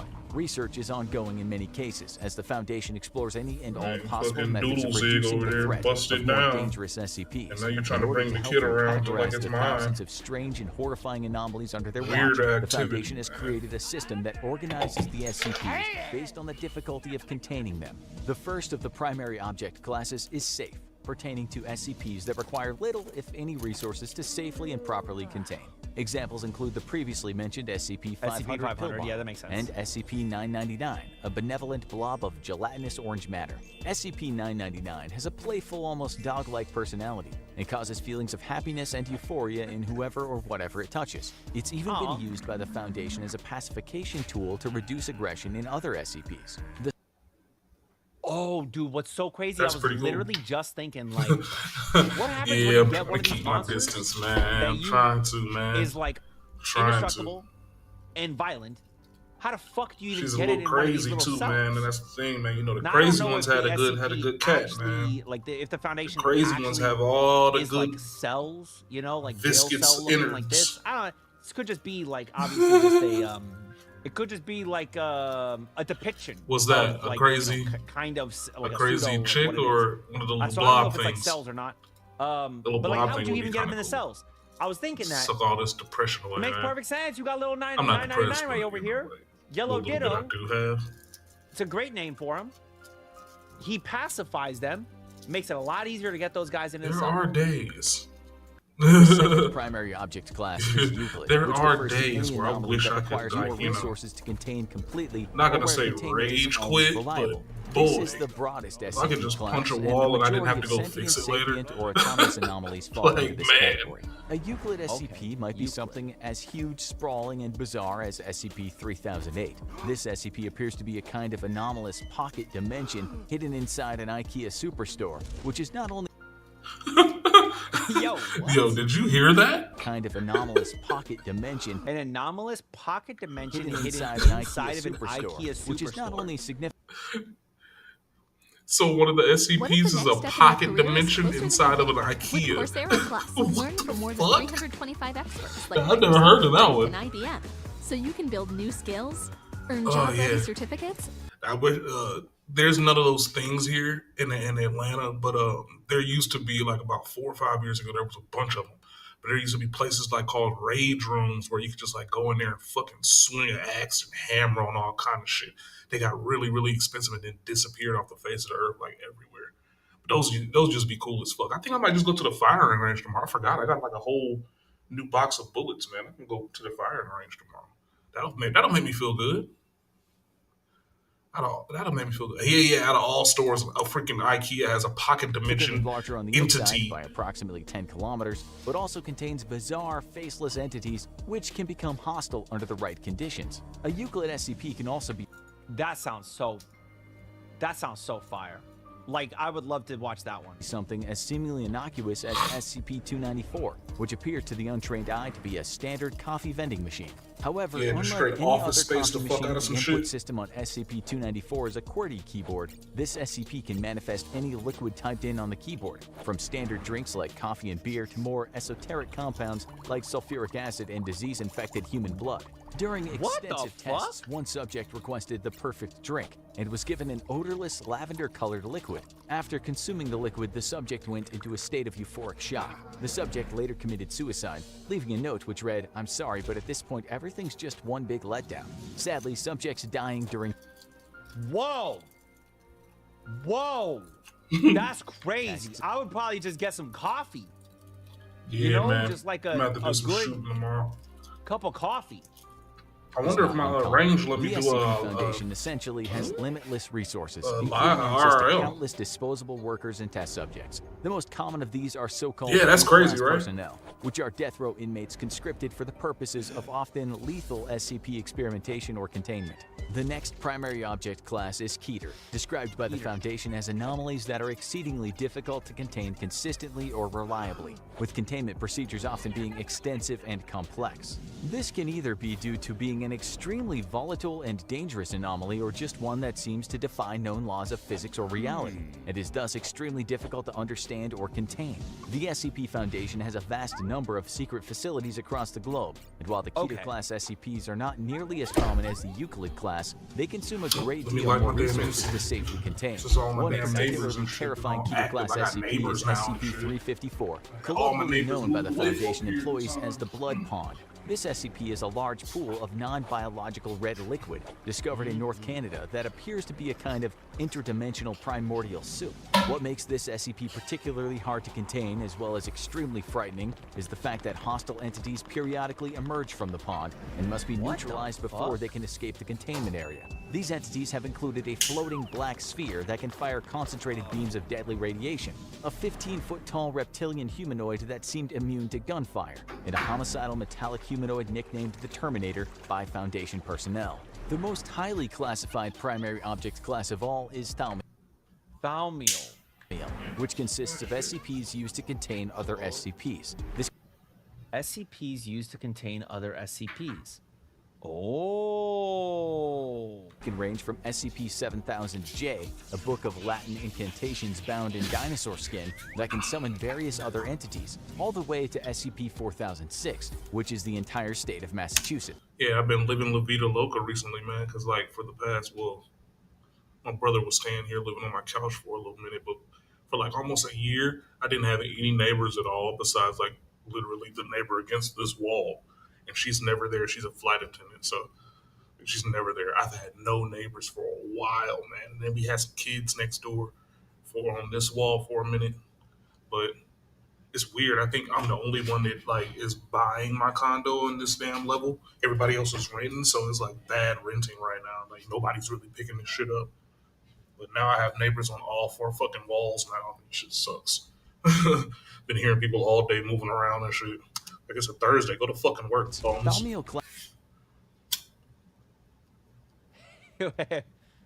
What? What? Damn, how y'all going after masks like that? That's crazy.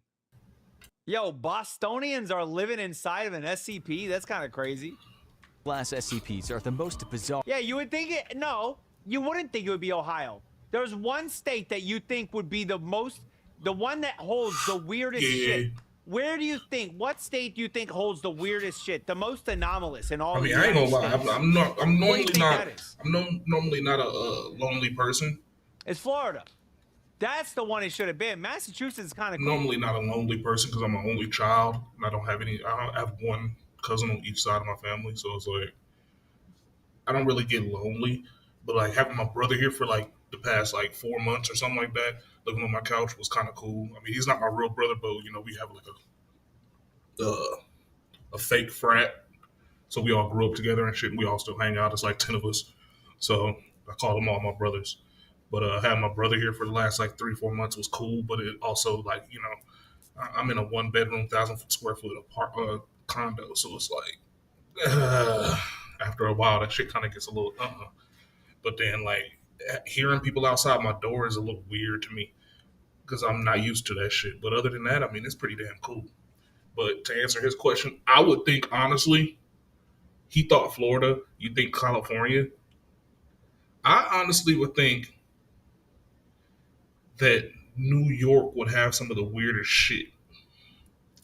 I feel like there's probably some kind of ancient Indian burial ground or something up under there, up under that city somewhere, and some weird shit has to be going on because every time I go out to New York, I don't feel like it's a part of Earth. I don't know. It just feels like it's otherworldly. Maybe I'm just high as fuck and I be tripping. Are an esoteric of the anomalies dealt with by the Foundation, but that's just so funny, dude. All the way to SCP-4006, which is the entire state of Massachusetts. Thaumiel-class SCPs are the most bizarre and esoteric of the anomalies dealt with by the Foundation. I wonder how Massachusetts they often pose is less of an an active SCP threat than many of the Euclid or Keter-class SCPs. Finally, as mentioned earlier, sometimes the SCP Foundation deems an anomaly too dangerous to contain and just needs to destroy it entirely. A terrifying example of a neutralized SCP and a perfect illustration for just how strange and abstract the anomalies dealt with by the Foundation can be. Atlanta. Actually, every fucking show this has manifested as a series of Florida bizarre man. posts across a number of websites about Florida's always that seems seem like to a be place occurring full of on a weird different folks, layer man. of reality and seem to indicate that a kind of deadly parasitic and carnivorous insect was spreading like wildfire across the globe, causing death and destruction in their wake. The SCP Foundation neutralized SCP-4991 by tracking down, containing, and erasing all infected posts across the internet before it could spread too far. Who knows what would have happened if the Foundation hadn't intervened? As is often the case with SCPs, it's probably best just not to think about it. The actual structure of the SCP Foundation is surprisingly transparent, with personnel classification levels ranging from Class A to Class E. Class A personnel are considered vital to the strategic operations of the Foundation, and therefore are not allowed to be in direct contact in any way with any of the SCPs due to potential risks. Class B personnel are vital to local Foundation operations on SCP test sites and are only permitted to be in contact with SCPs deemed to be relatively safe. Class C personnel are field agents that have far more direct contact with the SCPs and often put themselves at great risk in doing so. Class D personnel, as previously mentioned, are essentially cannon fodder thrown into the jaws of death to discover more about the more dangerous anomalies on the SCP roster. And finally, Class E personnel are personnel that have been already exposed to the potentially dangerous effects of an unknown anomaly. Class E personnel are placed into quarantine until they're deemed fit to return to work or terminated, depending.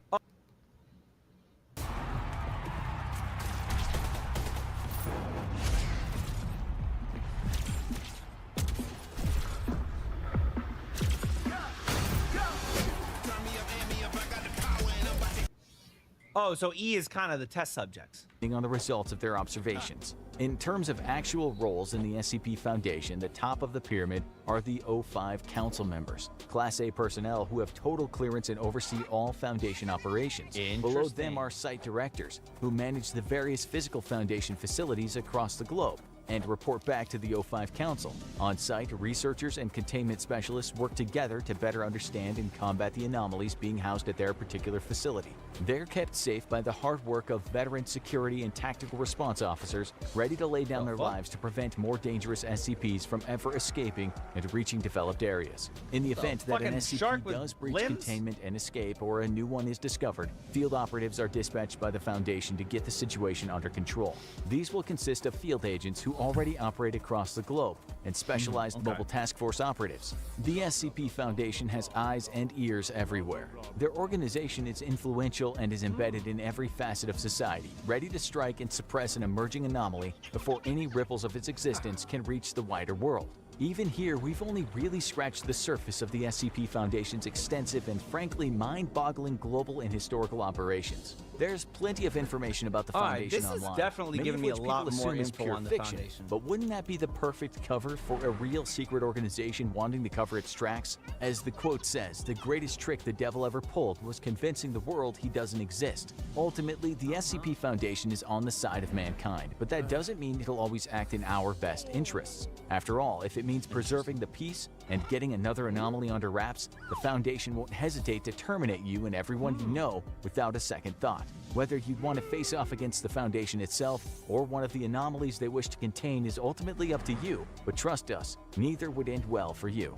Oh, speaking of which, there's another SCP we forgot to mention that's quite literally unspeakable. SCP-2521 is a creature that's made entirely of strange black tendrils that envelop and smother the creature's prey. No written records of the creature exist outside of pictograms because it immediately attacks and consumes any information produced about it. This includes speech, as the creature will appear and consume anyone who— oh god, oh no, it's here, help me! Ah! Pay no mind to what you just witnessed. I, the infographics show narrator, am perfectly fine. We now recommend you watch Russian Sleep Experiment Explained and How a Meme Slenderman Became Real. Pay no— That was kind of cool. I get a better idea of SCP. And I kind of understand what this Foundation is. Yeah, I mean, I would be interested in some stuff like this. I don't know how seriously I should be taking this. Chat, is this like something that do people that like SCP, do they believe this shit is real? And like, if you act like it's not, then they hate you forever? Or do they recognize it's like a fan fiction, but it's kind of interesting?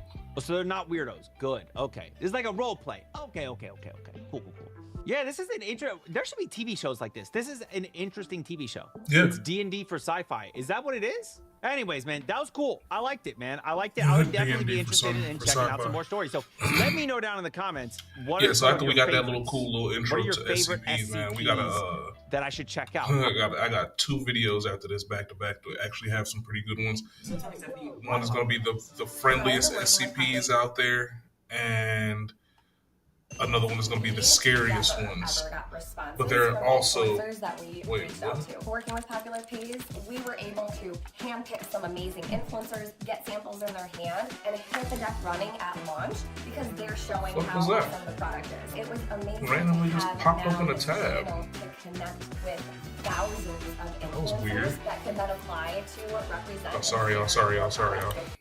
Got y'all listening to ads and The shit like we on SCP Twitch. Foundation has encountered and contained some of the most fearsome entities in human history, and even some from We are long on Twitch. before us shaved apes were ever walking across the earth. They've gotten their hands on Hey, y'all, ancient we had gods, 4 hours and humanoid 20 creatures with minutes. deadly That's what's up, powers, y'all. and more than We've been one up in this item stream with for the a minute, man. We've capacity been to doing bring the about damn the thing. end of the world as we know it. But not everything at the SCP Foundation can Well, kill in a you day. or would even want to. Well, in a day. Sometimes an Well, SCP well. has no agenda, other than going about their lives, making friends, or even helping people. Instead of wanting to eat you for dinner, these entities would rather sit down for a meal and a chat with you.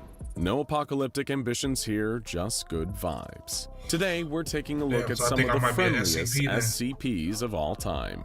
First off is Am an I an SCP that's just as sweet as it is sad. If you ever encounter SCP-4999, you probably don't have long left to live. That's not because it's going to kill you or even hurt you, but because 4999 visits people who are already at death's door. Manifesting as a humanoid figure dressed in dark clothing, SCP-4999 appears to a person about 20 minutes before their death, as long as the subject is awake and alone.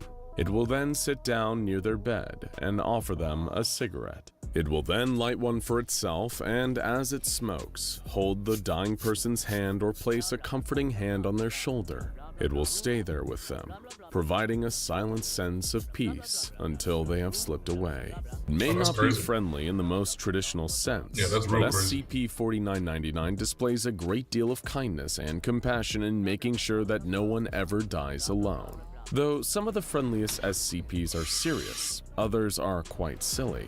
This is the case for SCP-2991. Yeah, Twitch is pretty bad. The entity is a striped, multicolored scarf capable of changing lengths. The scarf appears to be sentient and behaves in a Twitch is docile tough, manner, man. It's all communicating good, by man. forming Appreciate itself into the shape of letters what's and up. Hey, spelling out man. words. Locked The scarf in. enjoys attention and becomes bored if left in Appreciate its you for containment coming over box to my for too YouTube, long, though, too, man. and I has appreciate expressed that. a desire to play. When asked if it was made to be fun, the scarf responded, yes, and then wrapped itself around the interviewer's hand and then went to sleep. It does not seem to have any interests other than playing and spending time wrapped around people, keeping them warm and cozy. It's basically just an ordinary scarf, except it's able to move on its own and desires the company of humans. Yeah, Sounds pretty YouTube darn and friendly Twitch, to our us. YouTube and Some Kick have SC good nice, buffers. friendly people who Twitch, have no control over their own anomalous properties, I don't and even would know why I probably really care prefer to stream just to to them live besides out the a fact that I'm mundane affiliated. existence Now free I've from only any been on it for a unusual month, so. activity. Unfortunately, you don't always get what you want, and neither does SCP-507. 507 is, for all intents and purposes, an ordinary human man with one notable exception. Against his will, he routinely finds himself teleported into alternate dimensions, appreciate it, appearing man. in them and returning to Yo, I his appreciate you original liking my ones stream too, seemingly at man. random. Look, Aside from these it odd, takes a stressful lot for somebody to occurrences, actually like 507 my is a brand of- jovial of individual who enjoys meeting other entertainment, man. SCPs So, and I chatting with appreciate you for coming researchers at through, the man, Foundation obviously. about the But we paranormal. gonna try to make Aside sure from that, his dimension you have a hopping, good time he every is time no you come, different man. from any pleasant stranger you might encounter on the I know street. my While some entities like 507 behave like a neighbor to the SCP Foundation, But, others like and especially when you get SCP-131 are more around like the house ad pets. time, too. SCP-131 We refers to a just pair got out of of an creatures ad probably like nicknamed 10 the minutes ago, iPods, so everything two around it teardrop-shaped looks sucky creatures as about fuck. 1 foot high, But, one orange and one yellow, with a usually single does pretty blue good eye in the for middle now of each around, of their bodies. 10 Their minutes intelligence after has an been ad or 10 compared minutes to common away from house an ad. cats, It's and they are pretty very crazy. curious, loving to roll around the facility and see what everyone is getting up to. They appreciate attention. Man, I appreciate it, Joe, man. Nice to meet you, Sean, aka Monkey. I appreciate you coming into my Discord too. I saw you in my Discord And this affection, morning. and I had, seek more sent of a it message from those back. who they bond to, following them Definitely fuck with around y'all, like a man. lost puppy. They may look strange at first, but their behavior is downright adorable. And as you may know from some of our other videos, when certain deadly anomalies like SCP-173 escape, they can storm in and save lives. So they're not only adorable, they're adorable heroes. Sometimes an SCP with the best of intentions can cause harm to Foundation personnel without meaning to. This was the case for SCP-2337, a male corncrake bird capable of vocalizations loud enough to cause permanent hearing damage. Though he possesses this ability, He has never used it to cause deliberate harm while in Foundation what's up, custody. man. I appreciate you, Instead, man. he simply wants to chat Yeah, with man, the personnel, look, speaking in a language similar to... For the year that I said, fuck it, I'm going to start streaming, was 4 years to the date that I stopped rapping completely. I just fell off the face of the earth as far as all of my music and stuff goes. I stopped doing shows. I stopped doing all music, and I stopped doing even engineering for people and everything like that. Man, I wasn't depressed or anything like that. I just couldn't do it anymore. I couldn't do the upkeep to keep all of it running the way I wanted to run, and I was the only one doing it. I had no help. I had nobody really backing me. Every dollar that I got from it, I put back into myself, and it was fun for a time until it stopped being fun. And then that's when I said, you know what, fuck it, let me start streaming. And when I made that decision, I dusted off this old app that I used to use all the time called Tagged.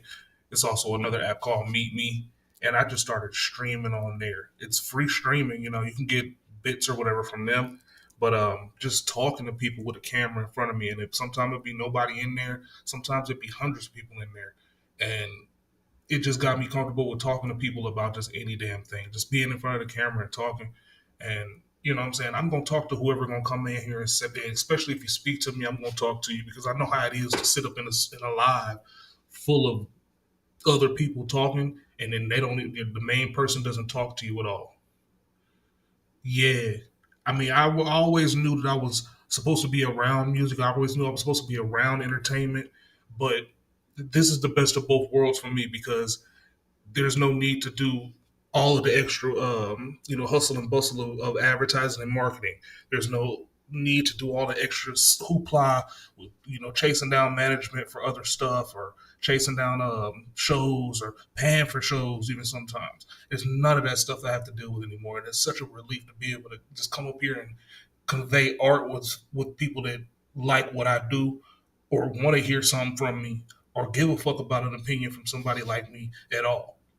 So, you know what I'm saying? It warms my heart a whole lot when I'm able to have somebody like you come up in here and tell me that, hey, man, you appreciate what I do, even though I don't feel like I'm doing a whole lot.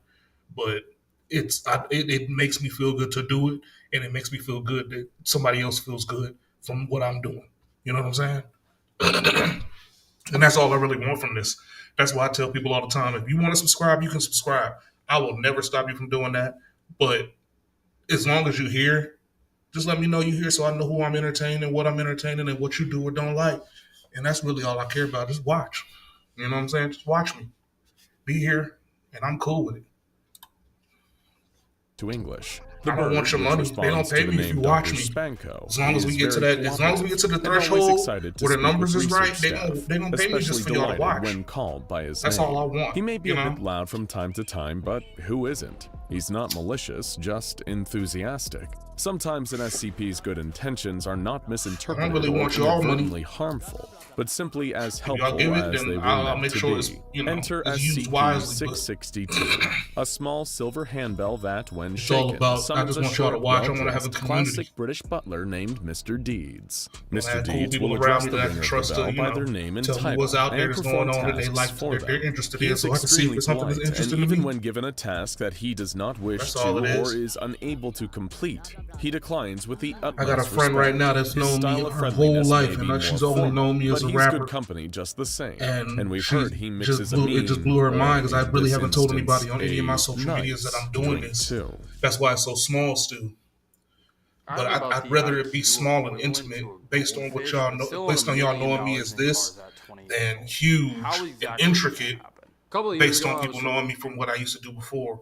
Many You know what of the I'm nicest SCPs to be around are similar I've never to been pets, big, but very but my few numbers were got deliberately big, intended to and the live fact that in I was one's always home a as faceless companion. rapper too, SCP-111 it just made it real tough. is an exception. It made it real tough. 111 refers to a species So the of folks that knew me, invertebrates resembling snails, and the folks that never also knew just referred kind of was to like, as wow, that's dragon cool as fuck. snails. Now I'm getting Unlike banged in the ordinary face and shit. snails, these creatures So, are warm-blooded, it's highly different. intelligent, It's different. and capable of breathing fire. Though they should be handled with care, hatchlings are capable of imprinting on their owners much like other baby animals, and likely would make a lovely pet for a fireproof household. Unfortunately, they are all in Foundation custody, so there is no way to find out for yourself. Some of the previous SCPs in this video are similar to ordinary pets, but SCP-529 actually is an ordinary pet, with one small anomalous change. SCP-529, or Josie, is a small house cat with gray tabby markings, and only half of a body. Don't get upset, she is not injured or in any pain. For some reason, the rear end of her body, from tail to the bottom of her ribcage, is simply not there. The place where the cat's body ends appears as pure black to the naked eye and absorbs light. The area does not appear to be invisible, but it is simply not there. In spite of this, Josie experiences no adverse effects, moving around as if the back half of her body were still there. There are no containment procedures in place for Josie, and she is allowed to freely roam the facility, purring, rubbing up against personnel's legs for attention, playing with balls of string and little mouse toys, and begging for pieces of cheese as a treat. Creatures like Josie the half-cat provide a morale boost to those that encounter them, but entities like SCP-5094 can provide material benefits to the lives of those they meet, and help them to make a change for the... Sorry. But on Tagged, I think I've had maybe 300 people in my live at one time. And it wasn't that bad. It wasn't like it was like, the chat was going crazy. But I wouldn't mind it. That would be kind of cool. But it's like, I'm the kind of person that's attention to detail. I remember what I will be able to touch everybody. I feel like I just want to be able to, be able to touch every comment, talk to everybody about everything, and make sure everybody felt like they loved here, man. Especially if they're coming in my space, they're coming to my stream for me. I'm gonna make sure everybody feel like they're welcome, man. Unless you out here doing some weird shit and you're not welcome, then get the fuck on, weirdo. But for the most part, I've only ran into 2 people that were weird as fuck since I've started streaming, and for the most part, it's been pretty pleasant experience, man. Pretty pleasant experience. Very heartwarming. So, the better. Hey, man. It's all love out here, man. That's all I'm trying to do is pass the love is the on. main character of a children's educational CD-ROM game called Miss J's Whiz Kid Schoolhouse. Miss J, who is unable to leave the computer program, has only one interest: educating others. She can teach a given student about essentially any subject, including particle physics and cubist sculpture. She conducts her lessons over the course of several days, up to 30 hours in length, with breaks for meals and trips to the bathroom sprinkled throughout. Test subjects who studied with Miss J have described her as the best teacher they have ever had, and she helped a D-class leave the Foundation and begin a career studying criminal justice. She even recognized a former student, now a junior researcher at the Foundation, and expressed delight at seeing how far he had come since her first lesson with them. Many of the friendlier SCPs have a great deal of knowledge they are eager to share, and one of the most eager out there is SCP-1867, or Lord Theodore Thomas Blackwood. Lord Blackwood identifies himself as a British explorer and naturalist, as well as a war veteran. Like, I just heard Tectone in a video earlier today where he said he has 45 moderators. The moderator, more than likely, he doesn't have chat up, and he's probably looking at his own video. But for the most part, his moderators are probably telling him what certain people are probably highlighting chats for him. Because, excuse me, honestly, ain't no way in fuck. And then, okay, you even got to think about it like this too. He's doing 3. So sometimes he's even live on YouTube too, and YouTube is his big dog. YouTube he got 3.2 million. So if he goes on YouTube, he damn near might have 1,000 people hop up in there in one time, in one instance. So it's like, man. And I mean, the thing about him is he's going to sit there and scan those chats. He's going to scan the chats that he sees, but more than likely he got like probably 20 moderators, and they probably highlight chats for him.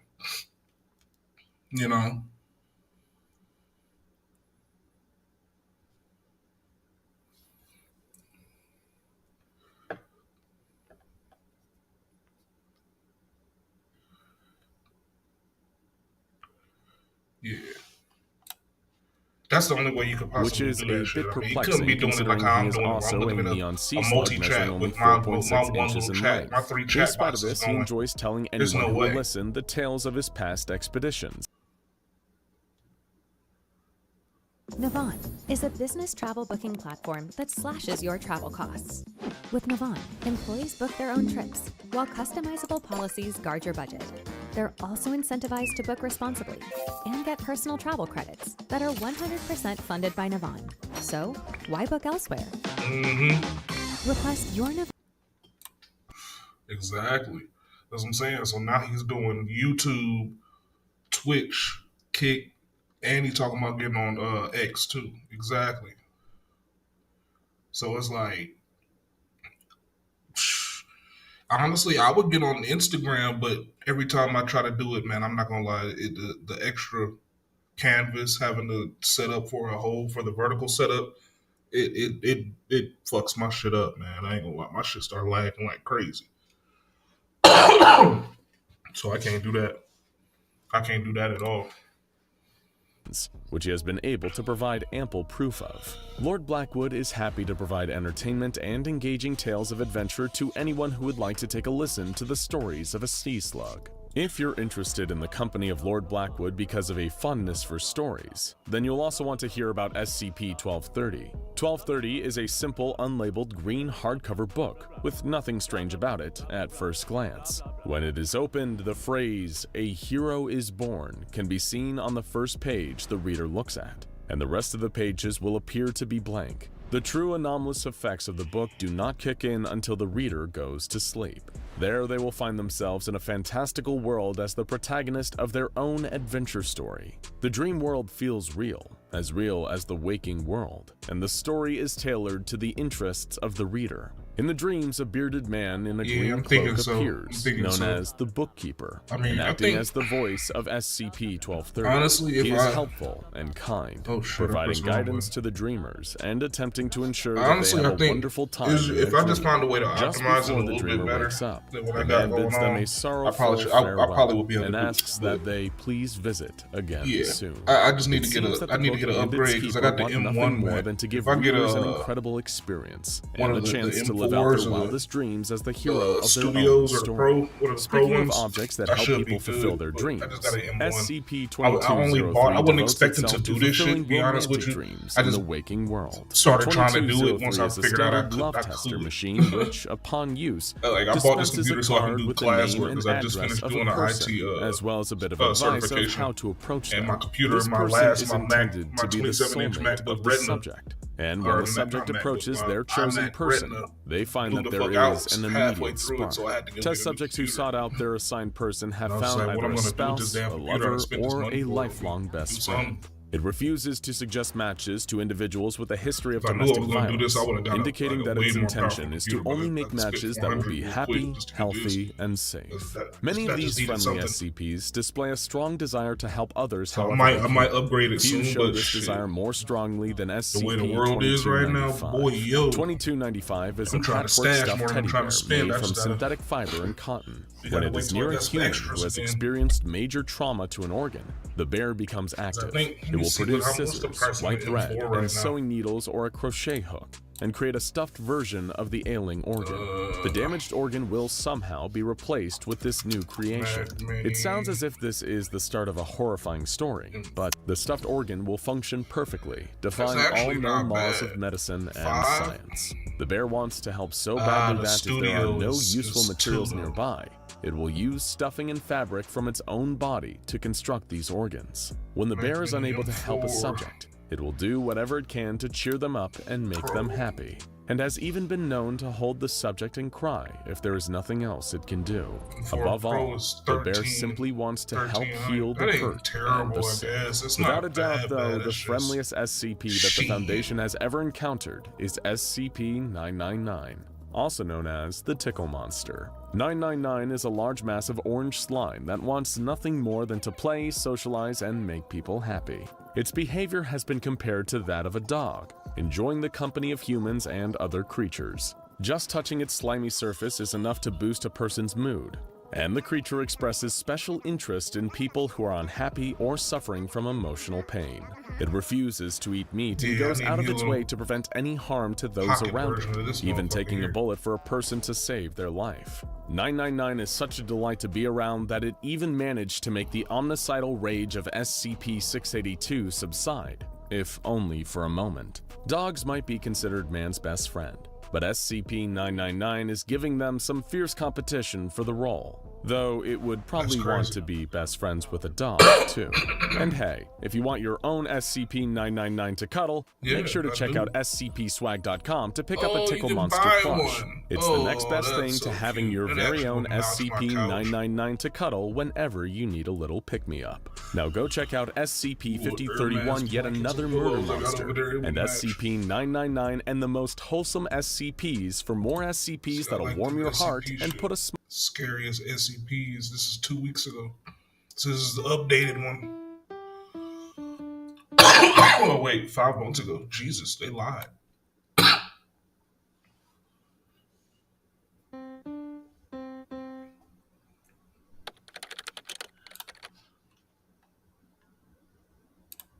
This video is not intended for kids. Fucking right it ain't. This video contains flashing lights, unsettling content, violent content, jump scares, and sudden loud noises. It is also not suitable for viewers who suffer from automatonophobia, bathmophobia, entomophobia, hodophobia, kinemortophobia, masclophobia, and atomophobia. So many phobias. Viewer discretion advised.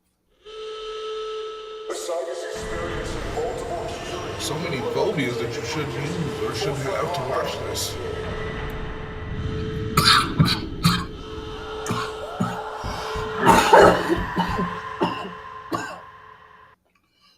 The SCP Foundation is a secret organization of scientists who are devoted to collecting and containing all the supernatural objects and creatures in the world for the sake of protecting the rest of mankind. Is that what's been wrong with my damn text-to-speech or something? SCP stands for Special Containment Procedures, and their unofficial motto is Secure, Contain, Protect. Items contained by SCP are classified as one of the following. Safe. Items which can be reliably and safely contained and can be handled safely with the proper procedures. Euclid. Unpredictable and harder to contain than safe objects. And Keter. They require extensive and precise containment procedures. Most Keter items also pose an enormous threat to humanity. The Foundation often uses D-Class personnel to handle and experiment with extremely hazardous objects and anomalies. These people tend to be prison inmates convicted of violent crimes, especially those on death row. That would be kind of cool. In times of duress, the Foundation will even use political prisoners, refugee populations, and ordinary civilians as alternative sources of D-Class personnel. D-Class personnel.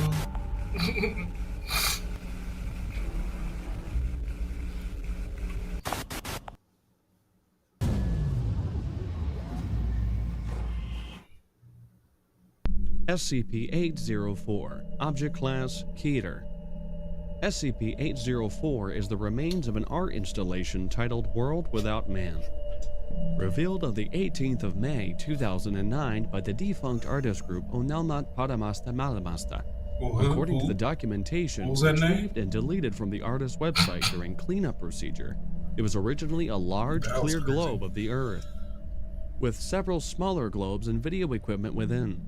Promotional material on the website implied that the globe was to display images of pastoral wilderness untouched by mankind, contrasted with visuals of abandoned human industry and decaying landmarks. Upon activation, before a small audience of prominent environmental activists and artists from the nearby community of 804 began to display its destructive properties. We can only speculate if the device's output was intentional or not, as those involved in this construction perished during the incident or have gone into hiding. While the globes within 804 rotate, all man-made artifacts within approximately 100 meters begin to rapidly deteriorate until completely disintegrated. The effect applies to anything ranging from machinery to buildings, clothing, plastics, synthetic chemical compounds, and any tool more complex than a sharpened stick of wood. The area of effect grows the longer the device is active, with the effect growing ever stronger at its source. Human tissue is also affected at a slower rate of decay, causing victims to become emaciated as they lose body mass, leading up to collapse of the skeleton and death, with the body swiftly breaking down into component matter shortly thereafter. Non-human life is completely unaffected. Persons who escape the area of effect experience symptoms similar to prolonged starvation, but can return to full health with proper care. If not for the fact that it is not entirely immune to its own effect, 804 would have had the potential to remove all trace of humanity from the globe in a matter of weeks.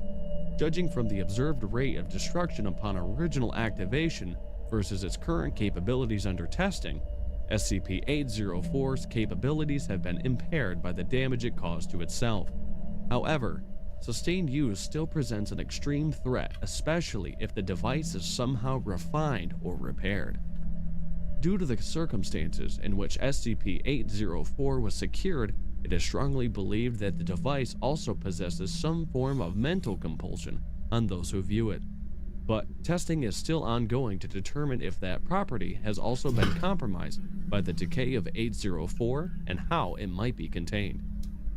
Until such time as SCP-804 is found to be without any memetic effect, it remains in its original location at the former site of Alaska, where exposure to the elements prevents its reactivation. A camouflage tarp is maintained over SCP-804. Facilities for armed guards and testing are maintained 130 meters from its location. Trespassers are treated with Class A amnestics and returned to the nearest town of, or terminated at the discretion of on-site security. In the event of SCP-804 being approached or seized by a hostile armed force, Contingency 804-X is executed. Ooh, we gotta wait till the morning for that. Hey creators, do any of these comments look familiar? Yeah, same. But do any of these people actually follow you? Any single one of these comments could be your next superfan or your loyal customer. Instead, they're just grabbing your valuable content and disappearing. Meanwhile, your follower count.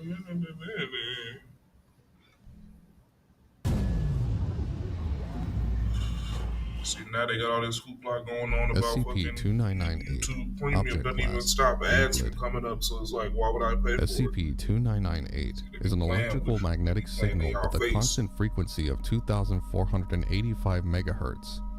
The signal seems to lack a single point of origin, rather, with a power of 1.86 megawatt, which in combination with the large coverage area suggests that multiple in size. The signal was believed initially to be an anomalous but innocuous white noise present at that frequency.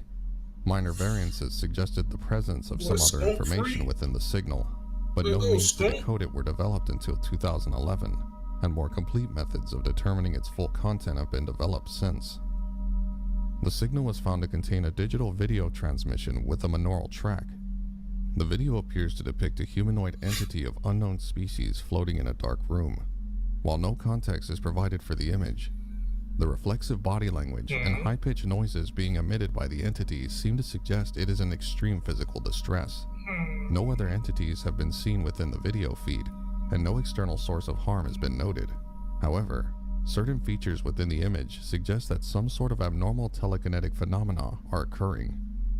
The entity frequently appears to be pushed or moved, and brief images of background objects within the room suggest that some gravitational field is present, implying the entity's midair position is not due to zero gravity conditions, and the entity is being held in place by an unknown force. The Foundation has modified radio frequency and electronics manufacturing standards worldwide to avoid civilian production of devices capable of receiving SCP-2998.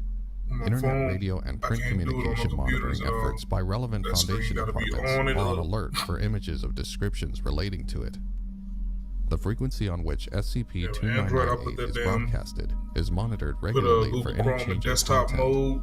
All extraterrestrial vessels and video probes up, are modified press play, covertly to include equipment designed to monitor and for the then just presence of SCP-2998 close the off-world. screen out, and then on Research to determine the source of it always and on the display, background you just behind kinda its click content play is on to the damn continue video. as a Class 2 priority effort. Hit the red up, I looked at that before. SCP-372. It does take away the ads, so they Object just blowing class smoke up my ass right now saying that it does. SCP-372 is a creature of unknown species, approximately 2 meters long from head to tail and weighing approximately 45 kilograms. It has a long, thin body with 8 pairs of narrow limbs. See, they don't. Analysis has shown that its muscle fibers are elastic in nature, allowing for extremely fast and precise movements. Every part of the body is abnormally flexible, coated with small fibers that glue to almost any solid surface. Infogram. In place of eyes or ears, it has a proboscis. But he's talking and shit.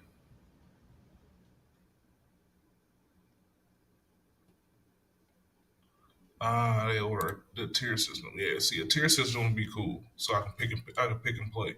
Because I don't watch music videos, so I can give two fuck about ads on music videos. But all of this shit that I be watching, like this random ass shit, I would like to be ad free on most of it. I mean, if I'm gonna be streaming for maybe like 4 or 5 hours, maybe sometimes 8 and 10, like I would like to be able to, not have to fucking fight all damn day about it.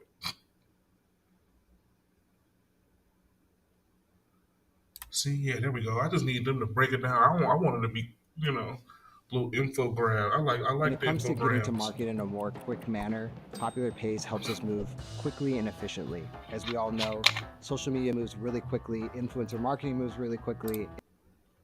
There's an app for that. Wait, hold on. I'm Steve Jobs.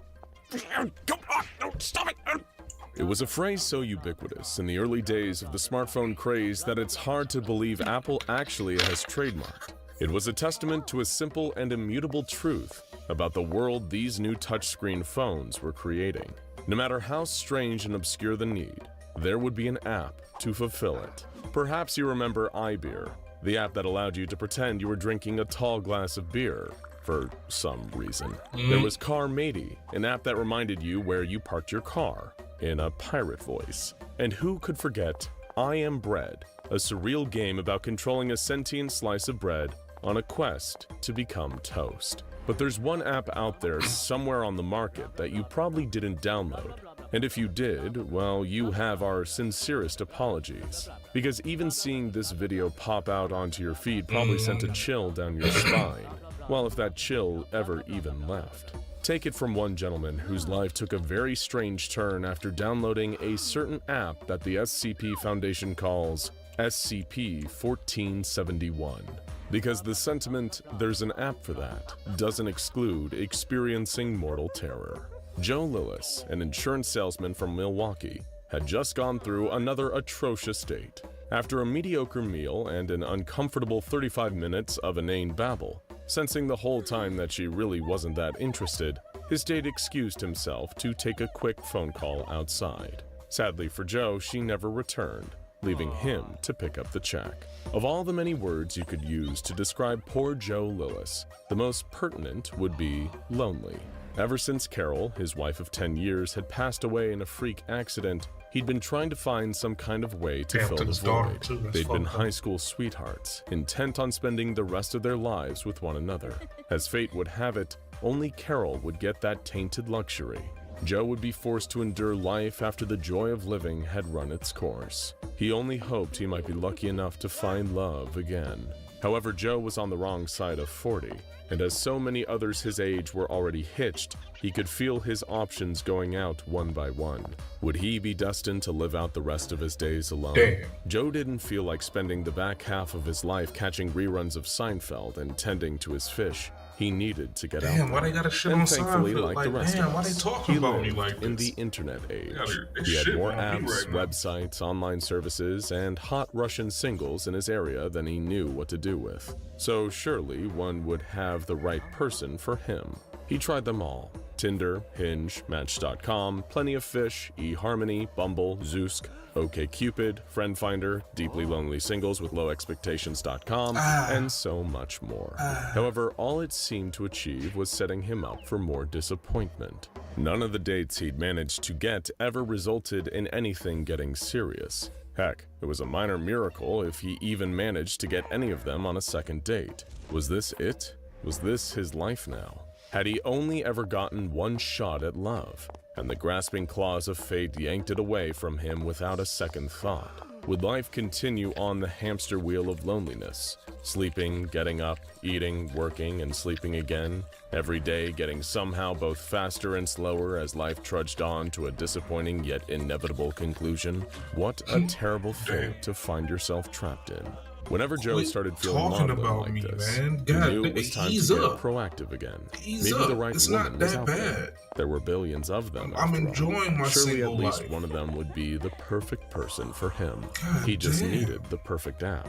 He'd burned through all of the most reputable apps already, and was now perusing some of the slightly seedier options, most of which were likely data mining fronts from the Balkans. However, as generic app after generic app passed, something different caught his eye. The icon was a smiling cartoon dog, and its name was Malo version 1.0.0. This gave him a little chuckle. At the very least, it was very different branding from the rest of the dating apps he'd seen. Maybe it'd just been sorted into the wrong section of the App Store. He decided he'd check it out and take a look at the app's description. The description read, "Never settle for those awkward feelings of being alone ever again. Malo is an exciting and interactive experience that will keep you engaged and intrigued. The anxiety of social situations can be nerve-wracking, but after just a few hours of Malo, you will soon forget all about those painful emotions of disappointment. Be part of the new craze that is quickly becoming the next social substitute. Remember, If you're selling a service as an entrepreneur or a freelancer and you need an easy way for your already clients to seen book appointments Malo and thing services, before. It was actually the more you participate, the more Malo will engage you. Your experience is completely up to you.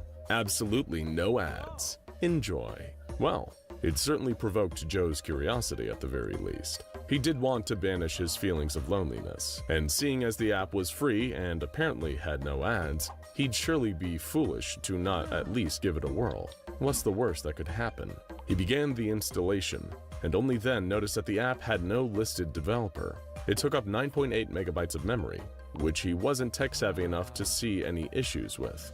More than anything, Joe was just enticed by the prospect of finally having another chance at companionship with Malo.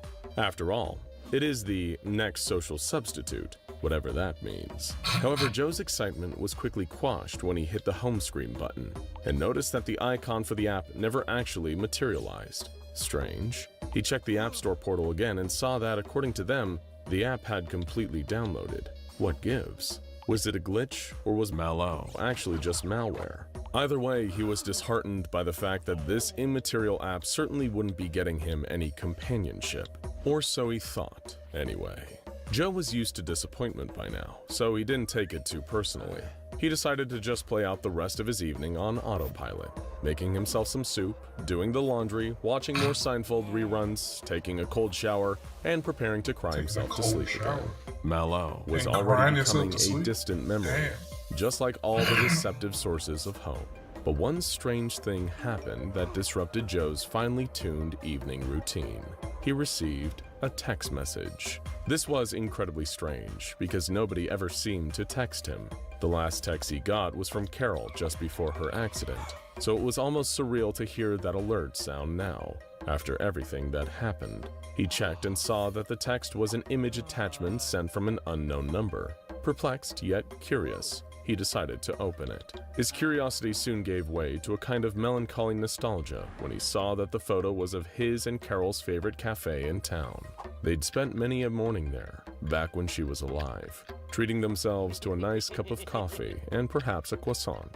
Just seeing it again caused an involuntary smile to spread across his face. It never even occurred to him, as it probably would have to others, that this could be seen as a little creepy. He hadn't frequented the bakery since Carol died, How would anyone even know that this place held any significance for him? Was it a stalker, a ghost, or just a spooky coincidence? None of these thoughts even crossed Joe's mind. He was just grateful for the surprising reminder of the happiness he'd once had. For the next couple hours, things seemed lighter. He went about his evening, checking the photo every so often and smiling, until eventually he found himself in bed, still looking into the glow of his phone. It was such a beautiful little cafe. Then he froze. He noticed something in the picture. It'd been there the whole time, but only now he was seeing rather than just looking. It was in the corner, staring through the glass of the cafe's door. So faint he almost wanted to dismiss it as a trick of the light. It was a face. Well, not a face, more like a skull. Not a human, not anywhere near human. Long, slender, and canine, with protruding fangs and vacant white eyes. The pure white of the skull was buried in a nest of thick black hair. It looked like it was crouching behind the door, looking out and grinning, whatever the hell it was. Just seeing it changed the entire tone of the picture. It was no longer a simple reminder of bygone joy. Now all that was radiating out of that image was a palpable sense of dread. Was someone playing some kind of every time you get like into it, awful prank on him? Just then he was jogged from his contemplation by another alert. A new message from the same number as before. With great hesitation, he hovered his thumb over the push notification and clicked. That's when everything got a lot worse. It was a photo of a bus stop. Not just any bus stop, of course. It was stop C16, the one that Joe always took to get to work. It looked like it was taken relatively early in the morning, but nobody was there. Well, not quite nobody. There was that figure again. It stood at full height, behind the partially frosted glass that makes up the back of the bus stop. The same large black humanoid shape, with a white, grinning dog skull where the face should be. Something about it terrified him on such a primal level, like the way our lizard brain reacts to some ancient apex predator. And whatever this thing was, it clearly knew something about him. How else could it stage all these photos? Joe got out of bed and looked out of the window, down onto his dark front street. Empty, thankfully. But after this surprise nightmare, he wasn't going to take any chances. He grabbed a kitchen knife from downstairs and placed it on his bedside cabinet, right next to his phone, with 911 on speed dial.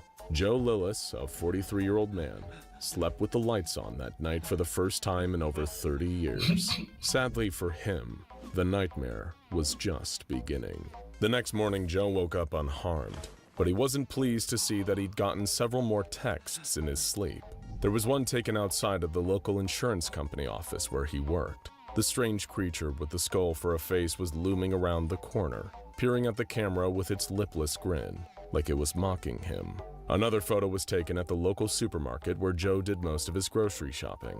The frame was centralized on the cereal aisle, bordered on both sides by walls of garish mascots endlessly repeated. Down at the far end of the aisle was a looming dark figure with that cold canine skull where a human face should be. There were a few more, but worst of all was the last one. It was taken at the cemetery. In the foreground, a headstone reading, Carol Lillis, beloved wife and daughter. Joe was horrified to see that skull-faced beast was rising up behind his wife's grave, long clawed fingers curling around the top of the headstone. That was the moment that Joe decided to go to the police about all of this, before things got even more out of hand. He called an Uber to get down to the station. He certainly didn't feel like he was going anywhere near his regular bus stop after last night. He showed the photos he'd been sent so far to an officer posted at the station, and they agreed that there was certainly something strange about it. While the behavior undeniably bordered on harassment, it hadn't yet delved into criminal territory, so he would sadly be on his own until then. The best they could do was stay in touch and kept abreast of any new developments. The only sage advice they could give him was not to delete the photos, as they could always be used as evidence in court later if things escalated. This was literally the last result that Joe wanted out of this. Considering how bizarre and threatening things were getting already, he really didn't want to find out what escalation looked like in this case. But what else could he do but carry on, just trying to exercise as much caution as he could in these strange new circumstances? He went to work and tried his best to stay productive, despite the fact that every 3 or so hours, a new photo would arrive. Places that he liked to sit in the local parks, stores he'd frequent, restaurants he liked to eat at. The nightmare skeleton dog thing would be standing in all of them, just mugging for the camera. On one hand, every time he looked at one of the photos, Joe felt like he was giving this freak exactly what they wanted. On the other hand, how could he possibly look away? What if he missed something that could save his life? It carried on much like that until later in the evening. Joe may have not been a genius, but he was no fool either. He'd seen too many of those seedy true crime documentaries about kidnapping to take his normal route home. He took a real detour, frequently checking over his shoulder the entire time. Much to his relief, he didn't see anything out of place. Good. When he got home, he locked every door and bolted every window. Nothing would be getting the jump on him tonight. That's when the next picture came in.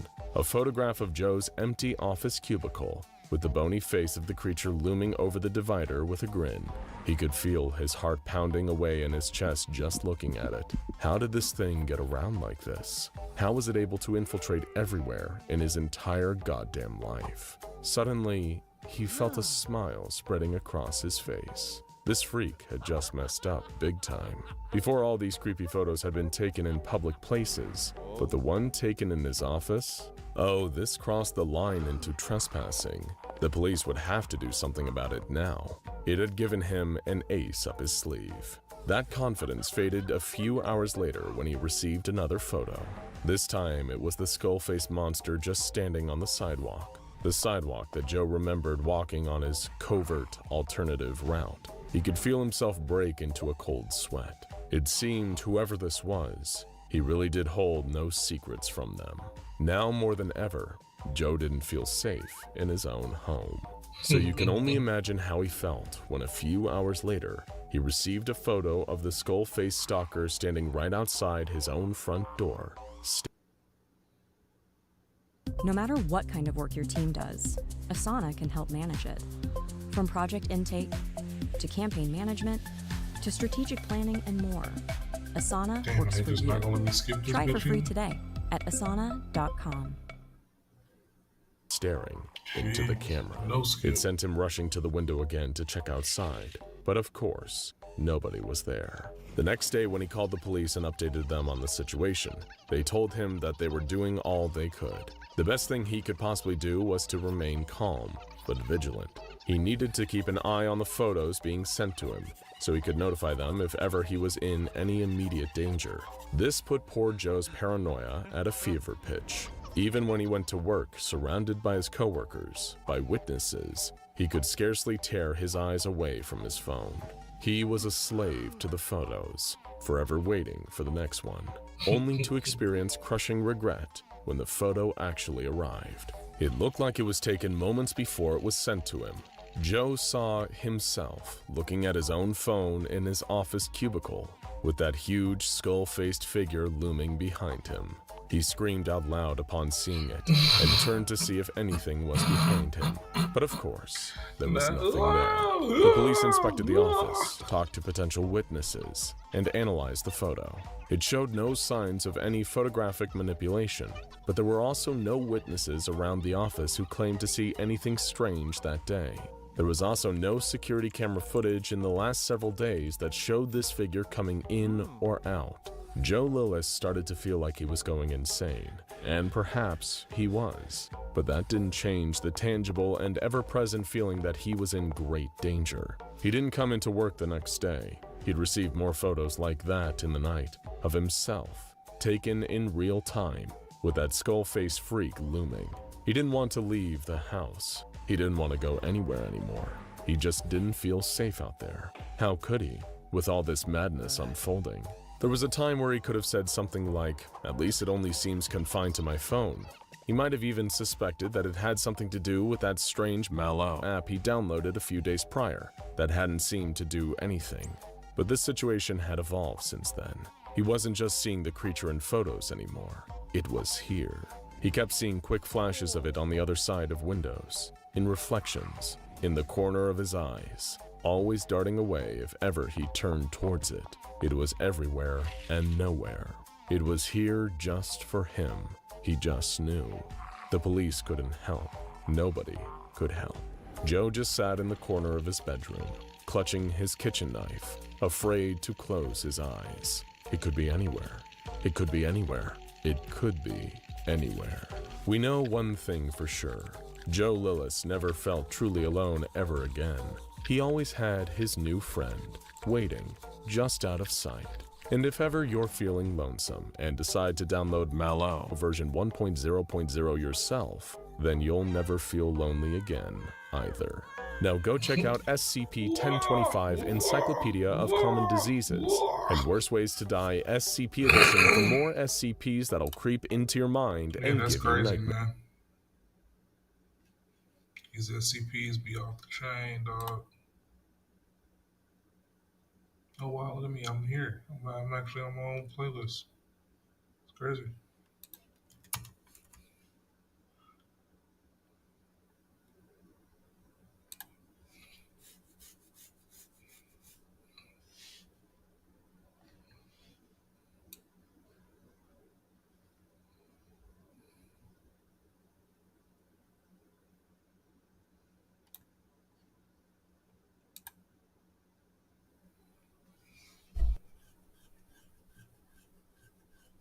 Yeah.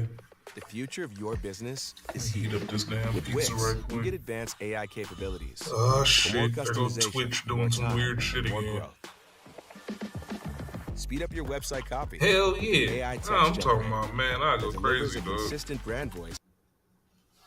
The SCP Foundation has faced a number of wide, it's gonna potentially kill me already, apocalyptic man. It's threats gonna in its kill me mission to already. uphold normalcy Like, and save ain't no way in humanity. We know the SCP Foundation could be ruthless in this mission. The events of SCP-5000 before Agent Pietro restarted the universe show what happens when the Foundation is pushed to its final decisions regarding normalcy being upheld. In SCP-5000, it seemed that the SCP Foundation decided to cease research further into the anomaly they needed to neutralize. But what would have happened if they didn't? In any case, we know the SCP Foundation is dedicated to normalcy and the containment of the anomalous. But what happens when the SCP Foundation is faced with a dire decision: uphold normalcy or destroy their universe? The multiverse is a concept in science fiction that has gained mass amounts of popularity over recent years, especially recently thanks to a certain wall crawlers movie. Multiverses are parallel universes that are similar or extremely different from the main ones. Scientists have pondered over the existence of a multiverse for hundreds of years, with the most popular being the many worlds interpretation, a theory of quantum mechanics that states there are many worlds that exist in parallel at the same space and time as our own. Some interpretations even state that every decision a person makes causes a branch in reality where the person made the other decision. We're familiar with the SCP Foundation's run-ins with the multiverse, from SCP-2935-O Death, a cave that allows the Wanderer to enter a parallel dimension that's fully and completely dead, only for the same thing to happen to their own world once they return through the cave, or SCP-1437, a hole that allows the Foundation to send, receive, and read parallel dimensional documentation from other multiversal SCP Foundations. Combine those two concepts with an SCP-001 proposal. The importance of an SCP-001 proposal is not lost on the Foundation. Researchers of the SCP Foundation saved the SCP-001 slot for only the most dangerous, apocalyptic, or widespread anomalies that could affect the Foundation itself, humanity, and normalcy. Arbalik's SCP-001 proposal and the research within its file found the answer to the question we posed above. When the SCP Foundation is faced with a dire decision, do they uphold normalcy or destroy their universe and all the people who live in it? The file begins somewhat different from what we're used to with SCP Foundation files. Instead of an item number or containment procedures, We begin with a yellow notice from the Records and Information Security Administration, or RAISA for short. The notice states that the following file was received in 2026 from Dimension R42. Is Dimension R42 potentially the cause of SCP-001? Could they be attacking this version of the SCP Foundation? The notice continues with a description of the file that follows it. It states the file below describes an anomaly threatening all members of humankind in all of the multiverse. This file had been emitted to this version of the SCP Foundation for 8 minutes as an extremely dangerous cognitohazard, classified as a Class 5 cognitohazard capable of easily destabilizing and penetrating this universe. However, it was found to not be dangerous, only reading as a danger level 0. While this Foundation was unable to quickly counteract this cognitohazard, it appeared to not pose a threat to the affected universe's humankind. Part of this notice is crossed out, indicating that it is no longer true. There is a high threat of repeated cognitohazardous or other forms of attack from Dimension R42. Instead, this part has been replaced with the following fact. Dimension R42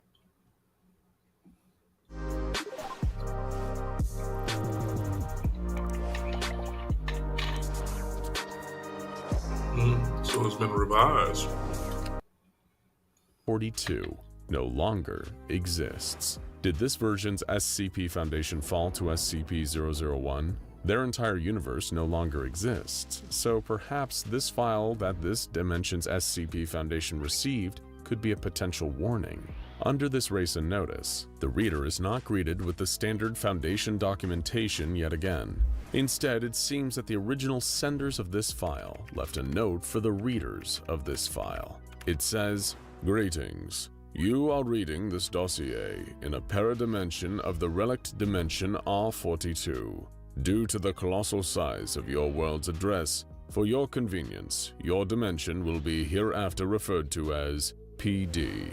Paradimensions." It seems as though we're reading this SCP-001 file through the eyes of the SCP Foundation in this so-called paradimension. So if the original SCP Foundation and their universe, R42, is now destroyed, what does this mean for us? The note continues. The following message has been constructed by the SCP Foundation of the Relic Dimension R42 and is addressed to the SCP Foundation of Paradimension PD. Enclosed you will find information about SCP-001, which is a threat to the multiverse. Here we go.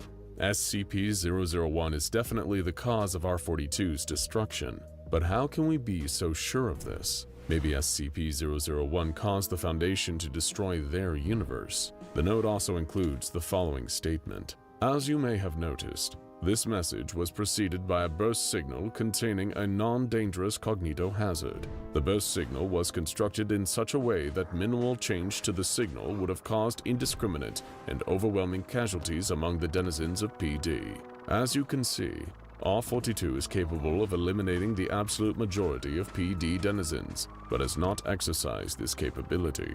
In the context above, we ask you to consider this action not as an act of aggression, but as a demonstration of the fact that R42 has no pretension for conquest or other forms of aggression towards PD. Take the following information in earnest. Well, at least this version of the SCP Foundation is being somewhat friendly with the paradimension.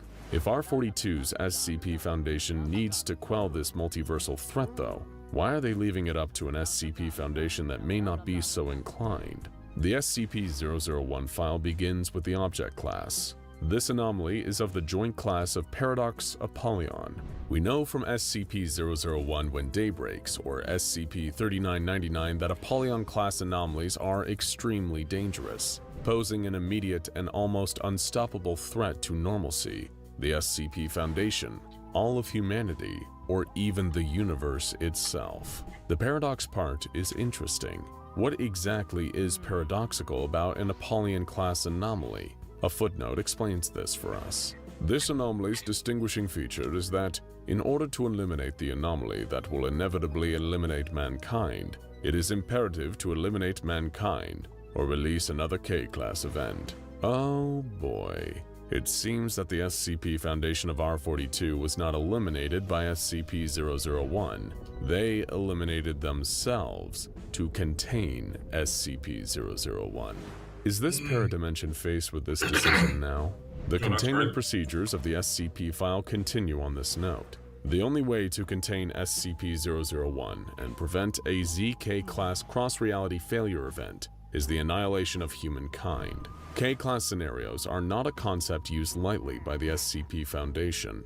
We're familiar with the Omega K-class scenario when we are completely rid of death, or XK-class end-of-the-world scenarios, so we know the danger these anomalies hold to humankind, normalcy, and the world. The SCP Foundation will do anything to prevent these scenarios from occurring, apparently even including the elimination of all humankind or entire universes. The description goes more in depth on the SCP-001 anomaly. SCP-001 consists of all living members of the Homo sapiens species living within Dimension R42 and the Paradimension, or PD for short. It seems as though this anomaly was created out of a mistake from Dimension R42 and PD. As the description states, the anomaly first came into existence and developed in the relic Dimension R42 and later activated in PD by accident. How could this have happened? What the fuck? Sometimes it can feel like there's no way out of treatment.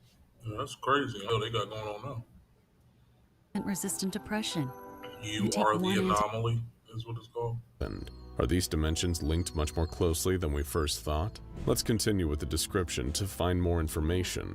Scarily, this portion of the description contains a note that states that unchecked growth of SCP-001 will cause the annihilation of the entire multiverse. The SCP Foundations of Dimension R42 and PD are not met with this decision, as now the entire multiverse is at risk. The R42 SCP Foundation has done immense research on the topic of the multiverse of their universe. After the Big Bang, a finite number of universes were created, only 57 to be exact.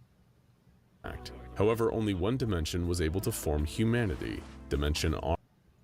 Nah, ain't trying to hear that shit. What the fuck they got going on? that was a little OD, man.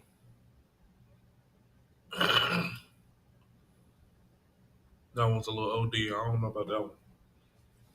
Though it hasn't shown any signs of expanding, and there have been no notable changes in size, position, or area affected, the SCP Foundation still maintains firm control over the area. 2 armed personnel are constantly stationed outside a concrete room, where inside, 2.1 cubic meters of space is sealed off. Nobody is allowed in, at least unless they have the adequate security clearance to be granted access. For everyone else, it remains a restricted area. Even if someone is permitted to enter, they're advised to take extreme care at all times. The room itself is empty, or at the very least appears to be. And while those entering it or leaving are usually unharmed, every so often, someone comes out forever changed. After all, that's what knowledge does to you.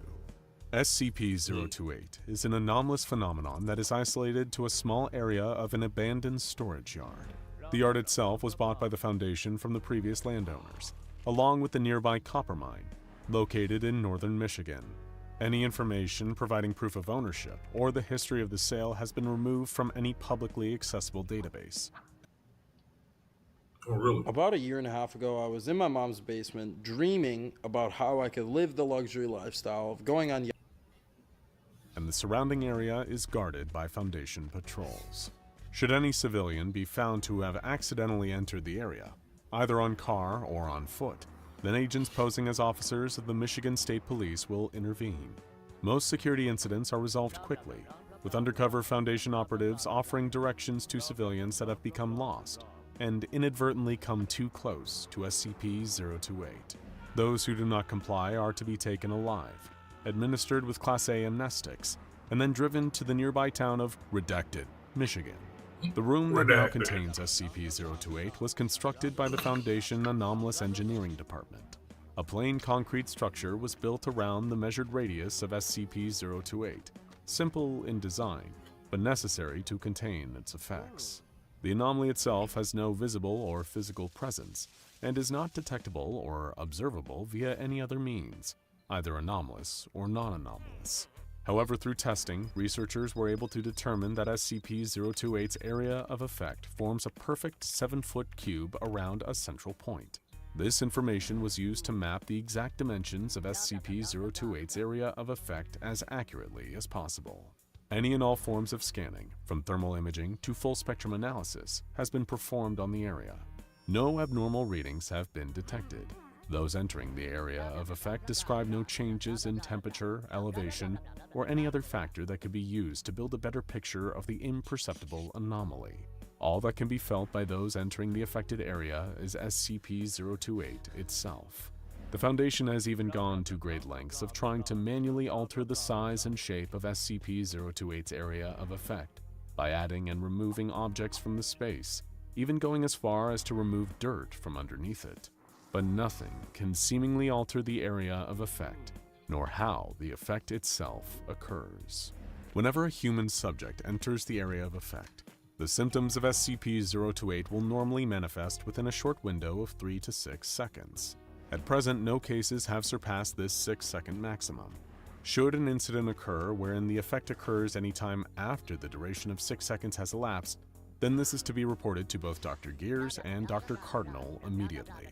In every observed case so far, though, the effect of SCP-028 occurs as follows. The subject will enter the affected area, wherein within 3 to 6 seconds, they will spontaneously develop the total and complete knowledge of a subject.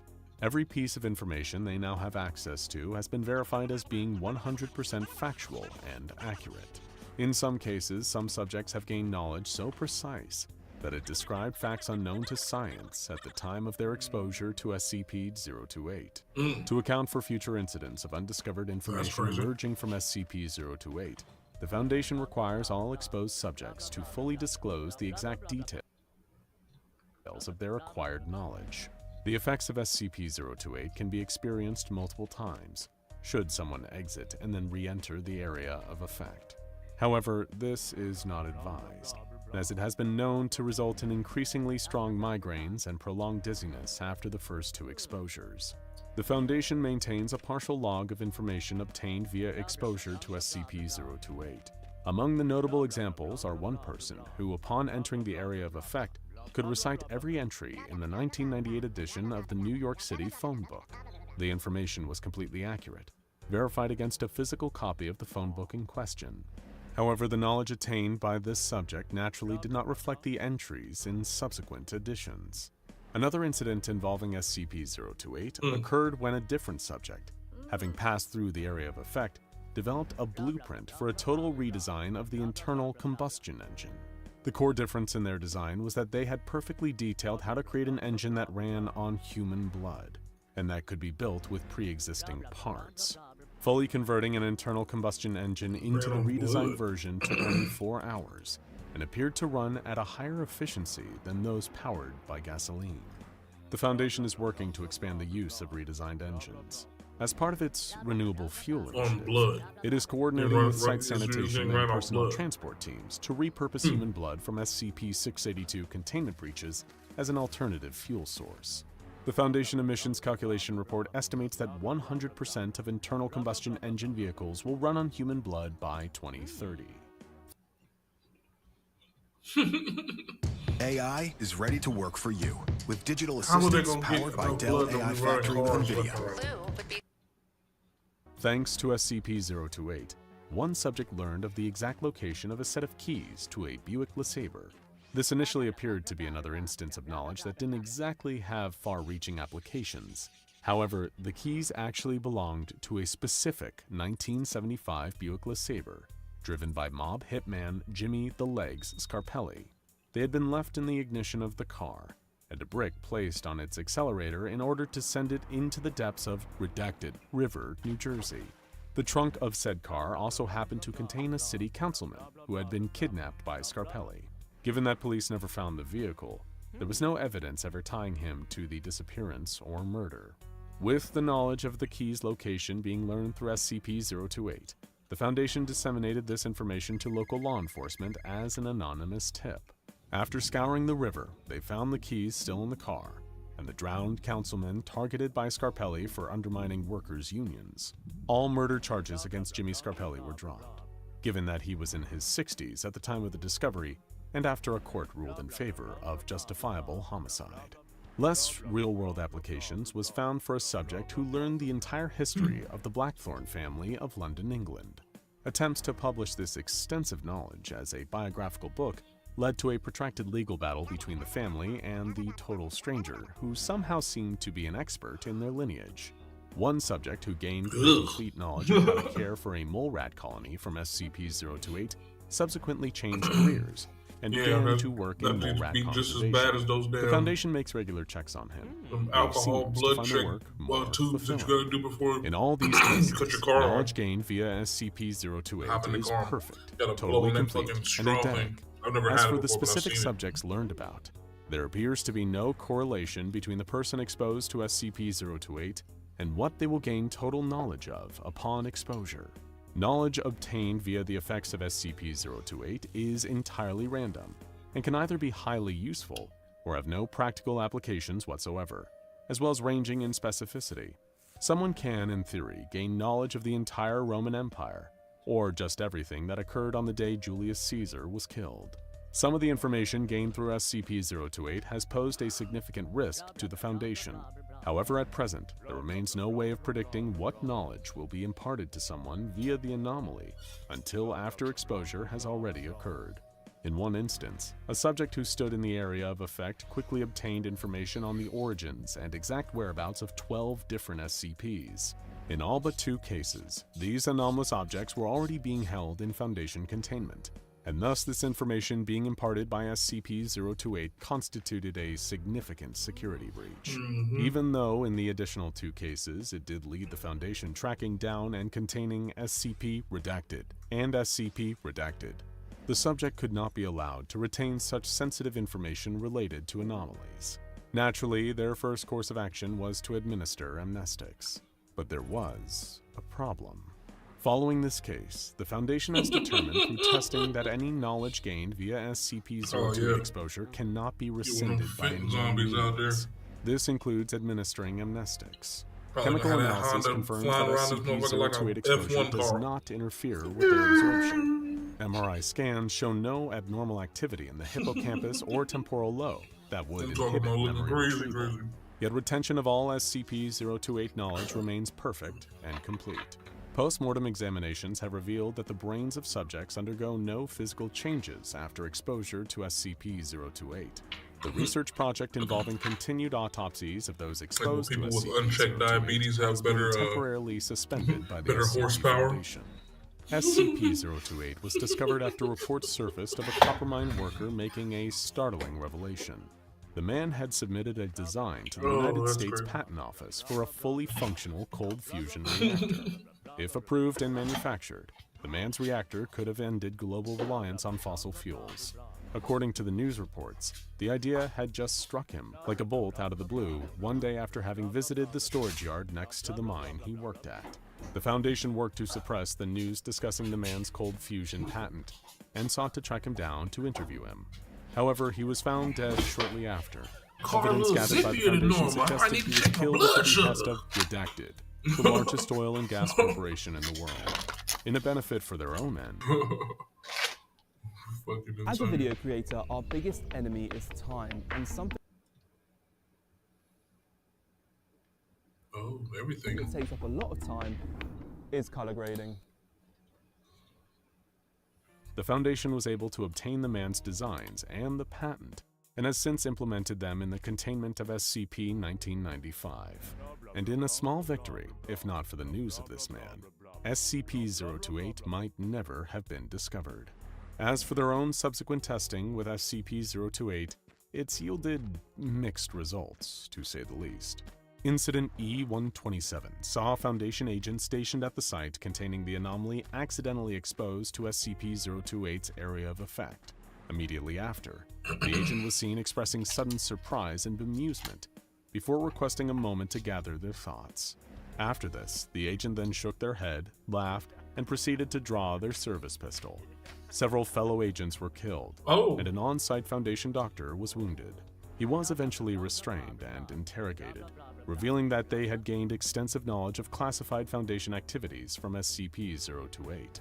Much of this pertained to several anomalous objects he had not been previously aware of, including the Foundation's procedures surrounding SCP-2669. As this once again was an incident of Foundation intelligence being disseminated randomly via SCP-028, measures were taken to prevent further information of SCP-2669 being uncovered. Its entry in the SCP database has been concealed by a page that claims the designation number is simply a placeholder. A tribunal is still yet to confer over the affected agent's fate. Any personnel who enter SCP-028's area of effect are to be detained indefinitely. Tests with D-Class personnel have had similarly unusual results. During Experiment 189, Subject D-9843 was exposed to SCP-028, only to start exhibiting abnormal respiratory actions several hours later. This was the first noted incident of an apparent physical change following exposure to SCP-028. Medical examination and then later questioning of D-9843 revealed they had gained the knowledge of how to recycle the carbon dioxide inside his body. A number of repeated attempts were made to teach this skill to other members of D-Class. However, when these failed, D-9843 was terminated. An autopsy revealed no abnormalities in their respiratory organs. There is, however, one SCP-028 experiment that nobody within the Foundation wants to acknowledge. Those found discussing the outcome of Incident E-112 are to be reprimanded or given amnestics without exception. When a different D-Class, D-1182, entered into SCP-028's area of effect, they immediately began weeping, and were witnessed dropping into the fetal position. Whatever the knowledge they had learned was clearly so devastating that they found it debilitating. Attempts to console them failed, and they became unresponsive to all external stimuli for several days. They soon fell into a catatonic state and would only verbalize the following phrases. "This is not life. This is not real."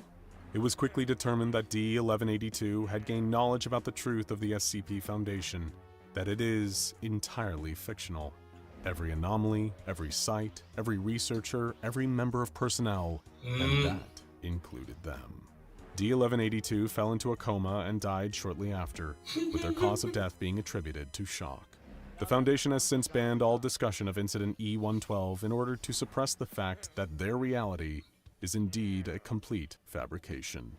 It's like we said, knowledge will forever change you.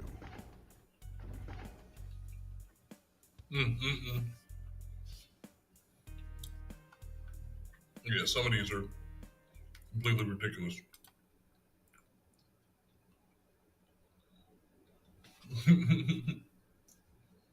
Yeah, well.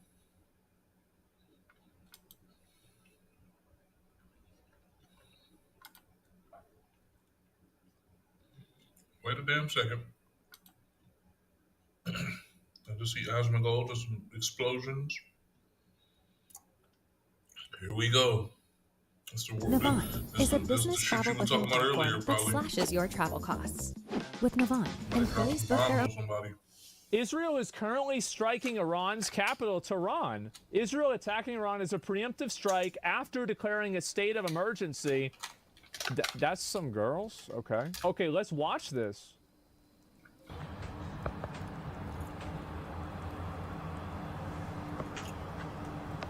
Yeah, this is what you were talking about earlier.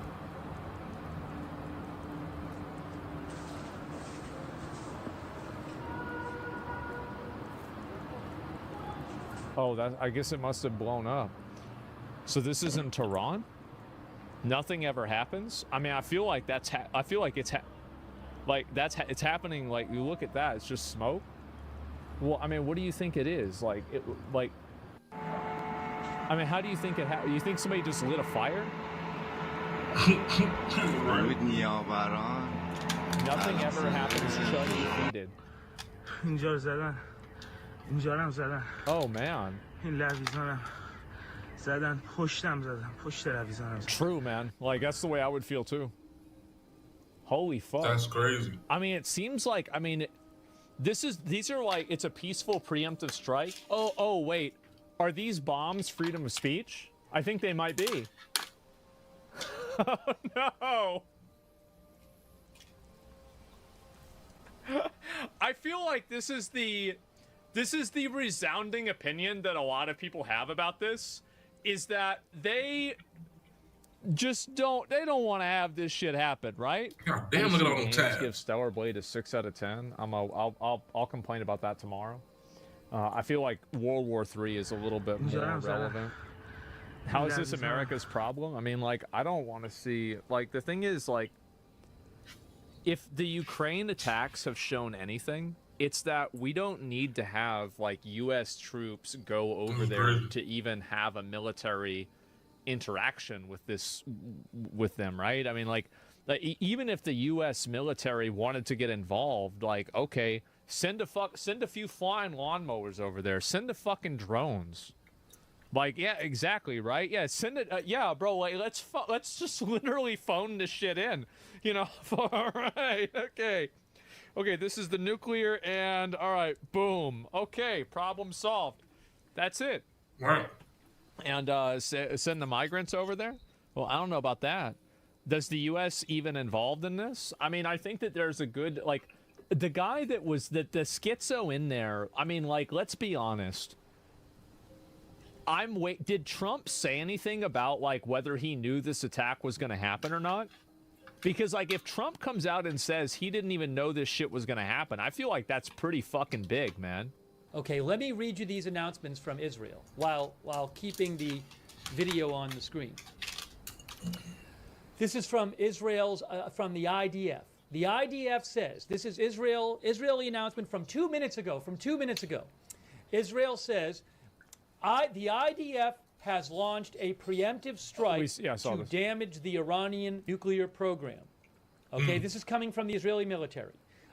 They say the IDF has launched, the IDF spokesman announces that a short time ago, the IDF, under the guidance of the political echelon leadership, launched a precise and integrated preemptive strike based on high-quality intelligence with the aim of damaging the Iranian nuclear program and in response to the Iranian regime's ongoing aggression against Israel.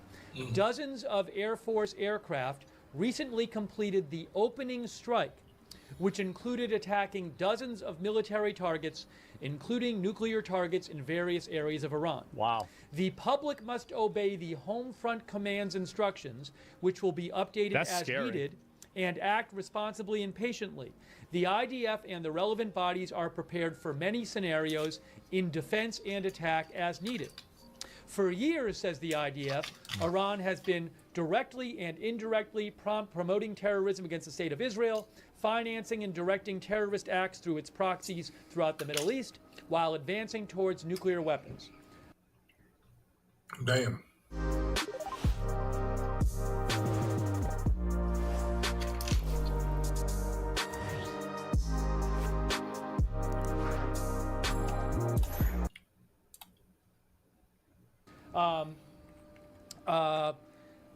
IDF says the Iranian regime is the primary perpetrator of all terrorist acts committed against the state of Israel since the beginning of the Iron Sword War, including arming and financing the Hamas terrorist organization responsible for the events of October 7th. During the Iron Sword War, Iran even attacked Israel directly twice, firing hundreds of missiles and unmanned aerial vehicles, drones into the country. The IDF continues. The Iranian regime has a stated goal of destroying the state of Israel. Wow. Senior Iranian regime officials declare this and are working to realize it with their envoys in the Middle East. Iran says Israel is today closer than ever to obtaining nuclear weapons. Weapons of mass destruction in the hands of the Iranian regime are a threat to the state of Israel and a significant threat to the entire world. Oh, he's reading a different translation. The state of Israel will not allow a regime whose goal is the destruction of the state of Israel to possess weapons of mass destruction.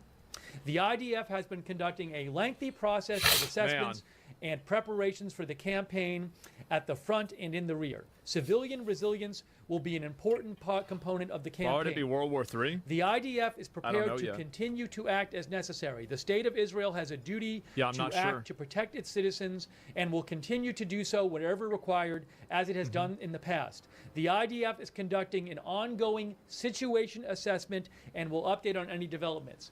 So Israel announces it has launched a precise and integrative preemptive strike based on high-quality intelligence with the aim of damaging the Iranian nuclear program and in response to the Iran regime's ongoing aggression against Israel.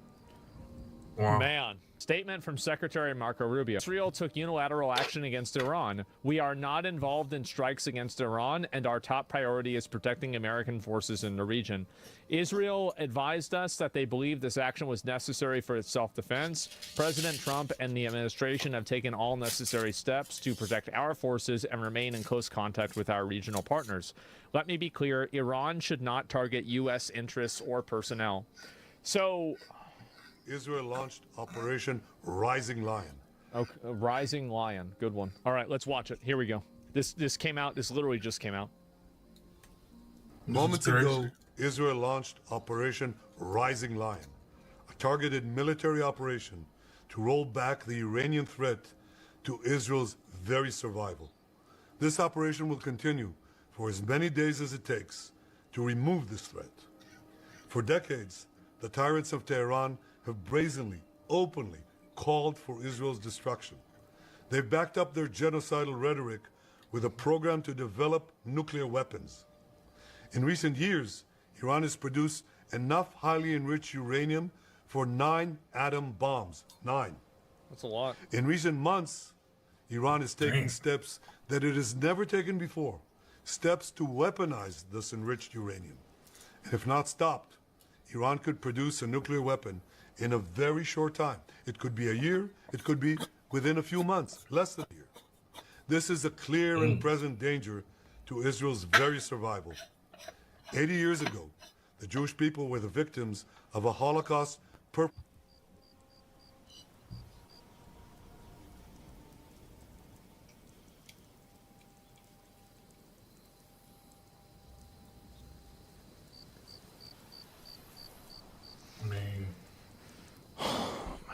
Like, I mean, I get it, right? I get it, but I mean... perpetrated by the Nazi regime. Today, the Jewish state refuses to be a victim of a nuclear holocaust perpetrated by the Iranian regime. Now, as Prime Minister, I've made it clear time and again, Israel will never allow those who call for our annihilation to develop the means to achieve that goal. Tonight, Israel backs those words with action. We struck at the heart of Iran's nuclear enrichment program. We struck at the heart of Iran's nuclear weaponization program. We targeted Iran's main enrichment facility in Natanz. We targeted Iran's leading nuclear scientists working on the Iranian bomb. We also struck at the heart of Iran's ballistic missile program. Last year, Iran fired 300 ballistic missiles at Israel. Each of these missiles carries a ton of explosives and threatens the lives of hundreds of people.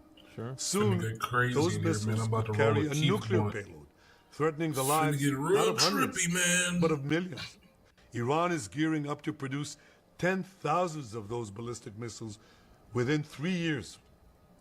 Now just imagine 10,000 tons of TNT landing on a country the size of New Jersey. This is an intolerable threat. It too must be stopped. I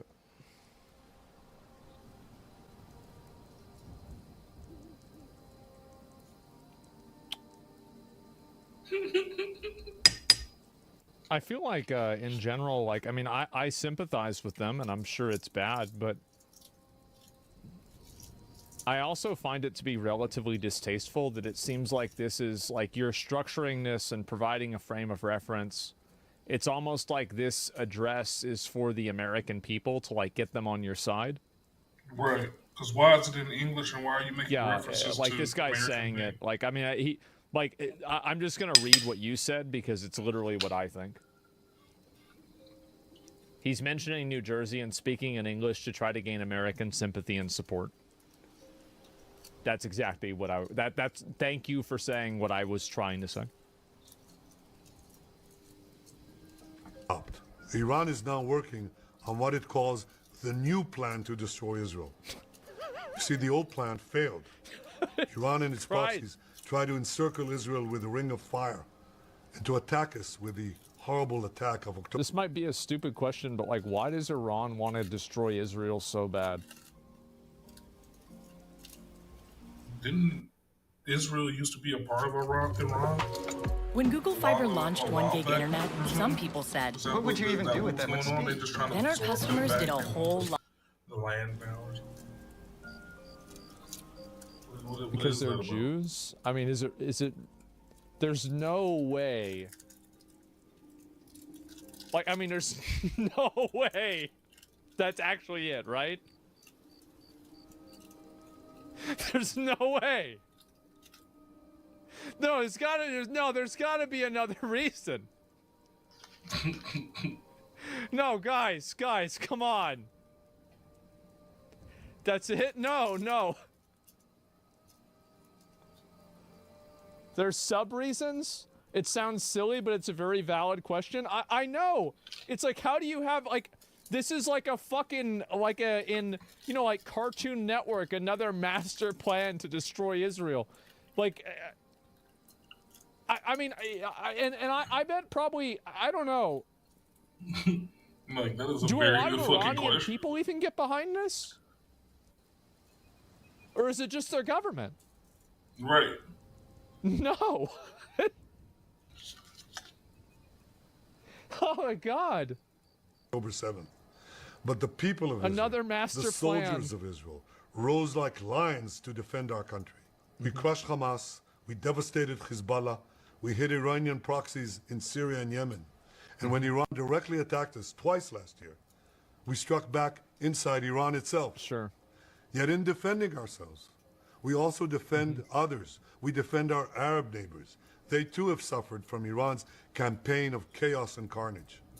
Our actions against Iran's proxy Hezbollah led to the establishment of a new government in Lebanon and the collapse of Assad's murderous regime in Syria. The peoples of those two countries now have a chance for a different future, a better future. So too do the brave people of Iran, and I have a message for them. Our fight is not with you. Our fight is with the brutal dictatorship that has oppressed you for 46 years. I believe that the day of your 1979, liberation is near. And when that happens, the great friendship between our two ancient peoples will flourish once again. Surely this time. I mean, I think that there's a degree of that that's probably true. Like, I know that, like, it's mostly probably, like, it's wishful thinking, etc. But I think that there's probably a good, like, amount of people that probably feel this way in both countries. I want to assure the civilized world, we will not let the world's most dangerous regime get the world's most dangerous weapons. And Iran plans to give those weapons, nuclear weapons, to its terrorist proxies. That would make the nightmare of nuclear terrorism all too real. The increasing range of Iran's ballistic missiles would bring that nuclear nightmare to the cities of Europe and eventually to America. Remember, Iran calls Israel the small Satan. It calls America the great Satan. And this is why for decades, it's led millions in the chants of death to Israel and death to America. Today, Israel is responding to those genocidal calls with action and with a call of our own. Long live Israel and long live America. This is 100% done to get American support for sure. Right. It definitely is. Didn't we give them like $2.5 billion like a year ago? I don't know, right? But like, how much of Iran's hate for America was that? Is no, because Ukraine we gave like 32 million or something, or 30. No. You know, like, do they we gave do they Ukraine hate us like because they hate us, or do they hate us because we're helping people that they hate? But I think Israel right? we like, gave like I would say probably 100% of it, yeah, like, to or something like that. All of it, basically. I don't know. I mean, I don't think that, like, I mean, a lot of these questions, I don't think that, like, there's really answers to them. I'm sure somebody who's, like, more informed about this probably would have a better inference than I do. But I don't think anybody really knows what the answer to any of this is. Damn, his will help make the world a much safer place. I want to thank President Trump for his leadership in confronting Iran's nuclear weapons program. He has made clear time and again that Iran cannot have a nuclear enrichment program. Today, it is clear that Iran is just buying for time. It refuses to agree to this basic requirement of peaceful nations. That is why we have no choice but to act, and act now. The hardest decision any leader has to make is to thwart a danger before it is fully materialized. Nearly a century ago, I think that's true. Facing the Nazis, a generation of leaders failed to act in time. I think that Israel and like whatever their PR is need to realize that there's like a huge contingency of people that really don't like the expectation that Americans have some sort of, or like Westerners have some sort of original sin because they were, you know, like part of the same culture as the Nazis. And I think this is especially true with young people. Like the support for Israel is very much generational. There's a fun fact about Iran is that Islam is the fastest shrinking religion there, while Christianity is growing the fastest. Soon the government will no longer represent the people. Is that really true? Like, here, remind me about that after I finish this, because I'd love to look that up and find out the data. Yeah, that sounds crazy. Let's finish the video, because I keep getting distracted. Paralyzed by the horrors of World War I, they were determined to avoid war at all costs. Yeah. And they got the worst war ever. They adopted a policy of appeasement. They closed their eyes and ears to all the warning signs. That failure to act resulted in World War II, the deadliest war in history. It claimed the lives of 60 million, including 6 million Jews, a third of my people. After that war, the Jewish people and the Jewish state vowed never again. Well, never again is now. Today, Israel has shown that we have learned the lessons of history. When enemies vow to destroy you, believe them. When enemies build weapons of mass death, stop them. As the Bible teaches us. Where are people saying 271K? Oh, is that like the Holocaust denier number of Jews that got killed? Is that it?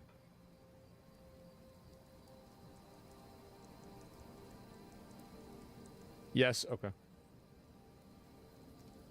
When someone comes to kill you, rise and act first. This is exactly what Israel has done today. We have risen like lions to defend ourselves. Over 3,000 years ago, Moses gave the people of Israel a message that has steeled their resolve ever since. Be strong and courageous, he said. Today, our strong and courageous soldiers and people stand together to defend ourselves against those who seek our destruction. And by defending ourselves, we defend many others, and we roll back a murderous tyranny. Generations from now, history will record that our generation stood its ground, acted in time, and secured our common future. May God bless Israel. May God bless the forces of civilization everywhere. Thank you. Yeah, I mean... May God bless the forces of civilization. I mean, they clearly... I mean, this message is for us, right? It's not for the people of Israel. It's for us. Sign out. God bless the forces of civilization. And the frick don't. Sometimes when I'm trying to make flashy edits like this, I also get pretty intimidated. That's a hell of a sign out. That is a damn. I'm telling you y'all, that's some crazy shit out here, man. I keep seeing myself popping up on the thing. I'm live. Aren't I cool?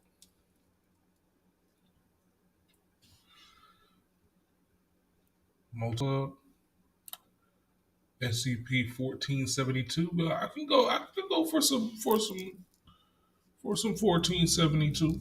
Good afternoon, everyone. My name is Dr. Miller, and the SCP we're going to be looking at today is SCP-1472. Object Class: Safe. Special Containment Procedures. A 3-meter-tall chain-link privacy fence is to be constructed around the property boundary of SCP-1472. Construction signage is to be placed on all sides of the perimeter fence as to deter public suspicion. Mobile Task Force Iota 6, also known as Hard Knocks, are tasked with protecting the site from trespassers and are to be stationed within a 4-block quadrant around SCP-1472 at all times, dressed in applicable urban attire. Any civilians that breach the fence are to be apprehended and be administered Class A amnestics before being released. Any testing involving D-Class resources must have Level 3 approval. All D-Class personnel involved with testing are to be interrogated via polygraph afterwards. Description: SCP-1472 is a brightly painted single-story brick building located in East St. Louis, Illinois, USA, on the corner of Street and Avenue. The exterior condition of the building is poor, but remains stable. City records indicate that the building was erected in 1978 by the now defunct corporation. SCP-1472 has been condemned since 2001, when SCP-1472's anomalous activity began. SCP-1472 has only one accessible entrance on the west side of the building. When entered during its inactive state, SCP-1472 appears completely empty. SCP-1472 only becomes active every Saturday at 2 a.m. During this active state, an overweight human male, SCP-1472-1, will exit from SCP-1472 and display signage out in front of the entrance. One display is set directly on the asphalt in front of the entrance, which lists a schedule of events. The other larger display is placed directly on the side of the building and lit with decorative neon lighting. Notes: SCP-1472 signage text on the 1st of December 2013. Exotic girls or equivalent. During the active period, SCP-1472-1 will insist that all persons seeking admittance pay a cover charge of $, and not engage in photography or video recording once inside. Shows will differ nightly, however, the performances always range from 2 a.m. to 3:30 a.m. During the duration of the performances, the entrance or exit will remain locked until the last show ends. Injuries and fatalities have occurred depending on the content of the show. Participants have been observed to sustain psychological trauma. Test log 1472-01-12-13-4. Preamble: 3 D-Class subjects were approved for testing on the 1st of December 2013. D-Class test subjects were transported to the site and told to wait in front of the entrance of SCP-1472. D-Class test subjects were told that they must take notes and report everything that they see inside. Below was a schedule of events as posted outside of SCP-1472 before testing. Schedule of shows: 2 to 2:10 admittance. Some subs. 2:10 to 2:15 the Kunbish sisters. 2:15 to 2:20 Helen Keller. 2:20 to 2:30 the Fantastic Zippy and Trainer. 2:30 to 2:35 Teeth and Claw Marks. 2:35 to 2:40 20 subs today. 2:40 to 2:41 eroticperformance.exe. 2:41 to 2:45 the Council of Libidinous Elders. 2:45 to 3:20 serial number 22324409P. 3:20 to 3:30 indecipherable cuneiform script. D-Class ID D3432, D6744, and D9908. 1:50 a.m. D-Class test subjects were dropped off by transport and were told to approach SCP-1472's entrance. Each were given $100 in $5 bills. D-Class test subjects are also encouraged to spend their money once inside. 1:55 a.m. SCP-1472-1 emerged from the entrance with signage. SCP-1472-1 began to set up around the entrance. D-Class test subjects and SCP-1472-1 did not interact with each other. 2 a.m. You gotta give them SCP-1472-1 allowed admittance into SCP-1472. So I don't know you SCP-1472-1 asked from each D-Class test subject dollars as a cover charge. D-Class test subjects obliged and paid said cover charge in exchange for admission into SCP-1472. 2:03 a.m.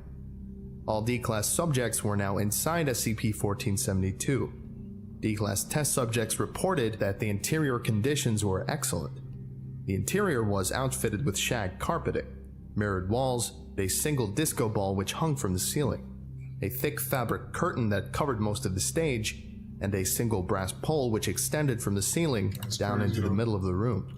Comfortable seating arrangements were made available for a maximum occupancy of 30. 2:10 a.m. to 2:15 a.m. The Kunbish sisters.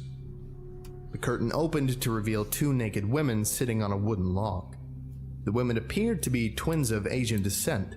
Both women then performed traditional Tuvan throat singing while massaging each other for the duration of the show.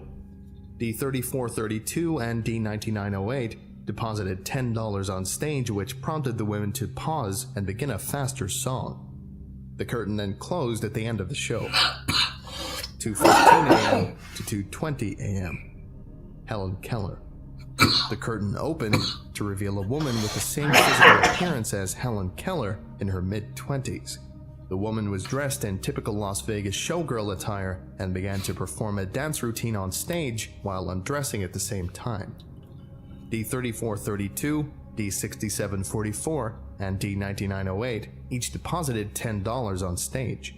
This prompted the woman to immediately interrupt her routine and recite poetry for a few seconds. D-6744 deposited another $5 on stage with the same results. The curtain then closed at the end of the show. 2:20 a.m. to 2:30 a.m. The Fantastic Zippy and Trainer. The curtain opened to reveal an orangutan sitting on a metal next to a headless woman with advanced. That's crazy. I don't want to hear. I don't want to hear anymore.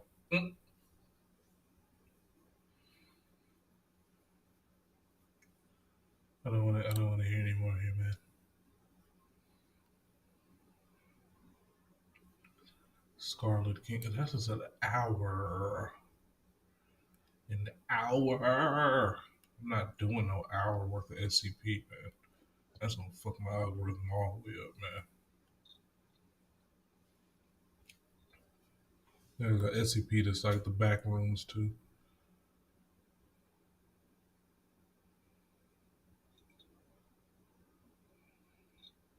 What is that one? The Uncle one?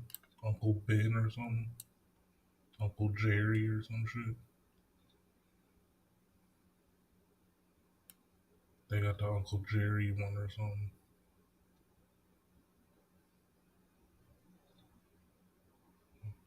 Okay.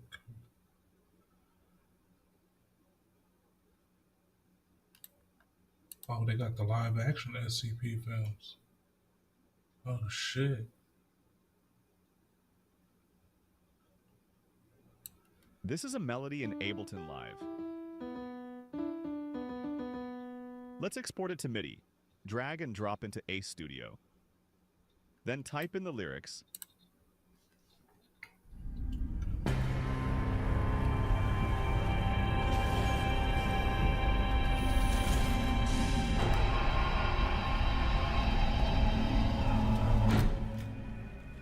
Dr. Scott, I have heard much about you. I can't imagine how busy the site director is. I apologize for suspending tests at Safe Class. I hope it wasn't an inconvenience.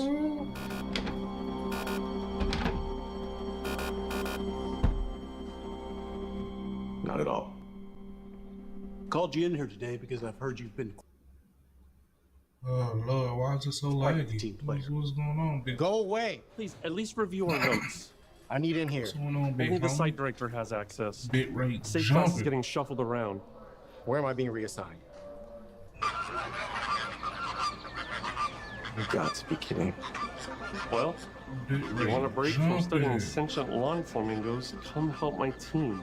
Doesn't the site director realize his meddling only impedes progress? Well, he may not be around for long. What? Look, don't repeat this, but he's retiring. And the rumor is that whoever cracks this problem my team has been working on gets his recommendation. What recommendation? To replace him. Can we get medical to 1507? I'll do it. I'm just happy to help. What were you doing at Safe Class? Testing. SCP-3348. You know, I used to be much better at this. I don't recall 3348. Neither do I. Hume sensors detected SCP-3348 lying in the grass outside the Foundation one day. Little is known of the author, but he did include a note identifying the object as a fraction of the ancient language of the Kaijanithionians. It's the only evidence of their existence. It reads like a handwritten dictionary. But if you speak the words near an object or a person with the characteristics of that definition,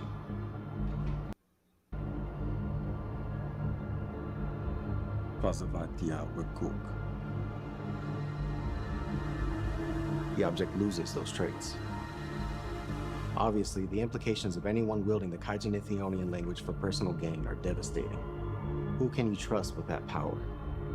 So we're dosed with amnestics every time we exit testing. No exceptions. The amnestics erase the recent memory. So, like you, I also don't remember 3348, but I have read our notes. And have you completed testing on all the words? All but one. There is a censored entry. We don't know why, we don't remember who censored it. But the consensus is that it's too dangerous. And you've never considered peeking?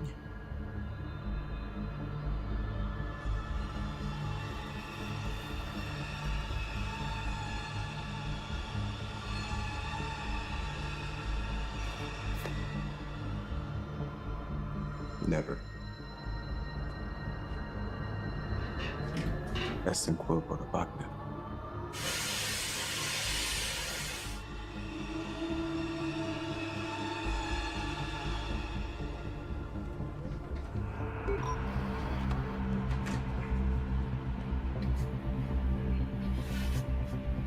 That's in quote or the Bachman.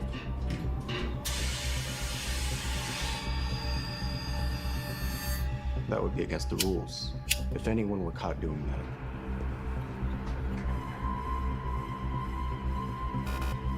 getting fired would be the least of your problems. I admire that. I'll cut to the chase. You've not been here long. You may even be the youngest doctor we have, but you've already developed something of a reputation. They call you the savant. I hear you're driven, ambitious, and that you have an instinctual understanding of many SCPs.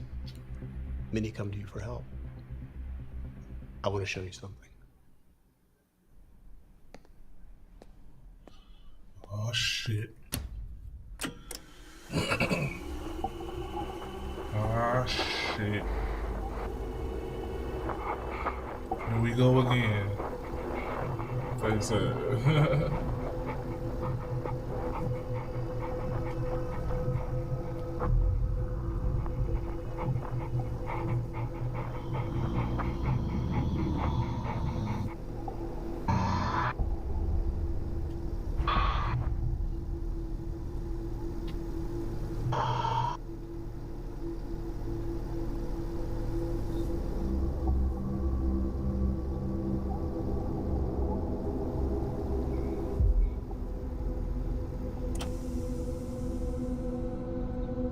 Are you familiar with SCP-106? Vaguely. Looks like a rotting corpse. Preys on the young, afraid of light. He can slip into a pocket dimension by entering any wall or floor, and then exit any place that's physically connected to that surface. We have to levitate his chamber with magnets just to keep it off the floor, to keep him contained. A few years back, there was a breach. 106 got loose during a test. He pulled our videographer into that. He was a young guy. We never got him back. 26 hours later, we found his camera outside the test chamber. Why are you showing me this? You've proven to be quite helpful with difficult problems. Is there anything here that could be interpreted as a time displacement to you?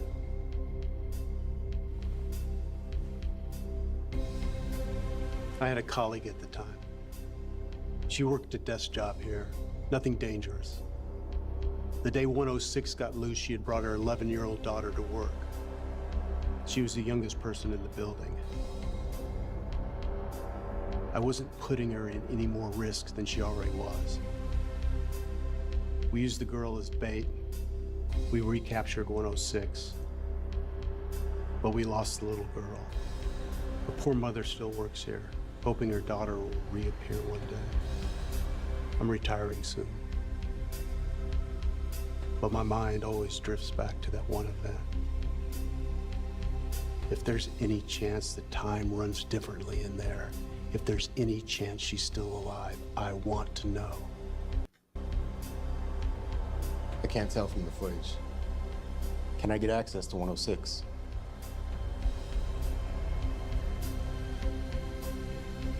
Too dangerous. I can't risk another containment breach. Even if I wanted to do more testing, 106 requires a unanimous council vote. We'd never get it.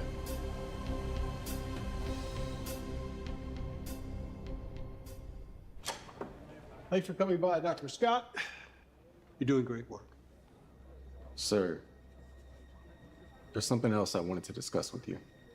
You have your notes? Yes. Keep him on track. We've already agreed to his demands for a body, but that only gives us 3 minutes. Be quick. Transferring D personnel.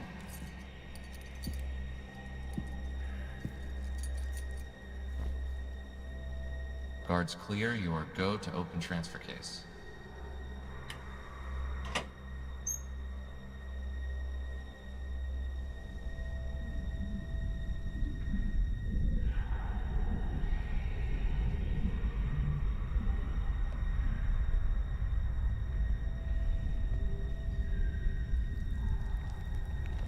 Timer start.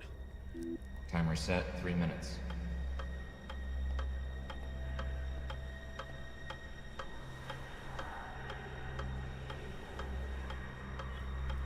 (035), can you hear me?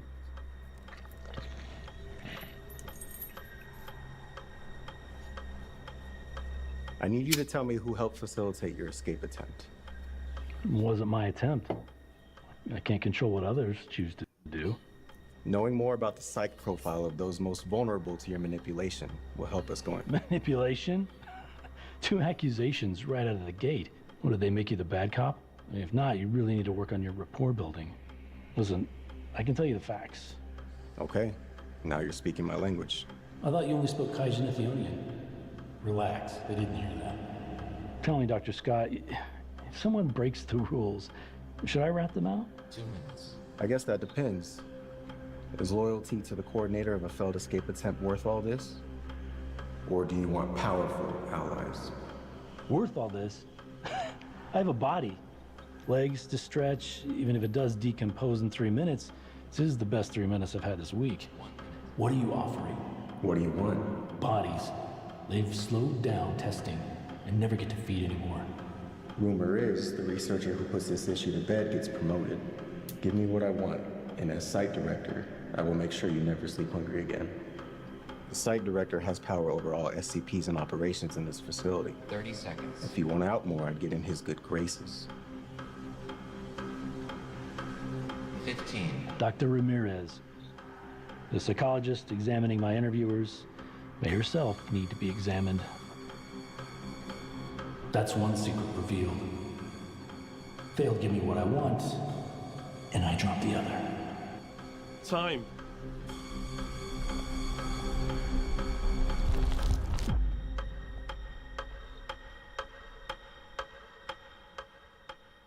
Oh, shit. That's a shame.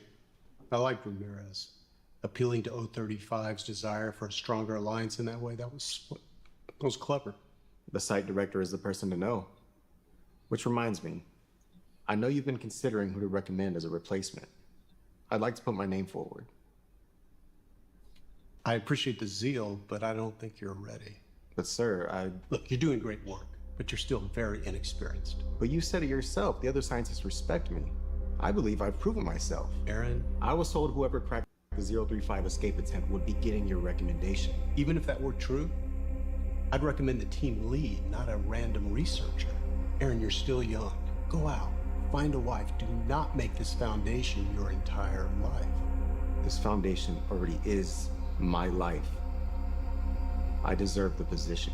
Well, frankly, you've yet to display the temperament necessary. Mm-hmm. I must become the site director. The recommendation is mine to give. We'll see.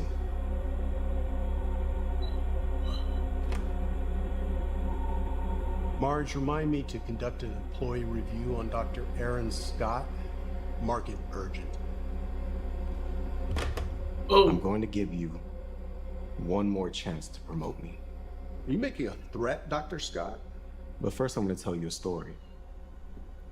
Imagine I left this room very angry. 1, 2, 3, 4. I went straight to 106's chamber.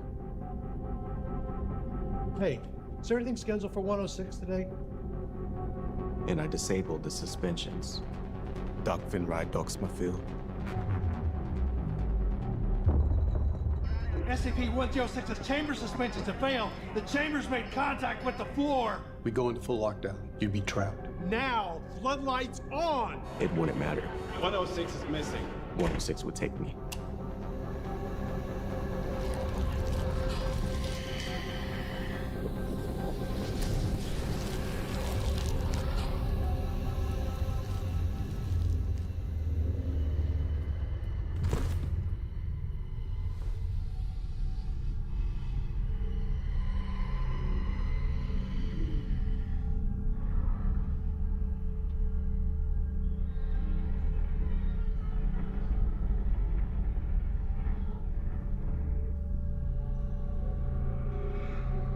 If you're stupid enough to get caught by 106, you deserve your fate.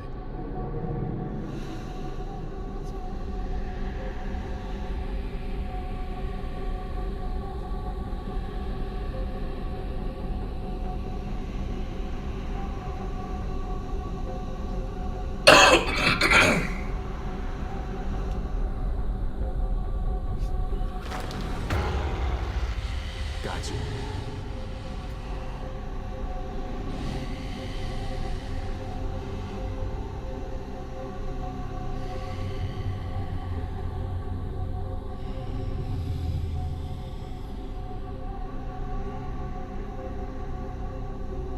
$736, $735.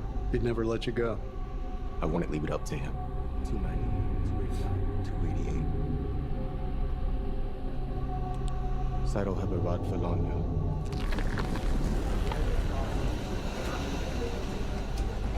I'd kill you. And as long as I hired no one younger than myself and was able to fend off his occasional abduction attempts, 106's pocket dimension would give me discreet, unrestricted access to the entire site. This is your last chance, Site Director Roth. Recommend me as your replacement, or die. You're delusional. Even if you managed a single step in this process, I'd be swarmed by guards. I know your plan. You're not getting anywhere near 106. You are leaving this room in handcuffs. This place deserves a better site director. One that doesn't accidentally sacrifice little girls. You scum!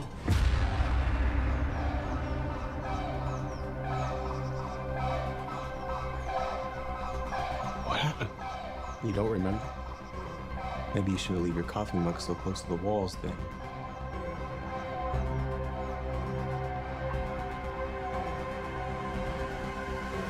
Did I say I would do these things? Or that I already did?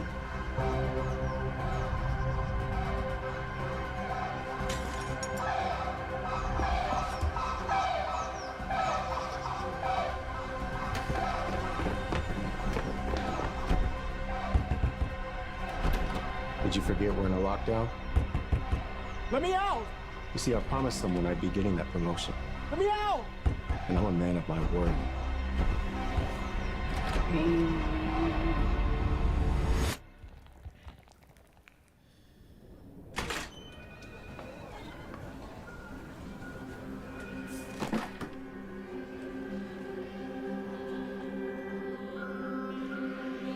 To my fellow scientists, years ago, poor leadership robbed you of your daughter.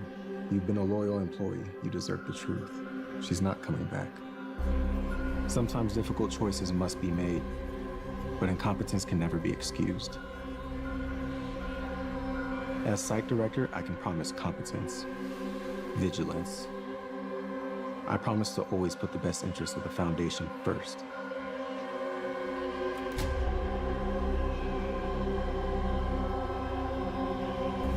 This facility is my life.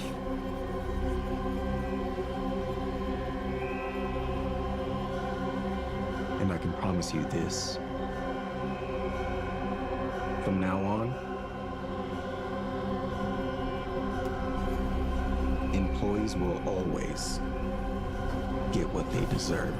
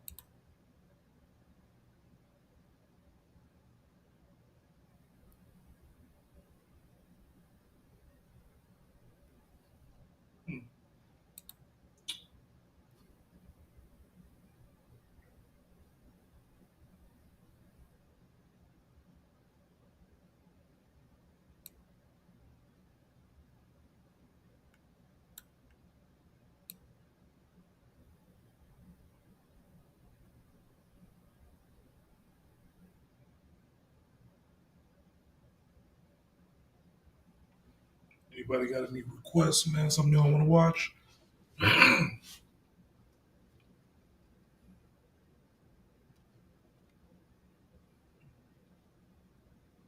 Because I am out of shows.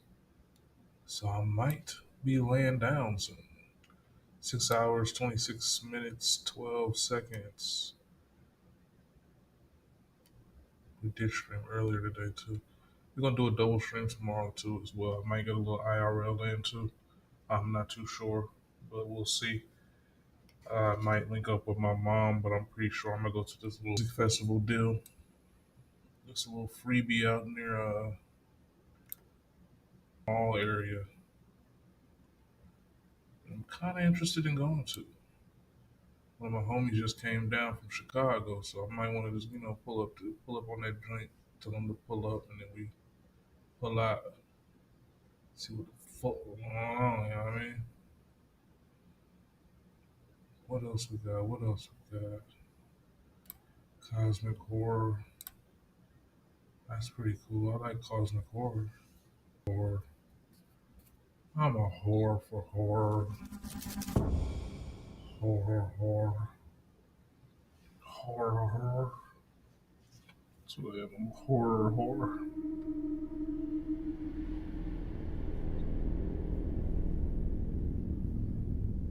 What do you mean by that?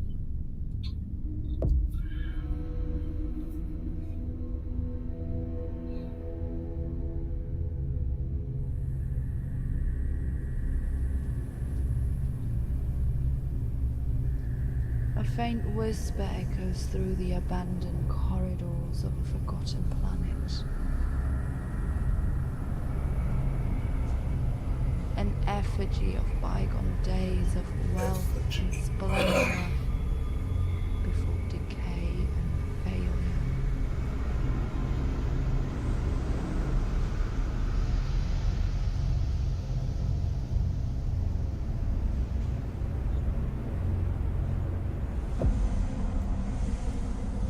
Memories of infinite darkness, utterly out of the cosmos, yet parallel to the mundane spheres of the mortal. This is crazy graphics, man. A maze of time. It's a small studio. A closed gate opened by the Short words animation of the film. You only got unspoken 12K subscribers. This is insane.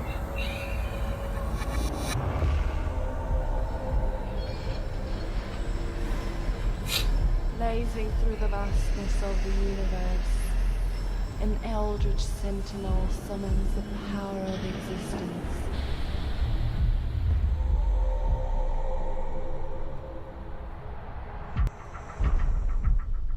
A bearer of light and dark is gathering the forces to complete an endless cycle of recreation.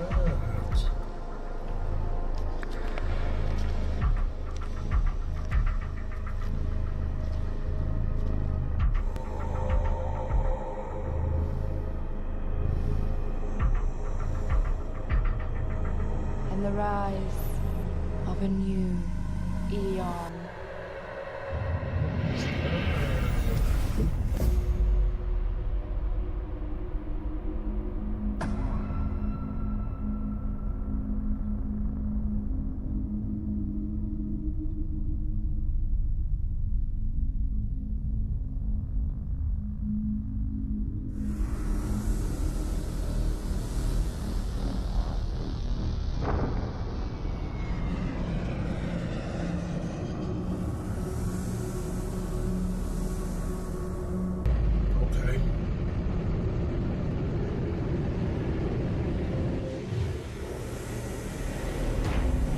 Alright, dog, man. Appreciate you, man. Appreciate you coming through. Always love, man. Have a great rest of your night as well, man. I'm about to get up off this joint after this video. My eyes burning and shit.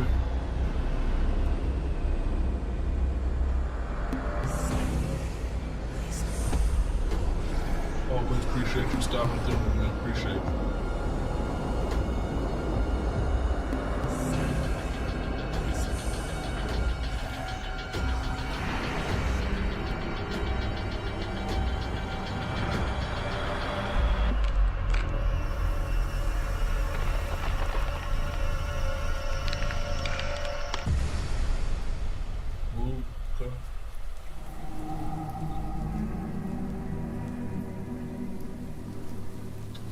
Is this?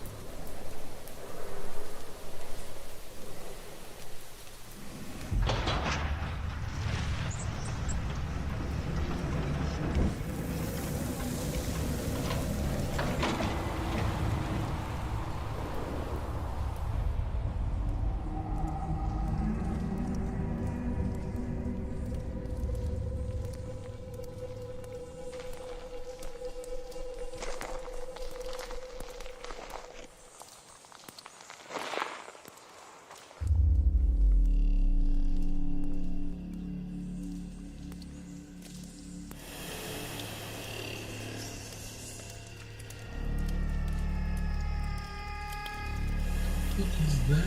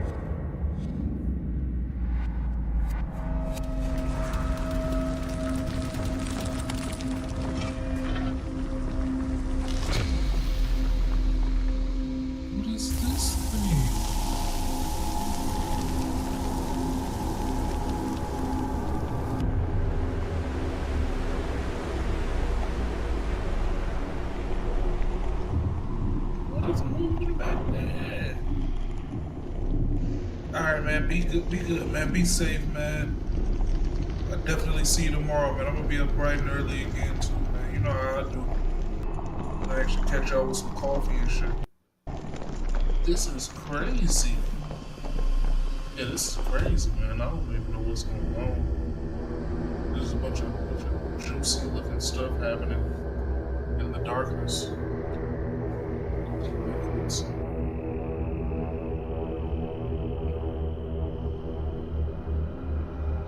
I don't even know.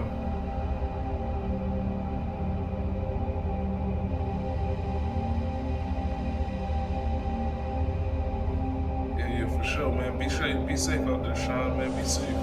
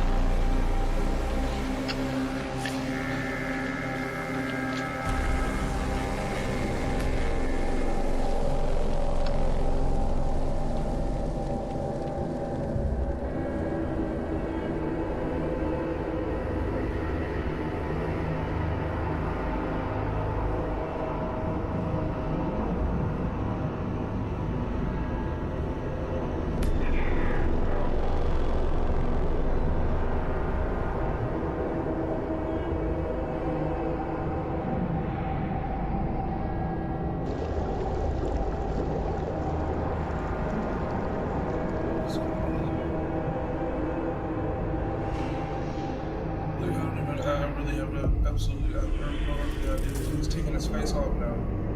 What is this? Oh god. What's this about?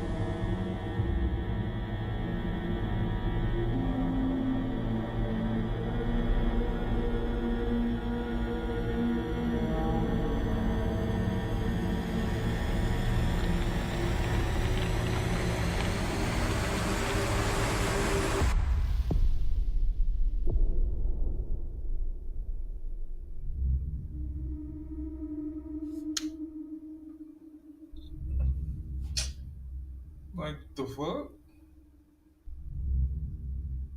The fuck was that? The fuck was that, man?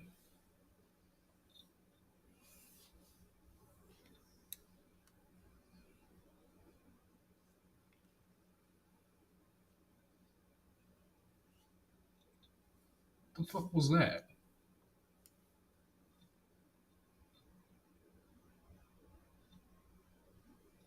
That kind of.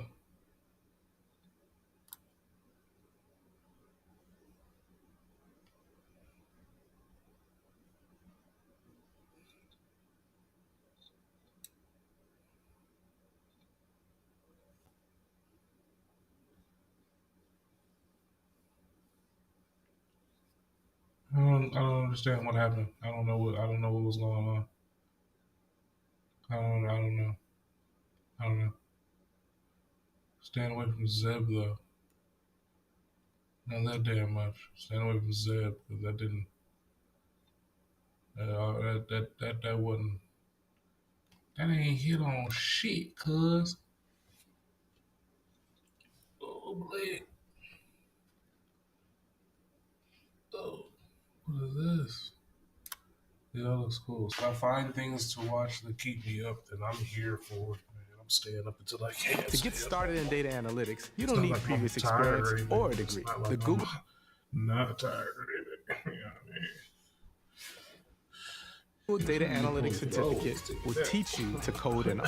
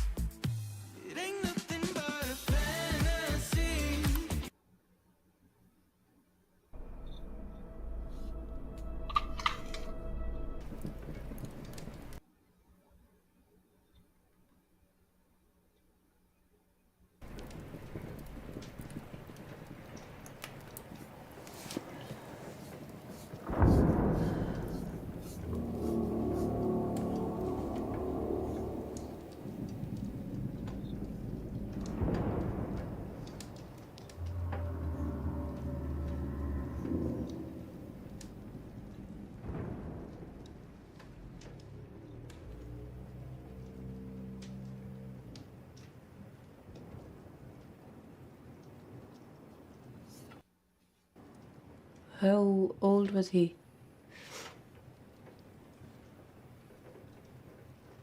Oh, he's big for his age. Is he into sports? Getting into trouble, like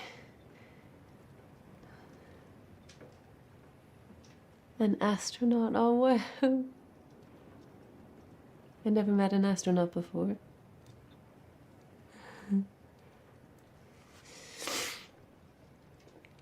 So my little one, Angela, she wanted to be a dancer and a scientist and a superhero, but mainly a ballerina because that one was the prettiest. Yeah, one Halloween, I made her this costume. She was Captain Tutu. Oh, it was just her ballet uniform and this hideous mask that she found in the Euro shop. She loved it.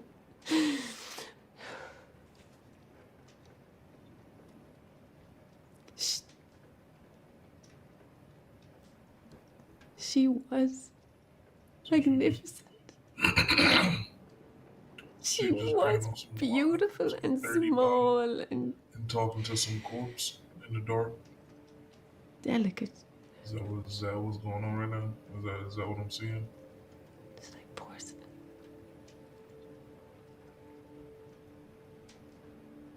Is that what I'm seeing right now? God, I don't even have a photograph of her. Do you know that?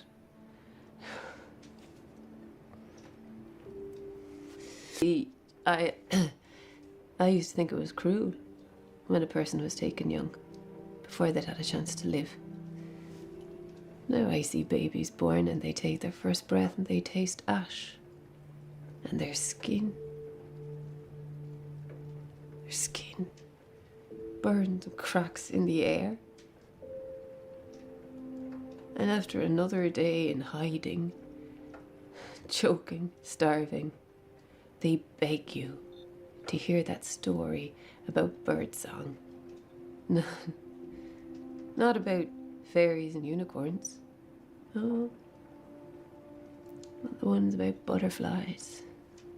Not the one about the little boy and girl who rolled down the hill in the sunshine outside, laughing. Mammy, will you tell me what it was like? Mammy, tell me what the world was like before it hated us.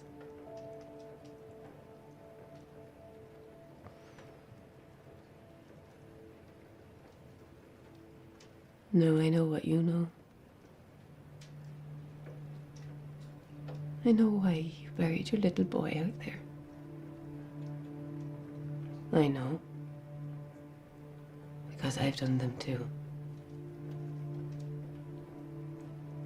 Terrible things.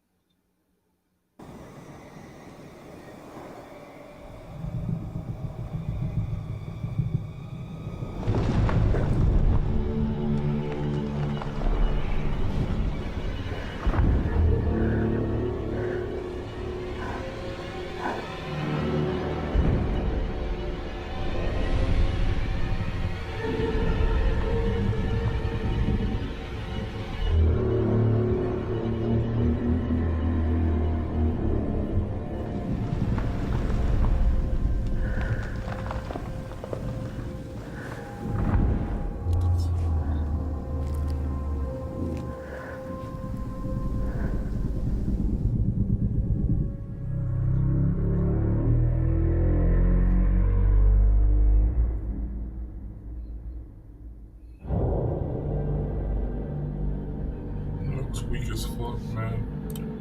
That was weak as fuck. That was weak as fuck, man. Terrible. Freaking terrible, man. But yeah, tomorrow, man, I ain't really got a whole lot planned. So if it doesn't go the way I believe it might go, which is I'm probably gonna pull up on my mom, then we go to this little thing, little music festival deal. If it's not gonna get rained out, hopefully it might not be. If that don't work out, then I might end up just playing some Division, man. But either way, I'm gonna be on stream, man. I'm gonna be back here tomorrow, bright and early. Coffee and Blunts morning show. You already know what it is, man. This was Stackin and Mackin third shift show. You already know what's going on with me, man. Y'all know how it be. Hope y'all have a blessed rest of your night, man. Everybody be cool, be safe, man. Get some rest, y'all.